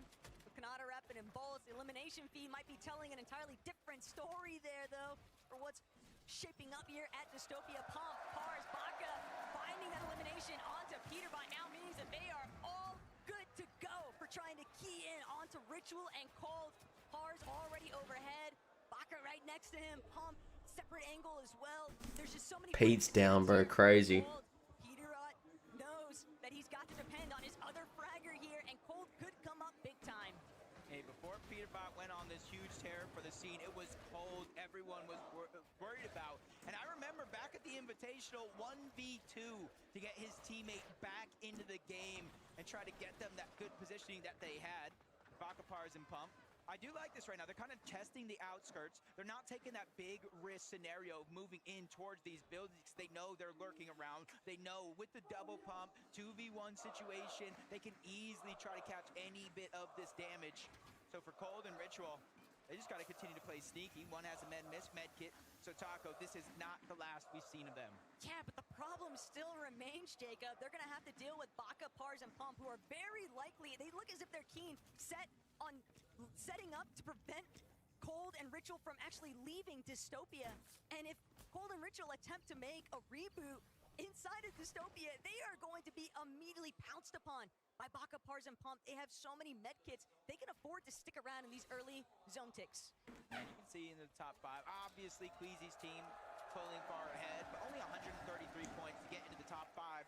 1 point behind is going to be Yamzo, Clicks, and Higgs, who've honestly been playing decently well, but they just haven't caught that stride, that momentum shift that we know a team like this can have, especially with Clicks and Higgs from Xset. They're kind of the fraggers, the duo from this team. And then you got Yamzo, the IGL, the mastermind of this squad. And I think as soon as they start to feel that confidence, it's going to be a huge momentum shift. But you know what? You got to give Clicks, Higgs, and Yamzo their flowers, because most people on socials did not have them anywhere near this spot on the leaderboard. They've been holding their own as Panzer, big shot onto Mansour. That's going to be a huge opening now, and Yapko seemingly energized by that, just following it up. Panzer with a third elimination now onto Belor. They are getting active so early on. Yeah, 6 eliminations. They play against Tinka as his trio off spawn. And it does look like somebody tried to rotate in and potentially steal some loot, but they made them pay rather quickly. Instead, his former teammate, Cammy, Hottie, and iDrop over from that Shining Span bridge. They're trying to focus on getting as much Storm Surge as possible, which is why you see them so deep, so far into the zone. But with every team rotating on out, they're going to use that as their cue to make their rotation as well, and just kind of minimizes a little bit of the risk of the teams they will actually run into and the danger they'll face. Checking back in now, though, with Chap, Mr. Savage, and Reason. These guys have really just been sticking to their own game plan, and a lot of that entails spending some additional time inside of those early storm takes. They know that they don't have anybody contesting them, and kind of surprised, Jacob, that no one has decided to try and actually challenge Mr. Savage's team in that northwest position, but they've done an excellent job at just creating so much space and playing their search trades where necessary. Yeah, you see, it's a whole different ball game when you are uncontested. Vanya, Pixie, Marius, they're trying to continue to... Dude, this guy looks so old, chat. Vanya, bro. He looks like he's old as shit. I bet you he's like fucking 16 or something as well. Had hoped to be at this point in time. Pings, Malibu, Benoit, probably the same thing could be said for them. Rotating from that uncontested outpost over towards Foxy Floodgate. But even though they're not in zone just yet, Taco, you're seeing they're running into so many other trios. Baka's team, Pigstorm, and Demus as well. And even if they find a way to get to the other side, there's a 4th team on the mountain looking in this direction. But the real problem that I'm recognizing right now, Jacob, is that you've got several of some real heavy hitter trios surrounding Foxy Floodgate, and I'm thinking about Cold, Ritual, Peterbot way back over towards Dystopia. They're gonna have to eventually break through these teams who are already fixated in much better positions. It's gonna be tough on that side of the map, but taking a little bit look closer towards the center. There's a little bit more flexibility around, just a whole different game here. There are a couple teams into the mix, but you're seeing no one in relatively close danger. King Phaser, P8 Zin, they have their surge base. You see not too far off, Agers, Acorn, and Poyo. They're going to be able to get a little bit of that hive spot because you see Mustache, Queasy, and Swizzy rotating yet again to one of these bunkers. And the interesting thing about this team is because they do get the hive, because they are uncontested, and you look at the Demon's Debris and the Dystopia where it doesn't necessarily spawn there, Rangers Ruin too far away. It's so early on in the game, but they're rotating all the way to the eastern side of the map to get these bunkers that they know no one else can get. And this is the 5-head type play that's coming out of Queasy, and it almost makes you wonder if he wins here to this weekend, is he #1 in the all-time list? Undisputed GOAT of IGLing without a singular doubt in my mind, Jacob. He's already considered one of the best, if not the best, IGL in the world based off his past couple of years with Global's performances. And it's just impeccable to think of what they've been able to accomplish here today, because sure, you can be first on the leaderboard, but to go back-to-back with victory royales, that's a different beast entirely. And it's going to be very difficult for anybody else to play catch-up. You have to remember, there were teams in this same position. Queasy was in this position. He was the one down below, but can't finish that thought just yet. Striker, Tisco holding their own here. Art, School, Salco, they need a little bit of a recovery point. A little bit pinched here at Sakura Stadium, just so far west of the map. They know it's only a matter of time before a third party makes the intervention here, but Art, School, Salco, they've got one knock. Striker, just seeing if he can try hold the wall, but he's not gonna be able to break away. Art just relentlessly chasing him down, and sure enough, it's gonna be 4 eliminations now in total for School, Salco, and Arc. Hey, they're sticking to the game plan, but the game plan has now have a wrench into the mix. Veno, Vico, Flixie, they're making their way on over. This could be 2 of the most aggressive teams in their respective region going head-to-head, but Vino, he makes the call, maybe a little bit too close for comfort. They try to disengage just a little bit, but you see they didn't take the full distance onto that crash pad. They have some materials they want to get back, but they want to control the pace of them and that team of Art School and Salco. I mean, the ball's in their court. Vico, Veno, Flixie, they're just going to continue to play for positioning. They know that Art's trio is still locked in at Sakura Stadium, so they can afford to just kind of take those peek backs, see if they can keep applying tag pressure, but they are still trying to be wary of that team up on height on the mountainside peak. Payson, definitely a massive threat if they are not careful. Oh, they're actually above on Surge this time. Finally witnessing them be above that third threshold, and not just that, but 1,400 plus above, Jacob. It's got to be such a huge relief. Yeah, to start the day, this is is honestly the position I thought I would see this team in game after game after game, especially in game 3, where the zone favored over towards their drop spot. They were just unable to convert and really make it work. And you see the leaderboard with 51 points. They find themselves in 23rd place. I think you could have quizzed anybody in the Fortnite community and they thought that would have been impossible, but Peterbot, Cold, and Ritual probably in the same spot, only 77 damage above the threshold, and it looks like they're going to try to take the fight to Baka, Pars, and Puff. Remember, this is the team that initially got that knock onto Peterbot, probably causing this downward spiral of the Storm Surge being a worry, but they're taking it personal, box to box. They're ready to go in, and this is the style of fighting that we know Peterbot, Cold, and Ritual look for, but he takes another massive shot. I don't know what Pump and Baka ate today, but they are ready to play. The problem is nobody is backing down from Ritual, Cold, or Peterbot. Baka, Pars, and Pump have them fully squeezed inside of this tiny little crevice, and if that wasn't bad enough, they're also having to deal with a third party up on the high ground. Cold, Ritual, Peterbot, they're doing everything they can to try and buy themselves a little bit more time, but they know the clock is working against them. They're only just short of 200 above that damage threshold, Jacob, but they need more, and they need builds. They don't have any materials. It's all on Cold. Peterbot is just left in tatters because of that start. Yeah, it's just a tough situation to be in. It's almost playing that mind game, the tricks of, hey, maybe I do have to fight. I need a refresh. I will not be able to get materials elsewhere. And with a team that's honestly been a terror to the entire NA Central region, this is kind of a surprise, and you've been saying it, nobody's backing down. Honestly, Prattyboii said it as well. Peterbot plays mind games with all of you guys. He gets into your head, and that's why he's so successful. But guess what? No more mind games. I think everybody is ready to fight back. Well, it doesn't need to be mind games, because with Queasy, Swizzy, and Mustache making the approach, Peterbot, Cold, Ritual, it's now or never. They've got to either dive in, or they're going to find themselves getting absolutely pincered by several different teams. Baka, Pars, and Pump also know that same pressure could technically be applied to them if they're not careful. Seems like they might just want to break away here, create a little bit more space. They don't actually know what kind of position Peterbot and his team are in, but Baka cracking Peterbot's shields now means he could potentially try and press forward, but with Cold just steadily applying reverse pressure, he's making it very difficult, but the builds are running so low. Baka, Pars, Pump. Pars is down though. It's just Baka and Pump now left to try and recover the situation. What looked so promising at the start, Cold is trying to shut down, but Cold needs too much damage. He has to pull back. He's got to wait for Ritual and Peterbot to alleviate that pressure, but Peterbot, Ritual now looking to try and dive forward. They need more surge. Oh no, from bad to worse. Baka and them on the other side. They now only get the reboot, but the first knock onto Cold yet again. Earlier in this game, they took down Peter, they took down Cold. Damn, bro.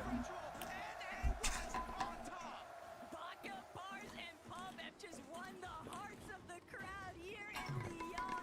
And not only that, Jacob, but they just continue to make it feel impossible for Cold, Peterbot, and Ritual to perform. Dude, they're struggling, man.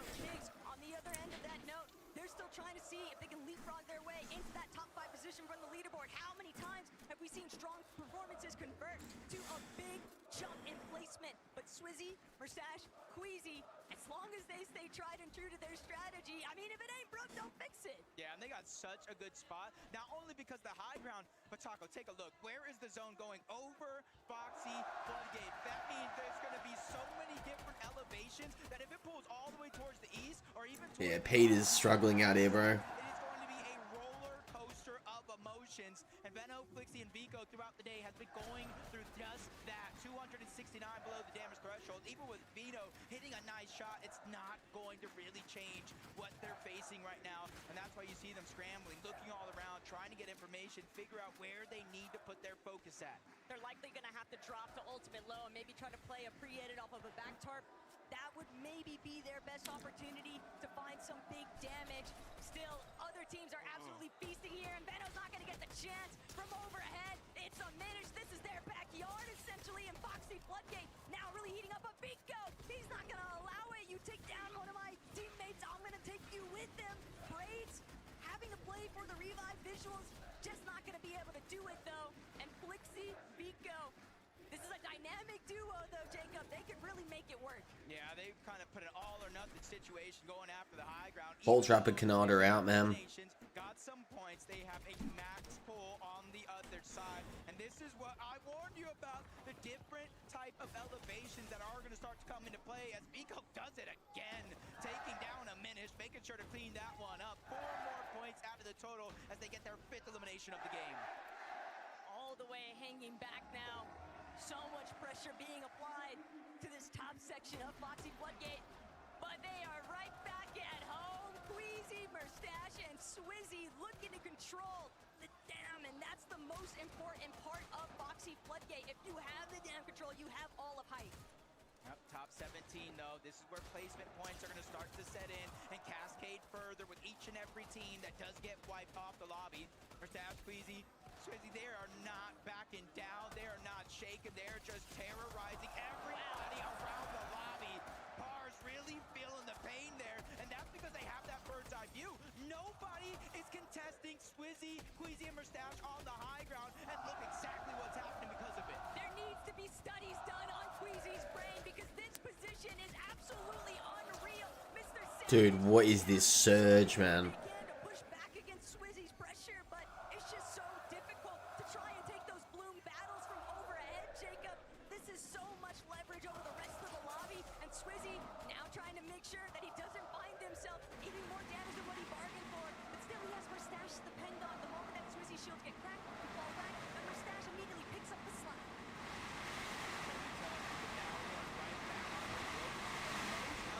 That is, bro, they were like on 600 surge, then literally like a minute later, they were on 1500 surge, bro. Like, crazy. Bro, Queasy's positioning is just nuts.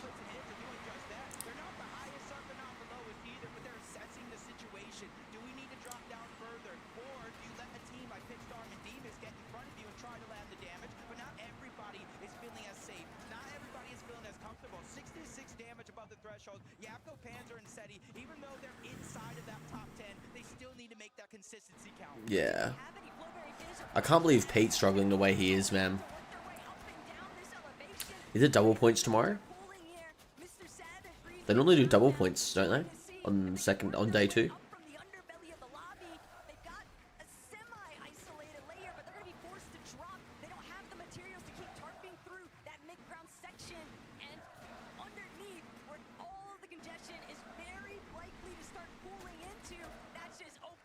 Who knows though, Queasy could just get contested tomorrow.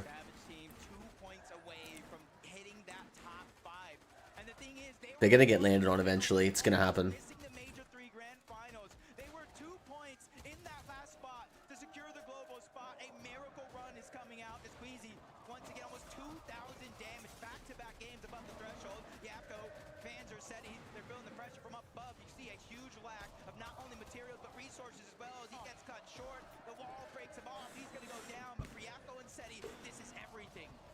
Trying to see what kind of placement points they might be able to collect. Every little bit counts for that team, but Vanya, secondary height, Cammy, Hottie, and iDrop, they've also been rather quiet throughout today, Jacob, but that could change in an instant. Mr. Savage, Reason, and Chap now trying to make sure that their back tarp is fully closed off, but Savage not having the opportunity yet to keep building through. Chap picking up where his IGL left off. That is always what you would hope for in a team.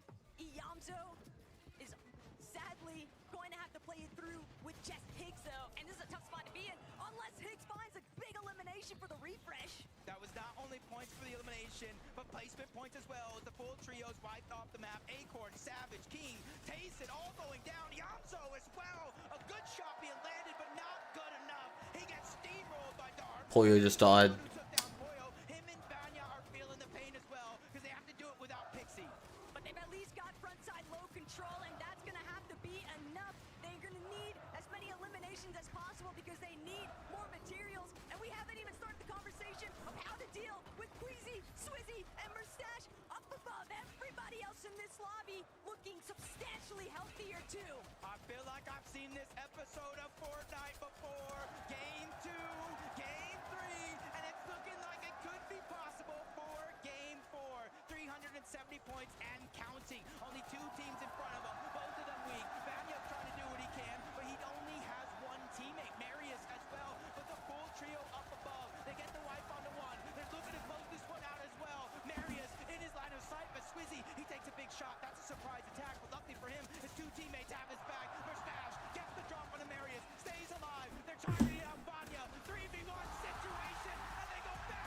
They just won 3 games, chat.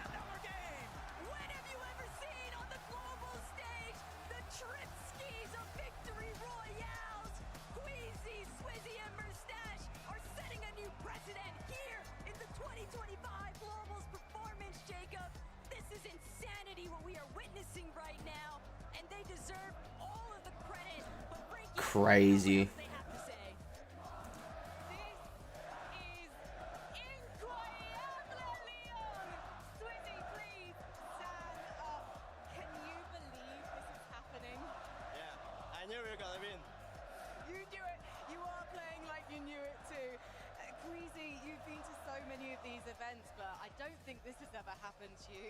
Back to back to back. Surely you can't believe what's happening right now. I mean, I can. We practice a lot. So just lucky it's paying off right now. We need to just keep playing and hopefully we'll win. It's been really interesting to also see what's happening with the North American teams. On the analyst desk, they were talking about the fact that in North America, the top teams are conditioning the lobby all the way through the season, but that's not happening on globals. Is it simply a case of not fearing the competition, not believing their hype? I mean, we're just playing our play style. There's like nothing, like we're not gonna play low ground if we don't know how to play low ground. So we're just staying on high and playing that, you know. Actually, you did well for 3 games, for your team, but also for the crowd. Are you proud of that? Yeah, I'm so proud. I'm proud of my fans. I'm proud of my teammates. Like, they're crazy. And for you, will you keep the high ground for the next 9 games again? I mean, the strat is take high, don't die. That's it. Ils vont continuer comme ils peuvent, mais ils donnent beaucoup d'énergie pour vous et ils sont très fiers pour vous et aussi leur communauté et surtout leur trio. Thank you very much. It's crazy. You have another word for your crowd over there just in front of you. I mean, I want to thank to every fan that came here watching us, and even if you're not here but watching, I want to say thanks to everyone. It's the biggest support ever. Thank you. Leon, one more time, please show your appreciation for Queasy, Swizzy and Mustache! We're heading to a break. We'll be back with game number 5.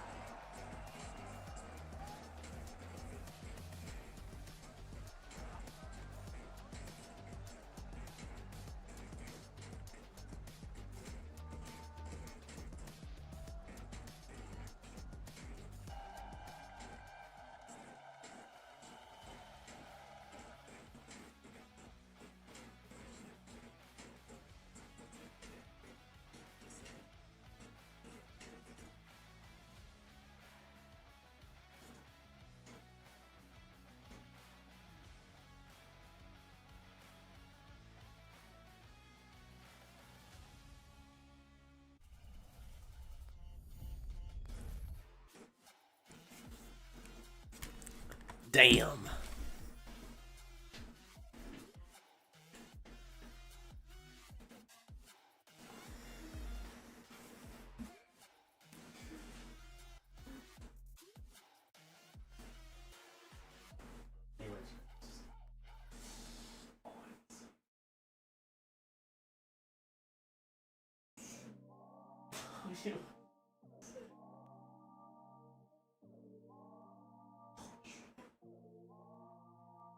Get scared? Do you feel lost? I can smell fear. I've been there before. You made it through the storm again. You did it on your own again. Goosebumps in your skin. Do you feel what I feel? So concert. Waiting on you to notice that you got what you wanted. We don't got time to cry right now. Only got time to focus.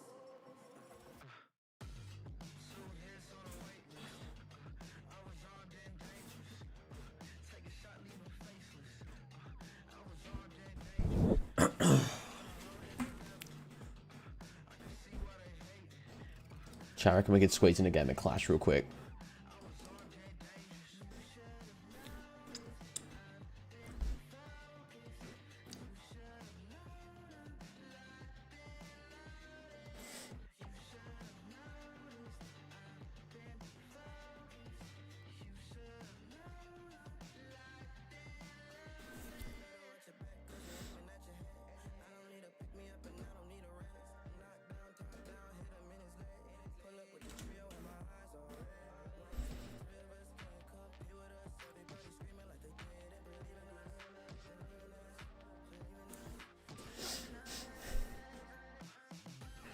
Welcome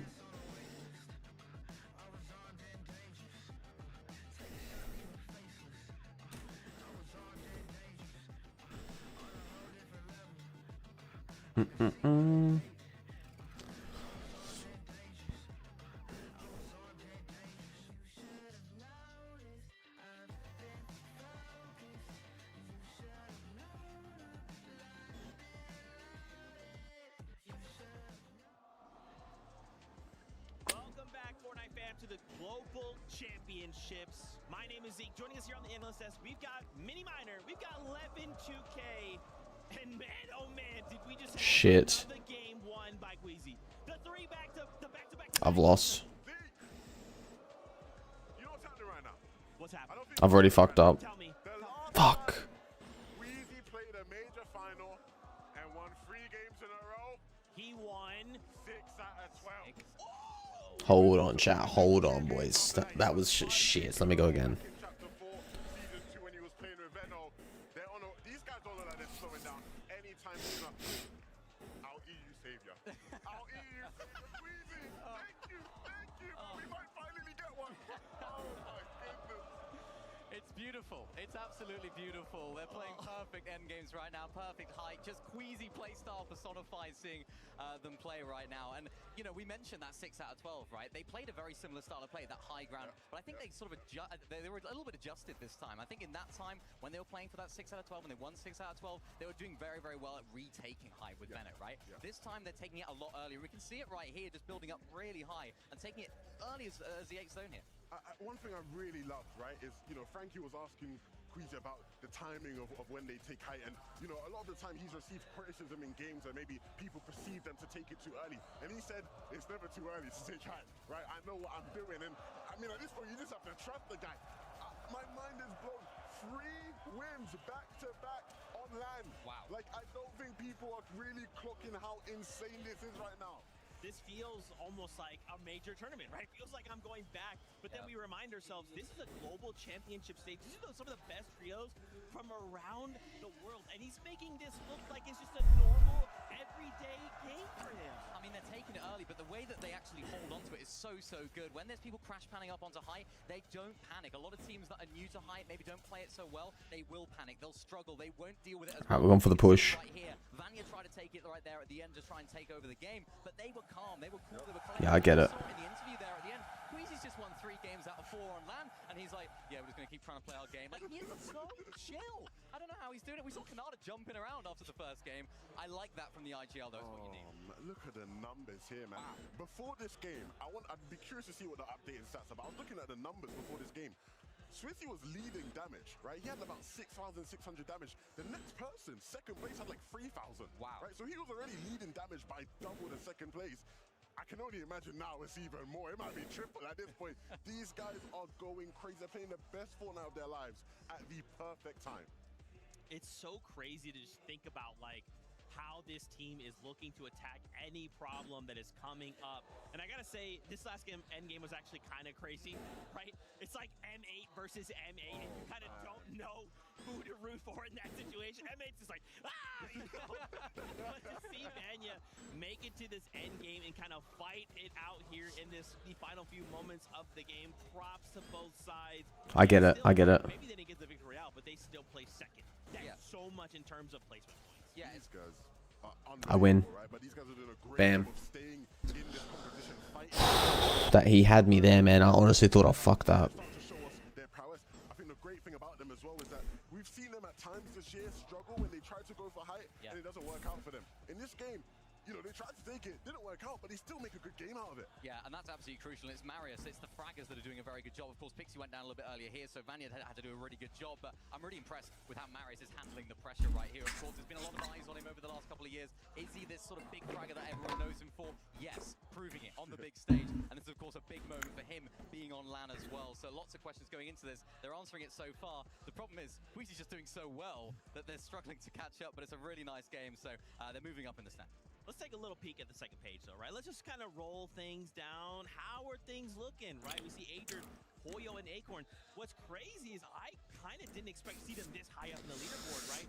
Come on. Lurking in the shadows. We haven't quite seen them have the game we're like used to seeing on NA. Yeah. But we still have 2 more games left to go on the day, so maybe they can piece something together. A good time to try get some momentum. I feel like at competitions like these, when you start slow, you almost are out of sight, out of mind, right?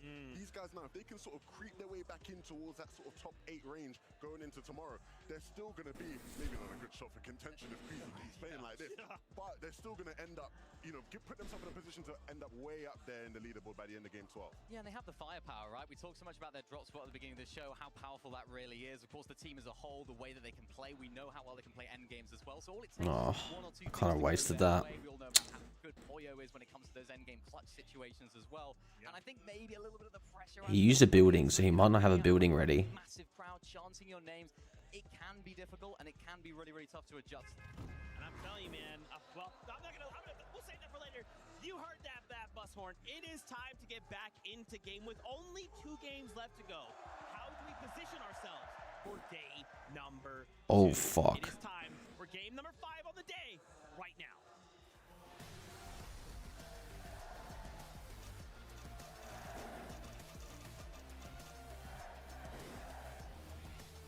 Dude, what the fuck just happened? What the fuck? You heard Zeke say it himself, and that just means time flies when you're having fun. One of the best events I did not expect him to mirror me there. in person, and honestly, it hasn't. I think he's in Italy right now. Queasy just lighting things up, back to back wins, and honestly, these contested fights have been telling a lot of how the game goes. And we're finally going to get a taste, too, of some different scenes here at Kappa Kappa Factory. Zeddy, Panzer, Yapko, they've been putting on quite the performance. Today, Jacob, Yeah, he's in Italy right now. starts with this off-spawn battle. If Panzer, Zeddy, and Yapko can convert another successful off-spawn here, Kazi and Aspect, Tinka, they could be in a world of trouble. But it's Martius, it's Peterbot. Both of them are not, but Pixie, he's got the better end of this deal. Vanya's still lurking overhead. Cole trying to see if he can recover anything from this situation, but it's not going to come to fruition just yet. In fact, Pixie, he's going to even be able to play for the revive. Vanya Boo-Boo not willing to chase down Cole just yet, but maybe after using some of these small shield potions, they feel a little bit more comfortable with that battle. Insane scenes hit us yet again in game 5. And it's just leaving Cold in such a tough spot. But I see it in the feed. Was that Paper? Was that Victor V? Was that Epic Whale? All going down at Dystopia. Meanwhile, Vanya, Marius, and Pixie, they have literally no time. They can do whatever they want. They have the reboot card, one on one side of the mountain, Peter's on the other side of the mountain, and they haven't even looted up their POI, which means they're going to spend so much time at the OXR HQ, which means it's going to take a risk in order to get Peterbot and Ritual back in the game. Something that also occurred quite quickly here. Seti, 3 eliminations, by the way. We didn't get to see exactly where it happened, but we know that they've been having a lot of success here at the Kappa Kappa Factory, and there's more trouble still stewing. A look back into Rangers Ruin. We know so much about this Osmond battle, and Chino opening up big time, but Chicho thought he was going to be able to 180 that occurrence. Still Tayson from behind manages to knock Chino, but this is just messy right now. Still the big day holding it down. Pablo, though, still trying to see if he can punch his ticket in this lobby, and he holds it for his team. A big win in that 1v1 against Tayson, but the team that has been putting on a show since game 2, in game 3, and in that last one as well, back-to-back wins, and you can see their first team to win 3 consecutive games at an I can't believe how much they're dominating, man. No one's landed on them yet either. No one's landed on them yet. So even if they find themselves in a position where they're not winning the game, still top 8s, top 5, that's still going to keep their lead intact. But the conversation that I have to open up here, Jacob, is when we think about last year's Global Championship even, Queasy and Thomas HD were in this exact position as everybody else in the lobby. They were staring at that leaderboard. They were staring at Peterbot and Pollo running away with it. And then day 2 came to play. And Queasy manifested a huge performance to play so much catch-up. So while it might look very, I don't say impossible, but unlikely, I still think that there's opportunity play catch up. But day one definitely seems like the momentum is riding high for Queasy's team. Everybody else below Queasy on that leaderboard just has to keep it respectively close and regroup for tomorrow. Gino, Pablo, Prodoxy, even though they win that fight, one team has already moved over. And you can see in the minimap, another team, King Phaser and PH Sin, they're trying to make their presence known. Madim Buriuriru and Wixie are there as well. These are our 3 teams from 3 different regions trying to lurk and make Rangers ruin their home. As Wixie's gonna get the 3-2-1, and he instantly goes down. Brazil strikes quick. Zero chance to even try and close that wall off. And that is a painful way to go out, but King Phaser fully on the come up here. Gino, Prodoxy, Pablo, they can hear those shots nearby. They know that there is another party rolling into the vicinity. Still, they're locked down. Mirim, Buiriru, 2s in a sea of 3s, and this is not the spot to be, but they don't really have a chance to get out just yet. They need Gino, Prodoxy, and Pablo to fight against Phaser, King, and PH Sin to see if they can maybe slip away. So the Queen just going ahead and blasting onto some of these boxes. Cena giving away the position just a little bit. King, Phaser, they know they're there on the other side, but they don't know exactly where they're located at, which means PHN is just trying to get some high ground, some elevation, that eagle eye view so he can look over the land and figure out where everybody's at, taking their time. And these are the type of fights right here with people lurking around, crouching to hide those audio visuals. If you make the wrong play, it's a huge risk for that little reward. But the material just favors so heavily into Brazil's hands. Gino, Pablo, and Prodoxy, because of that early off-spawn battle with Tayson, they haven't actually had a chance to really farm anything up in comparison to King Phaser and PHN, who are just now stealing away this Queen currently at Rangers Ruin. Prodoxy realizing we can't just let this go for free. They try to see if they can intervene, but it's just not an option that's afforded to them just yet because Marim Buyuriru still lurking nearby. It's not a favorable option, and they know it's likely best to potentially disengage. Yeah, and you can see it because they have control of the high ground and the whole outside. They're starting to target down that Queen. As you see in the feed, the cleanup is complete. Cold goes down, and another 0-point game for what was looking like the most dominant team coming into this event. A huge wake-up call as they're in 30th place, but for Vanya, Pixie, and Marius, that's just one step closer to that first place spot. And for Vanya, Pixie, and Marius, they don't want to lose sight of the primary objective, and that is just to keep securing the strong end game placements. Every little bit counts if you're looking to try and play catch up to Queasy at this point. And Jeff, Frieza, and Mr. Savage, another team where there's been so much praise on Chap's shoulders, and for good reason. You could even argue that if it weren't for Chap, Mr. Savage and Reason might not even be at the Global Championship right now. But the Major 3 performance, that's something that we're still waiting for Chap to just have that highlight game. That's a really good point because Mr. Savage was done. Mr. Savage said, I retired. It was great playing Fortnite, but I think it's time for the next step in his journey. Well, the next step was coming out of retirement, qualifying by such mere points. It was destined to happen to see him here and playing as extraordinarily well as they have been so far. Malibuka, Walks, and Pings, you can see them set up just outside the Outpost Enclave, just trying to trade off shots into the distance. And against Pollo, Agers, and Acorn. And honestly, I think this was the difference maker. We saw both of these teams before slightly weather, one more than others, but ever since he broke up, what, Pete and his girlfriend? Trading off shots for Storm Surge versus the rest of the lobby, and it's given a little bit more flexibility in different cases. Whoa, whoa, whoa, whoa, whoa. Vico, though, brave. Yeah, fucks you up. This is the wrong neighborhood. And Benno, Vico, Flixie, now with 3 eliminations in total, Jacob. That don't happen, bro. This is much more room to work with than what they've been afforded, and especially considering that Coyota eliminated Benno very early on, but still, Vico, Flixie cover the situation, and now look what Benno's able to accomplish. A Minish clean wipeout there by Benno. I think Benno needs to keep playing like he has a chip on his shoulder, almost something to prove. The contested drop is not going to be easy for anybody, but if you can find a way, come out and have games like this and really make them count, like we kind of saw between Tayson and Prodoxy to start the day in games 1 and 2. Just got to be able to keep that momentum up. Phaser, King, PH in, rotating around. I thought I saw, yes, I was about to say, I thought I saw somebody moving on over. Am I tired? A little bit, yeah. I'm pretty tired. Our team from Brazil, King, Phaser, PH in, that play they made to rotate on over to Rangers. I mean, it is like almost 3 in the morning. But eventually take down the Queen works out perfectly. Every single globals, there's always that one surprise pop-out wild card from the international scene. And I think, at least for day one, King, Phaser, and PH in have definitely taken that position in representing what these teams from the global presence are able to provide. And this is looking like a very sound setup. They've done a great job at essentially infiltrating that Rangers ruin third-party action. And it's caused such a dominoes effect across the map. It changes so much of how the game is played when Proxy, Pablo, and Chino aren't able to just conveniently take their third-party options and all those surprise pop-up performances, finding those eliminations, intercepting teams on their loop path rotates. I like this play me out.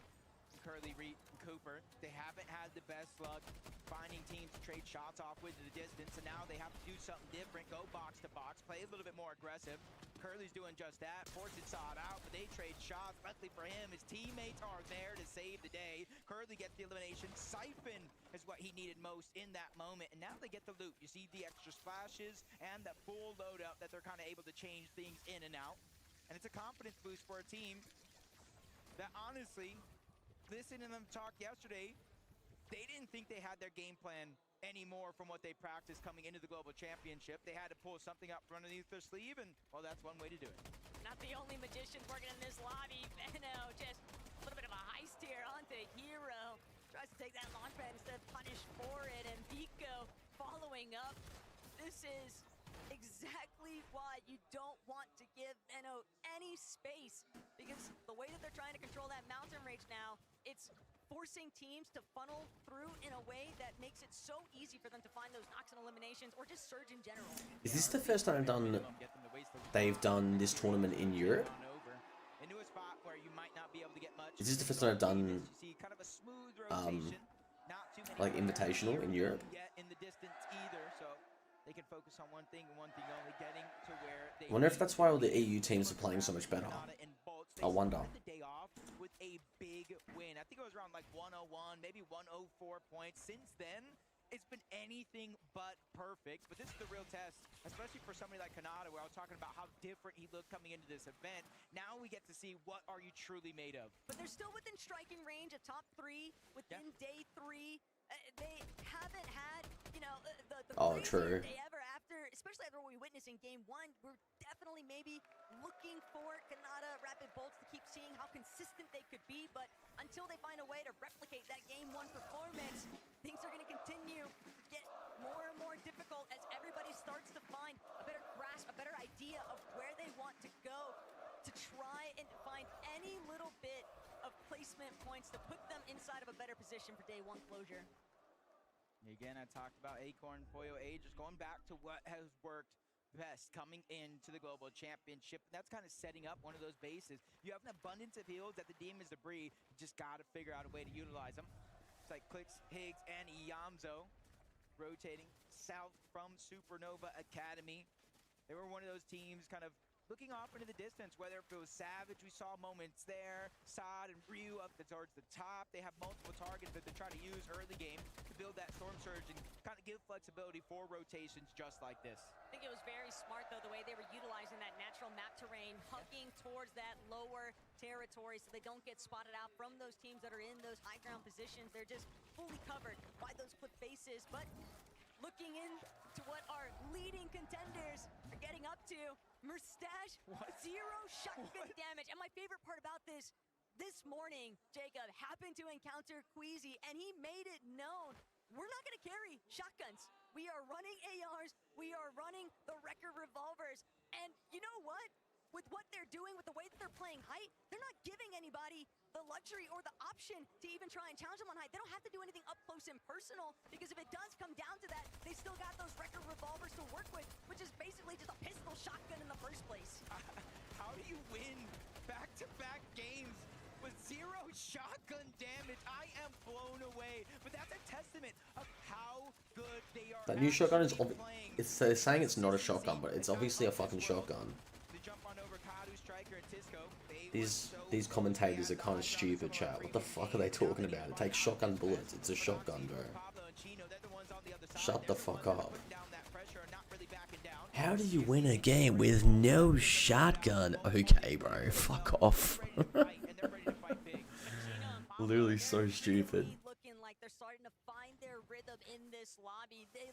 Obviously a fucking shotgun.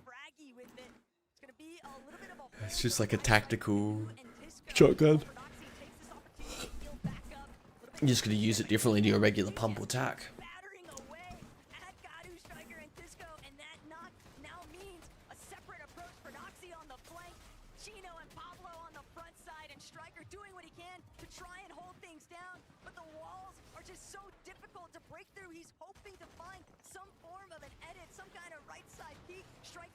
Shield, Pablo, Chino, Ferdoxy, they are fully in control of this. That is until Pablo realizes it's Curly, it's Cooper, it's Reed right behind them. He doesn't have any options. They've just got to reconvene with each other. For Reed, Cooper, and Curly, there's no time like the present, and they're really trying to make these little seconds count. Able to clean up that one elimination, the extra loot, but most importantly, the storm surge that they're able to get. And since they're the team on the outside of this overall battle, they have the option if they want to disengage or keep putting pressure in this scenario. For Doxy and Chino, they have no other choice with or without that reboot card to try to get out and save what they have of this game. We kept talking about between them and Tayson off spawn, battling it out. You have to make sure if you win these games off spawn, you go as far into the end game with as many eliminations as possible. For Doxy and Chino, that maneuver by Reed, Curly, and Cooper, it's like getting an eyelash stuck in your eye. Just so annoying, but what can you do? Just the nature of the game here. All the while, Clicks, Higgs, Yamso, they've caught up now to Snowy, Sad, and Ryu, and they've got them on the ropes right now, but Ryu's still looking to fight back. All of these international teams, they have not backed down even once throughout today's matches, Jacob, and they are coming with some big firepower, but Yamso, the future, he's got to control the present right now, though, and with Clicks and Higgs right next to him, they need to find these eliminations. All of the surge would just be so impactful. Yeah, you can see both these teams in a relatively tough spot, forced to crouch down if they're on the low ground. Besides, Ryu, Snowy, they're trying to go for alert, surprise attack. They're getting into the box in two different directions, but the third party is in, and they run out of material. Sod is in a tough spot, and it's going to continue to get tougher. Multiple players on that trio are out of materials overall, and Yamso finally dropping down. He's bringing the sun to a snowy day. That's exactly what they needed. This is so much room to work with now. The Yamso Clicks, they just continue to close in and find Nice. Let's go, Clicks! Dude, don't you think watching like high mesh, like the game on like this type of rendering, like it looks so good, but it fucking, I can't even imagine playing my game on this type of rendering.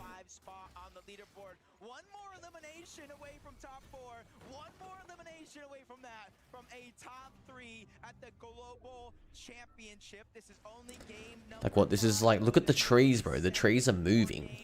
Hello? My game looks like Play-Doh, bro. I bought a $6,000 computer, so my game can look like Play-Doh.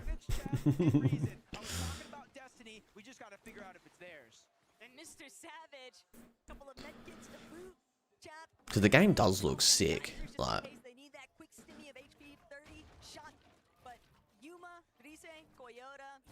even high meshes, bro. I don't even use that shit. Still managing to try and make it work, but Jacob, all of these teams, there's like a certain level of paranoia that starts to enter the closer and closer that everyone becomes, especially because we just know the high ground is where nobody has been able to really look towards, and yet one more time we're seeing a zone pull right towards Foxy Floodgate.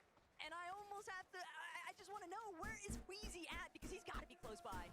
If I'm any person in this lobby, but Queasy, of course, So I'm saying please pull north. Get away from these mountain ranges. Get away from that dip and Foxy Floodgate. And if you're a team that's realizing what's happening in this game, a very, very similar zone towards last game, you got to start to look at your materials. Do we have enough? If not, how are we going to get it? Some would say maybe a refresh, farming where you can if you're on the slow side of zone, but sometimes things like that aren't always possible. And you can see Pixdarm and Demas in that exact situation. Even though they're 356 above the damage threshold, you're seeing the side that they have to rotate in, Taco, stack like pancakes. It's just so impressive to think that this is a team, this is their first land, and they're not playing anything like it. But Mr. Savage, Chap, they've now got to see if they can pull together here. Reason with the double revive, they bring him back up into the mix, but they still have such an uphill battle to tackle here because they're so far behind. And look at all these teams that are piled into the zone just in front of them. That edge is going to be tough to break into.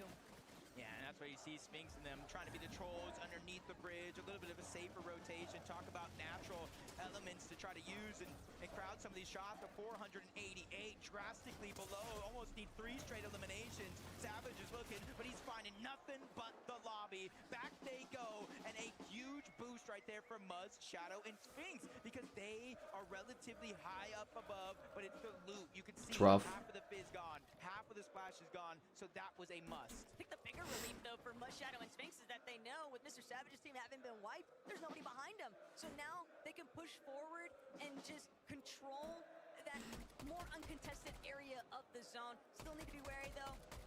Are catching glimpses of Kanata, Bolt, and Rapid in the distance. And of course, Swizzy, Queasy, and Mustache steadily starting to scale their way up towards an elevated position, but there's several other teams nearby that have the same intentions. Yeah, if you guys see multiple teams in the distance, Thunderbolt striking down, that Storm Surge, even though Swizzy, Queasy, Mustache don't exactly know those teams are below it, they will hear the shields crack. King's gonna go down, but Poyo is the one that's potentially stealing away those points. And maybe even the loot as it fully gets cleaned up. Swizzy, Queasy, Mustache put the full target down on a PH in. He's just trying to get some of that loot from his fallen comrade. Do Swizzy and Mustache ever miss? No. The answer's gonna be no. Okay, PH in, eliminated. Mustache with another one.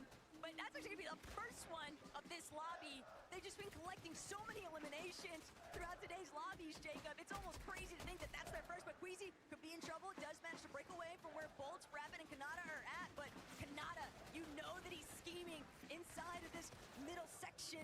He wants to maybe try and set up for a pre-hit on their back target, but they know there's another team directly underneath them. It's gonna be School and Southgo caught off guard. They're not gonna be able to make that transition.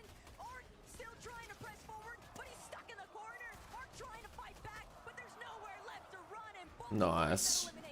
That is a lightning strike if I've ever seen one myself. Bolts taking down all 3 players of the NA West Major 2 champions, Arksful and Salco. And the thing about Arksful and Salco, I saw it for just a quick moment, they were below the damage threshold as well. So their aggression, even though they are picking up eliminations, isn't working out as good as they hoped. But it's still a damper for Kanata and Bolts. Bolts now losing all of his shields. Still, he'll have the opportunity to recover that, but it's the loss of Rapid that's really going to start impacting where Bolts and Kanata might end up here.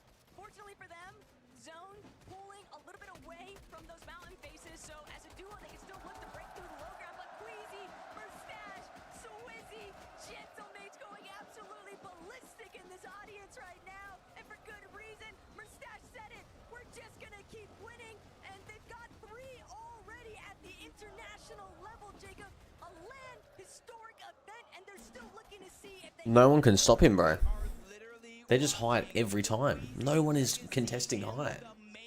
Levin said it himself. The last time Queasy won 3 games in a row, he went on not only to win that major, but win 6 out of 12 games. Something that has never been done on that region of EU ever before and ever again. And this could be that moment in history that you look back at when you talk about how great Queasy actually is. It is all because of this, but there's still so many threats in their path. They just have to look up. They have to try to go for high ground and stop the plate trade. Clicks, Higgs, and Yamzo, they have been known to do it on NA Central. They just have to figure out how to do it here on the international stage. And they might have to deal with Pars, Baka, and Pump along the way.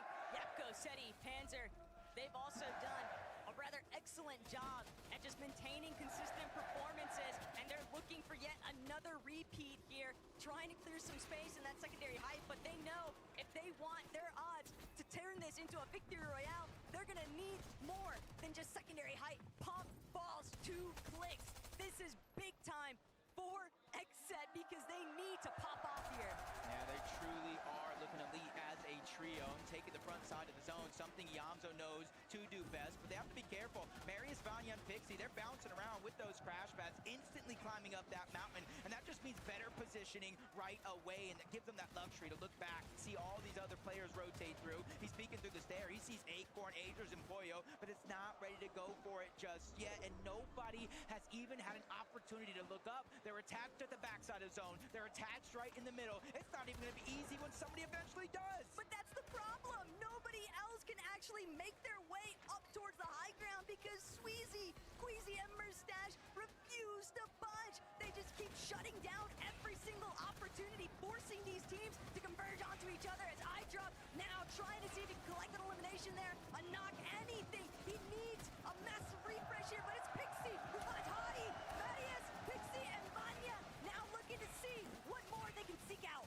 4 eliminations so far into the top 12. Placement points are flying in. Half of them at least at the top 8 is Veno, Vico, they're in that line of path. Marius looking up for only a quick second, not really focusing on the Queasy up above. It's probably too hard. You see the materials being drained right out of their inventory. Everybody else feeling the same thing, forcing Yamzo, Higgs, and Clicks to drop down low. They're still alive.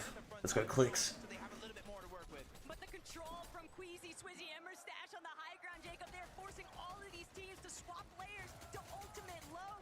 And with that in mind, Merstash, Queasy, Swizzy, just non-stop berating. These teams are forced. They're looking up, they're looking down. They're trying to find refreshes, but they have no breathing room. They are being suffocated right now by height. With the conversations going on before the Global Championship, Boo probably smiling ear to ear right now with EU doing the performance that they are, but Kanata Bolts, they're trying to channel how they played in game number 1, finds a key elimination on to Reed, not just elimination points, but placements as well. Cammy falls, more points from the lobby. Swizzy's trying to... God, they're still up there, man. He's bringing it back up to his IGL. And that is all Swizzy has to keep tabs on alongside Merstash. Everything getting dropped at Queasy's feet so he can have the ultimate success here. But Marius, he's in too much trouble. Marius trying to squeeze away. It's Vico, it's Veno, and Flixie chasing them down. They know that they're gonna have to clear out all of these players inside of these lower layers if they want a real shot at beating Queasy up on height. Yeah, if there's any team that I think has a chance to look up and at least give them a fight, it is going to be them, as Marius is forced outside of the zone, almost a 1v1 against Clicks, and Clicks gets the knock. Can he get the elimination? No, he can't. No siphon for him, but the battle, the inevitability is finally here. Vico's taking charge, but he's also taking most of that damage. Flixie's forced to reload, and Veno is in that mid-cut as well, a challenge that they did not find success on, but relatively so. Even if they might not have the high ground, they put Queasy and Merstash on the back foot. And that's the problem, Queasy, Merstash. They can still tank a little bit of zone here just because of that exotic fizz, but at the same time, Vico, Veno, Flixie, they're now trying to remind everybody this might be Queasy's tourney so far, but we still want to take the Merstash! Merstash finding the biggest elimination on the Veno, the siphon carrying him forward. The hopes of Gentleman now resting on his shoulders. Flixie trying to hang, but Flixie wins it all, shutting down the dream here for Queasy. Veno. Damn, they almost won it again, bro. We talked about the 6 of 12. It was with that man right there, Veno, with Vico and Flixie by his side. They are looking like a terror on the lobby. Frankie, we gotta hear what from them by themselves. We need to hear what you have to say, Flixie. What's it like getting a victory royale here on LAN in Leon? It's great. I mean, we died off spawn, we clutched the game. It's really good. Yeah, you clutched the game. I mean, it was quite the competition between you and the leaders of the lobby. Were you aware it was Queasy you were up against? I mean, we knew it was Queasy, but we're just better than them, so we just went up and killed them. I think you might need to get a few more victory royales before you can say that. I do want to come to you, Veno, obviously up against an ex-teammate you know really well. Does that make it a bit more satisfying or even a little bit more in your head? You know each other so well. Nah, if I can't win this tourney, I want Queasy to win. Oh, I've never heard him say such nice things. Thank you, Venno. And of course, Choco, à toi pour Vico. How do you feel after this first victory royal, and how will you do the second one? Hey, I mean, I feel great, you know. We finally got a win that we wanted, you know. We're still calm though, but it's kind of hard.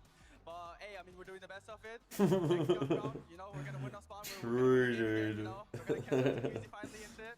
So yeah. Ils sont très déterminés à remonter dans ce classement et à continuer de monter.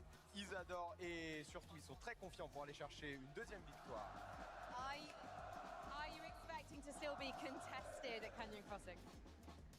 I mean, we were expecting it because they were lying down Asia, but I think there's no point for them to contest because, I don't know, even if they're winning, they're not getting good games, so...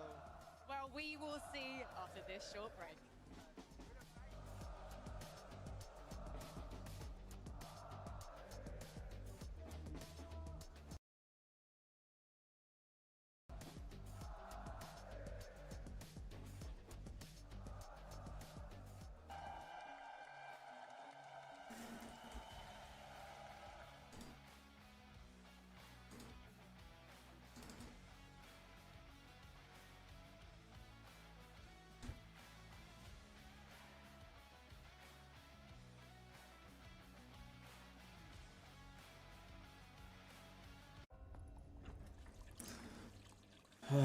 Man.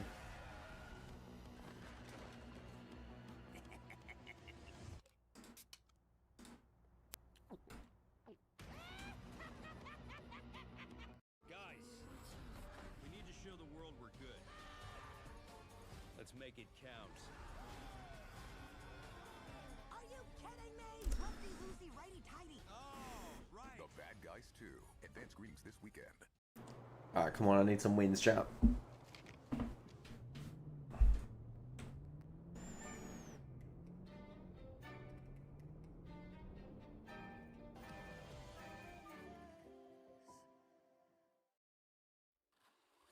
Why should your workday be like everyone else's? This is more than just a job. This is an ADF career. Make your impact.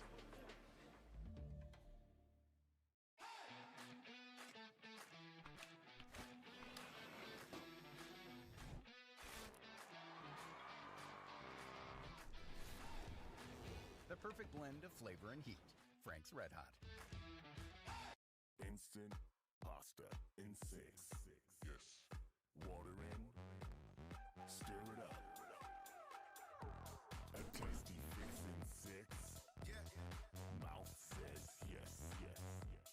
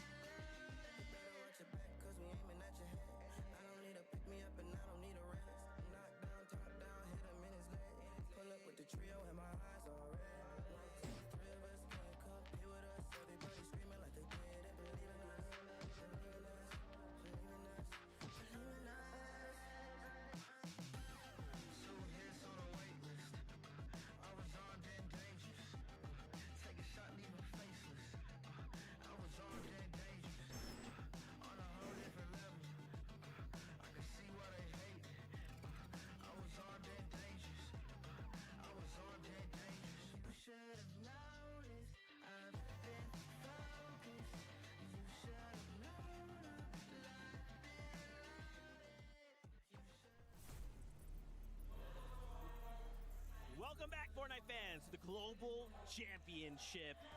What could have ended in a crazy way results in Vico Benoflixi finding themselves a victory royale in game number 5. EU is truly on top right now. My gosh, I I love the responses as well from the trio. Keeping it humble, keeping it honest. But for them, you know, especially now with one game to go, this is such a great way to go into that final game to kind of start setting up for day number 2. Such perfect timing for these guys, right? Coming into the last game right now, winning game number 5. And in the manner at which they did it, Levin, it's very similar to what we've seen throughout this entire season, an entire sort of year from these guys. The way they play height, the way they try and retake it. Queasy did make it a little bit difficult for them. It wasn't absolutely straightforward, so they had to drop down. But, I mean, this is exactly what we expected Beautiful. from these guys this weekend. They've finally awoken. I'm going to throw some shade to my brother Zeke. No. I'm sorry I have to do it to you, Zeke. Don't do it. Oh, no. Zone 11, we're watching Flixie. He looks up to high. He's looking up. He's scouting it. Zeke goes, yeah, man, don't even bother looking at high, bro. Don't even bother looking at high. Oh. But again, we can't blame Zeke, right? He's been on NA for a year, right? Us EU watchers know when it's Flixie, Veno, Vico, a late height take. Zone 11 height takes, it's their specialty. Again, like you said, not executed as cleanly, but executed like they know well.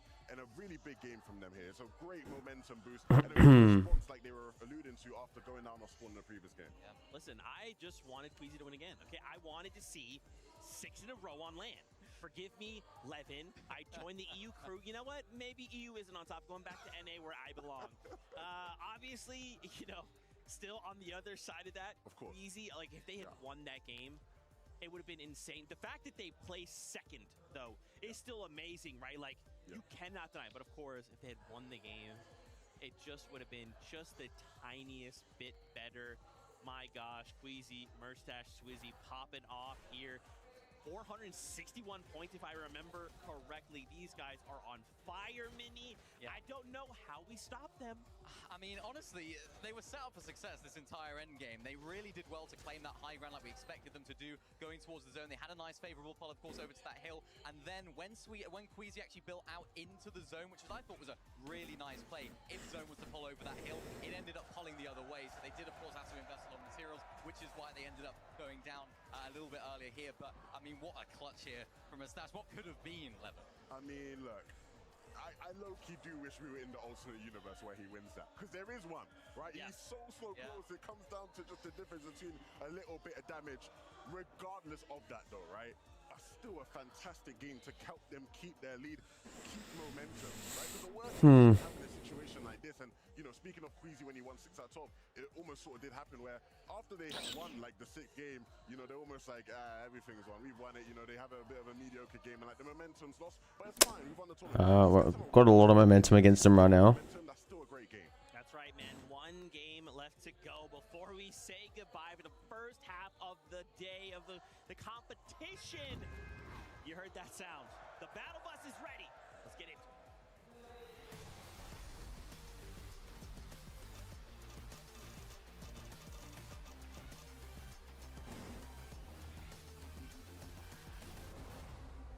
One last ride on the battle bus to score things out for day 1 here of the FNCS 2025 Global Championship. And Leon has been absolutely electric through all of it. Massive shout outs and love to the fans here in the crowd. But firstly, Jacob, we have to tackle the elephant in the room.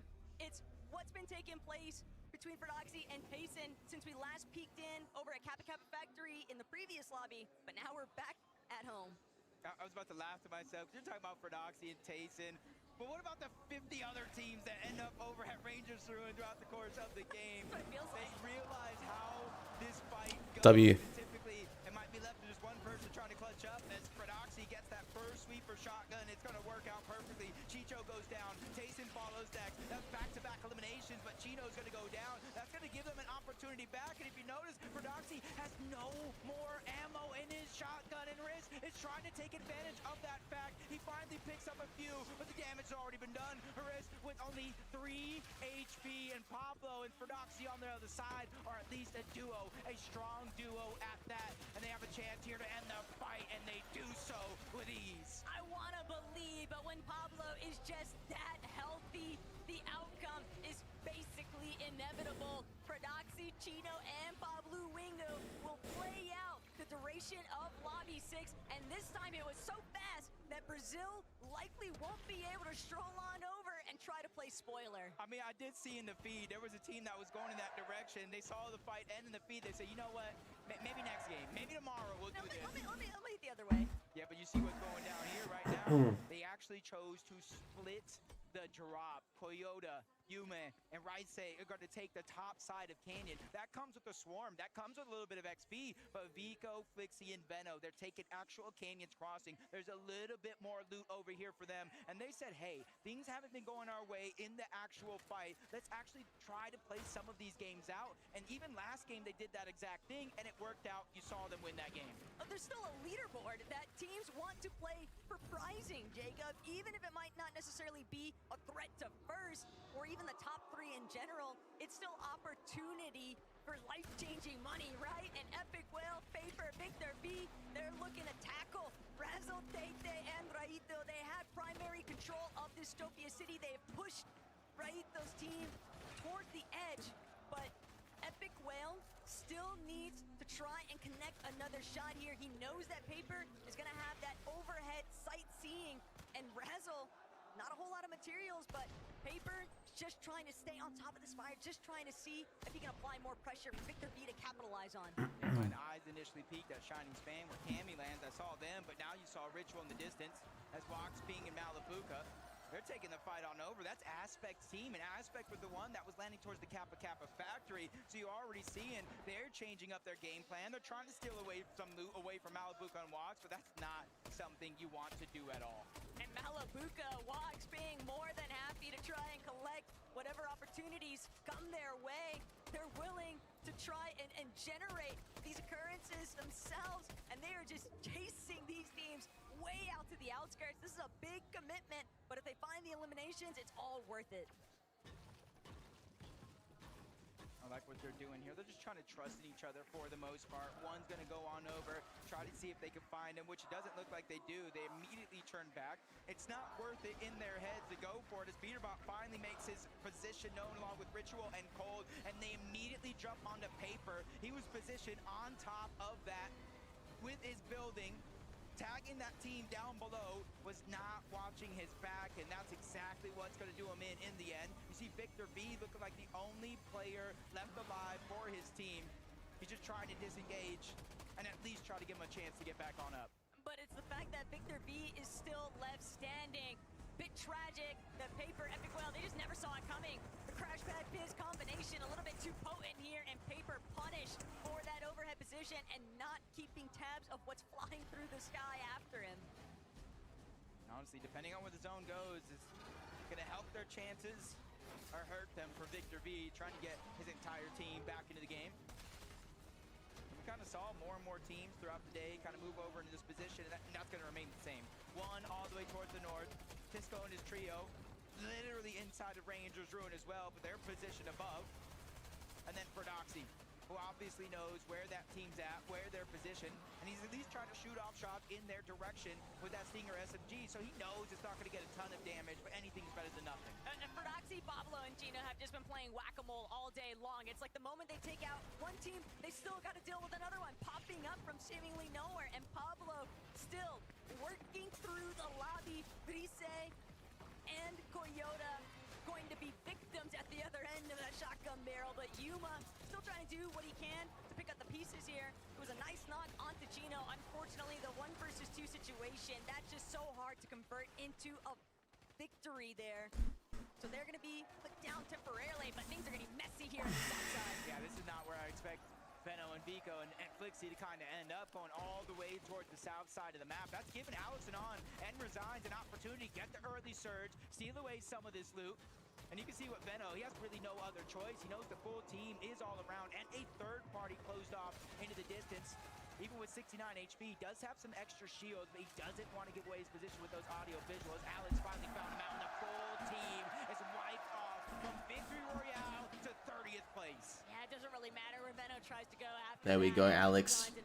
We're never going to let them leave this vicinity. It's just way too primed up of a chance, and they're not going to come by often, but still, Alex Resigns got to keep open eyes on the map, because Mixin and Focus, they might just have a chance to shut down everything that Alex just worked to accomplish. But Alex spots able to get that shot just yet, but still, the damage has been done. Focus, Mixon, they're bailing. Yeah, and they're only a duo. That's basically giving away your position for Alex and On and Resign to make that decision. Do we fight it? Do we beat him on towards the mountain priority position? What's more important here? And I honestly like their decision to close out the day, play a little bit more aggressive, try to get more points, and already they get the knock onto Focus. Now they're in a 3v1 situation, and they're already spotting Mixon on the other side. He tries to go for the 1v1, the 50-50, and it's so quick. Alex presided. Alex, bro, crazy. Elimination of the game. And look, the leaderboard might be telling W one Alex. story, but the real narrative is that Oshi's got some real fighting power with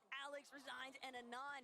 And it's unfortunate that they just haven't had anybody to really get their surge in, so it's just been so difficult for them to actually traverse every single one of their rotates, if they even make it off of their initial drop in the first place. But it's been a completely different story, as we all know, for Swizzy, Queasy, and Merstache. They have been titans of this lobby, and even with Merstache being knocked, no problem whatsoever, because they're not going to be keyed anytime soon. It's just not worth the effort from the team that they're trading blows with. They know it's way too dangerous to actually make that trek. And it's almost kind of like having me ask myself the question in my head for Vortex, Goofy, and Mountain. When do you stop targeting Queasy and his entire trio on the other side? Because even though that's helping them get some Storm Surge, it's helping Queasy, Merstache, and Swizzy a lot more, and they're bringing it much further on into the game. In the feed, Arc taking down one of the members of OCE Power's team. Prattyboii, Ritual, and Cold, because of their early aggression, they're able to get the Queen out of Dystopia City and immediately make their way on over towards that vault, where they're not only able to have that mythic AR, but they have the exotic as well. And while we are seeing some mild forms of success currently for Prattyboii, Ritual, and Cold, the big thing to keep in mind here, Jacob, is that for a lot of these international teams and just other teams in the lobby in general, it can be very difficult to really find an opening. And you know, you're talking about Goofy and Mountain and what they're capable of, and is this even worth taking the battle? But they're in a pick your poison situation. They're so far northwest, their only options are Muzz, Mr. Savage, or Queasy. And they just keep landing on Queasy every time, while King and Phaser try to recover this battle up against Chino, Pablo, and Prodoxy. Ooh, almost landed that good shot, but King, honestly, watching him throughout the season, when it comes to this double pump, it packs so much of a punch. He has Prodoxy and Chino on the slivers of HP, but unfortunately, the bait and switch comes through yet again. Pablo, knowing his teammates are weak, takes charge, gets that elimination onto King, leaving Phaser by himself. But it's so early on in the game, Taco. Third zone, one tick. Even though he has only one med kit, I'm not too worried because they're going to have to rotate out of that position. Look, we know that King is good at fighting, but in this lobby right now, Pablo has just been better with everyone that he stumbled across, and that kind of performance can carry them a long way. It's starting to feel a little reminiscent, Jacob, of that early performance that they had to start this day off. 85 points secured in one lobby. And who's to say they couldn't do it again? Yep, you can see Zediev and Pandra have taken the most storm damage of all teams. With the way some of these games have been going, not too surprised. Zone moving towards the north in a couple of games, all the way towards the west. They land at Kappa Kappa. They have a contested fight, and then so many other teams along the way, they almost have no other choice, especially since this has been a huge part of their strategy when it comes to these surge bases, and they have that abundance of extra HP, so it's no worries. But the conversation that's been building between the SETI-Cammy breakup, and we're looking at both of these separate trios having so much consistent success that they are both within our top 5 here in day one. There's a real chance for SETI and Cammy to try and see, you know, who is really the problem. And right now, based off their performances, Jacob, I don't think either of them were. I think they were both just ready for a switch up. I know when we talk about like some teams just forming, you know how they sometimes hit that honeymoon phase? What a perfect time for them to hit that phase and keep that consistency going. Coming together, qualifying in Major 3, and really taking that opportunity, just that chance to play the Global Championship and running away with it. Same with Vanya, Marius, and Pixie. They get their drop spot uncontested. And honestly, whether it's contested or not, we saw Cold and his trio try to go ahead and make that their home, but that was quick work for them off that 50-50 drop off the side of the mountain, where you're seeing a lot of our top teams here, how they're rotating with the zone pulling towards the south. A lot of them are beating other teams to the punch. They're not taking that crowded position in towards the zone. But this is really nice for Clix, Higgs, and Yamza as they continue to press forward because they're approaching that mountain range overhead of Foxy Floodgates. They're coming from that north side position, pushing south. They're going to have that little bit of elevation to work with, and we've even got a nice little listening to see what Clix is getting up to. Yeah, they're in streaming. Yeah, look at them. Look at this. Shoot. 3, 2, 1. 30. Go. Let's go. Let's clash, please. No. We full greet them. I like it. They got the damage. And Higgs, for a moment, was like, hey, let's go. Let's pick up the elimination. Let's go and go for more. But they realized they're at the top side of the leaderboard. They don't have to take any unnecessary risk to close out the day. This is game 6 out of 12. So we got 6 more games tomorrow. And so honestly, for a lot of these teams, you just want to get as close to Queasy, Merstash, and Swizzy as possible so we have a chance tomorrow. Well, I'm glad you mentioned Queasy, Swizzy, and Merstash, Jacob, because while they're here tackling Brazil, PH, Zen, Phaser already knocked. That's going to be the eliminations there. Excuse me, that's going to be King instead, but Jacob, so much damage having been done there. And Queasy now on the back foot. He's actually going to have to depend on Merstash and Swizzy to close this one out because Chino, Prattyboii, Pablo, they've now entered this battlefield. And Prattyboii, he doesn't seem interested in leaving anytime soon. This is a blessing. This is a blessing for the entirety of the lobby, not just for Prattyboii, Pablo, and Chino here in this situation. You take them down, and I like taking matters into your own hands because 4th place, 1st place, 1st place, 2nd place for Queasy and them at the top of the leaderboard. You cannot expect them to go down early. Sometimes you have to do things yourself. Phaser might not even know that there's a whole trio up above, but he might not have the HP. Storm Sickness is a possibility. He might have no other choice but to move into this trio. It's just witnessing what Prattyboii, Pablo, and Chino are able to accomplish when they finally have an opportunity to make it off spawn, Jacob. They've had to deal with so much action throughout every single one of these lobbies here today, and yet they are still managing to manifest these opportunities for themselves. You can see they're even so close to Pix, Darm, and Demus, who are playing out of their minds, not just here, but all year long. And you can see the zone moving over towards Demons, Debris, them, and a bunch of other teams. They're kind of setting up. They're not necessarily going for high ground. Let me get a drink of water, chat. Be right back. Surge to make that not necessarily a worry, but they're just trying to go over towards those mountains just in case we get one of those max pulls towards the west.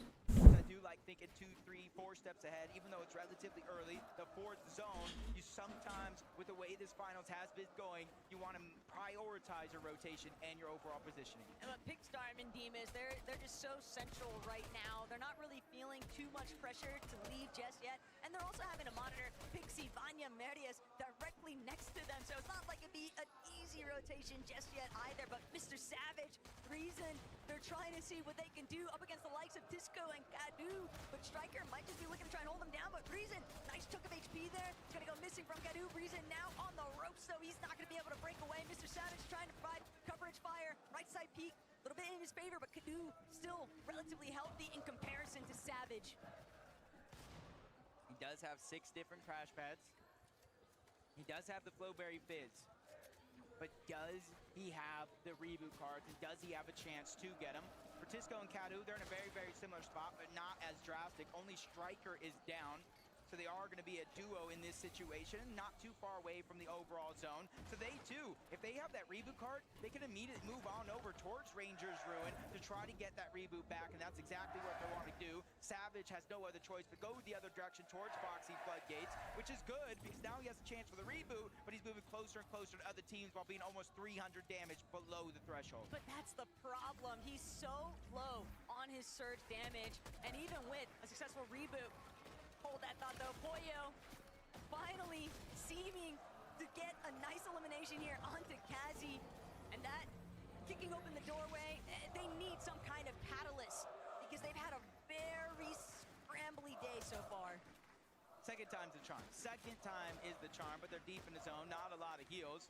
Phaser and King are both relatively low. You gotta hope they have something, but they have nothing. Phaser's gonna be the first one to drop. He hits in, realize I cannot be the hero. I have to go. He has no heals either. Even though this is a one tick, he has about 50 seconds on the clock to either find an elimination or find any sort of heals, bandages, anything. Oh man, Mustache, does he realize what's behind him? But PA's in. If he gets the jump onto Mustache, that could be very problematic still. Mustache at least has Swizzy and Queasy. A good replenish, but Mustache knows it's cooked from this point. He can't press forward any longer. Maybe there's a reboot later. Got the down onto Mustache. I don't even know how he was the last one to do damage. PHN did not know where Mustache was, and even if he did, he wouldn't have gotten the siphon, but he had heals. Mustache being down, that leaves Queasy and Swizzy with a decision. Do we go back into zone? Do we get our teammate back up because no man left behind, or do we continue on as a duo? Right now, all I'm thinking about is what Prattyboii, Pablo, and Chino are getting up to, Jacob, because they're really starting to make a tear into this lobby. Garu, Tisco, slight pause here. They pick up Striker, bring him back into the mix. Not a whole lot of resources available for some of these teams, though, that are just hugging the outskirts right now. It's been so many hiccups across the way. But Clixie, Yamzo, and Higgs, they've still managed to find their footing on the side of the mountain face at Canyon Crossing. Yeah, now they're positioned right next to Kanata. That's the knock they got earlier, where they were able to kind of accumulate a good amount of surge. Now they look towards the bottom side of that mountain. Balor, Mantor, and Adapter are the ones that are taking a lot of that focus, and they're getting closer and closer to Gabzera, Scarpa, and Way as well. Kanata knows and sees all the same things along with Rapid and Bolts if he is still there. And they're all kind of targeting off the side of the mountain, just trying to take advantage of every team that's a little bit too slow to rotate. It's just so dangerous to go for some of these half-wall edits, the window edits. You keep too long, you might find yourself getting picked off along the way. But right now, Marius, Pixie, Vanya, all they're focusing on is how to find the best success in this last lobby. Doesn't matter how you start, what matters is how you finish, and that goes for day one here at the Global Championship. That stat was crazy. Even though they're at the top of the leaderboard, they've taken more damage than they've dealt. But that just goes to show, like, how risky they're willing to play in order to get those eliminations, in order to be able to stay alive and build up that Storm Surge. As I see Arc taking out Alex, Anon's gonna get taken down by School. Not sure if OCE is still alive, but NA West trying to bring themselves back into this. And just by the looks of it, zone pulling so far away. Queasy, Swizzy, they realize there's no chance to get Mustache back into the game, so we have to make our numbers count. But without Mustache, Queasy recognizes, hey, I'm gonna have to shift into gear and bring to light what kind of fragging capability I might actually be able to unleash, because some of these other teams that are just doing everything in their power to try and play catch-up, you can never discredit what they might be able to accomplish. For Doxy, Chino, Pablo lurking at the very bottom of it all. They've got so much surge already, they can play fully for positioning, but Cold, Ritual, Peterbot, they are looking rough right now. They still have a good chunk of resources to actually bring their HP back up. Bro, they're so shambles, man. I mean, shambles this whole tourney. No one is even backing down. All day long, teams have been openly embracing the fight with Peterbot, Cold, and Ritual. Yeah, drop spot aside, this is a game with the loot and the loadout that he has. You really have to make it count. Teddy Apko and Panzer, 678 above the damage threshold. They may not know Resigns is getting ticked by Storm Surge, but if they were close by, they could probably hear the shields crack, as Victor B is close by as well. I did see a couple of his teammates go down in the feed. I don't know if he's entirely a solo, but hey, it's Victor. Oh, well, no, that wasn't my fault, Taco. That wasn't my fault. Okay, Ozzy. That was Ozzy. He's doing a watch party upstairs. It's definitely Ozzy's fault. Oh, yeah, but for Doxy, though, on the other end, he's actually got a glimpse of Queasy up in the skies. Queasy, having been spotted out, he knows this is trouble. We got to start maybe working our way down. This is not the spot to be, but Gino, Pablo, Prodoxy, they don't care. They're looking to fully collapse. They see that Queasy is weakened, and they've actually completely overthrown the ultimate high ground position. But the fact that Queasy and Swizzy are still alive, Jacob, it's still the potential for placement points to keep building. Yeah, this is almost looking like a full circle moment, because remember, it was Prodoxy, Pablo, and Gino the ones that even took down Mustache in the first place and put him in such a rough spot overall, and they really haven't been able to recover from it since. Take a look at some of the action going down around the just taking matters into his own hands. The first knock, that was easy. The second one somehow was easier, and now Kanata's looking to pressure that third elimination. Goofy's still up, so is Mountain. Because you can see he's all by himself, still taking pressure, still taking damage from all directions, and quickly running out of builds. But if it resembles a shotgun, Ganata can still max it out, and that's all he's looking for. A couple of Flowberry Fizzes still left at his disposal. Seti, rather weakened, but his trio mates still way too healthy. Panzer and Yapko can just overtake that tarp responsibility here. Panzer now holding down the walls. Hoyo, Agers, Acorn directly underneath. The elevation shifts can be brutal, but for Gino, Pablo, and Ferdoxy, all above it all, they have no issues whatsoever, which is suppressing these lower teams. This is our time right here to move up that leaderboard and hopefully maybe even get into the top 5, especially being contested by not only Tayson, but as that fight ends, so many other teams moving over in that direction as well. Marius, Pixie, and Vanya, this is one of the teams that they have to potentially go through as well. As you're seeing Vanya get another elimination onto Mountain. That's their second one overall. 254 above the damage threshold. They're not focusing on taking any fights that they don't have to. Yamzo, Clicks, they both fall. Storm Surge is a huge thing that's taking them all out as the full trio's back to the lobby. Now Acorn's pressuring in. Marius sees him coming from a mile away. He goes up and over, dunking on him yet again. Now it's him versus Pollo. Zone's gonna finish the job. Marius with back-to-back eliminations. Marius did such an excellent job at just pushing them fully back. That is a huge come up here as Agers now forced to try and see if he can bring it together. But Marius, he's just not slowing down anytime soon. Just continuing to barrel his way forward inside of the mid-ground layers. Ferdoxy, Pablo, Chino with height in their control. I just don't see a way for anybody else to actually jump up towards them anytime soon. And Chino just continues to spray all those teams making their way towards the front side of zone. And they even reinforced it on their way on over, patiently waiting for the zone to pull. It's going to work out in their favor for the most part. And you see Pablo right now, he's the one building their top on over because he has the double pump. Letting his teammates put pressure down from above is huge part of their game plan. As they're 257 above, Swizzy, he has taken down Peterbot, their third elimination of the game, and they're cruising inside of the top 12. This is what I'm talking about. You cannot expect this team to just go down without a fight. It's the boost of materials that they have to work with too. Yapko recognizing directly overhead. He doesn't have an opportunity here. Wixie on the other end of his wall. Yapko going to be forced to layer swap here. He is dropping to ultimate low, but he has hardly anything left to work with here, Jacob. Backside of zone. Anyone, it might just be Ping who comes up upon Yapko, but instead it's gonna be Marius, Pixie, Vanya. Now looking to play spoiler to these teams in the mid-ground. Marius just continue to tear away at everybody's HP. Yeah, that double pump, and he's putting it to use. Storm is down in the outside of the zone. Marius is gonna clean that one up. Couple more points.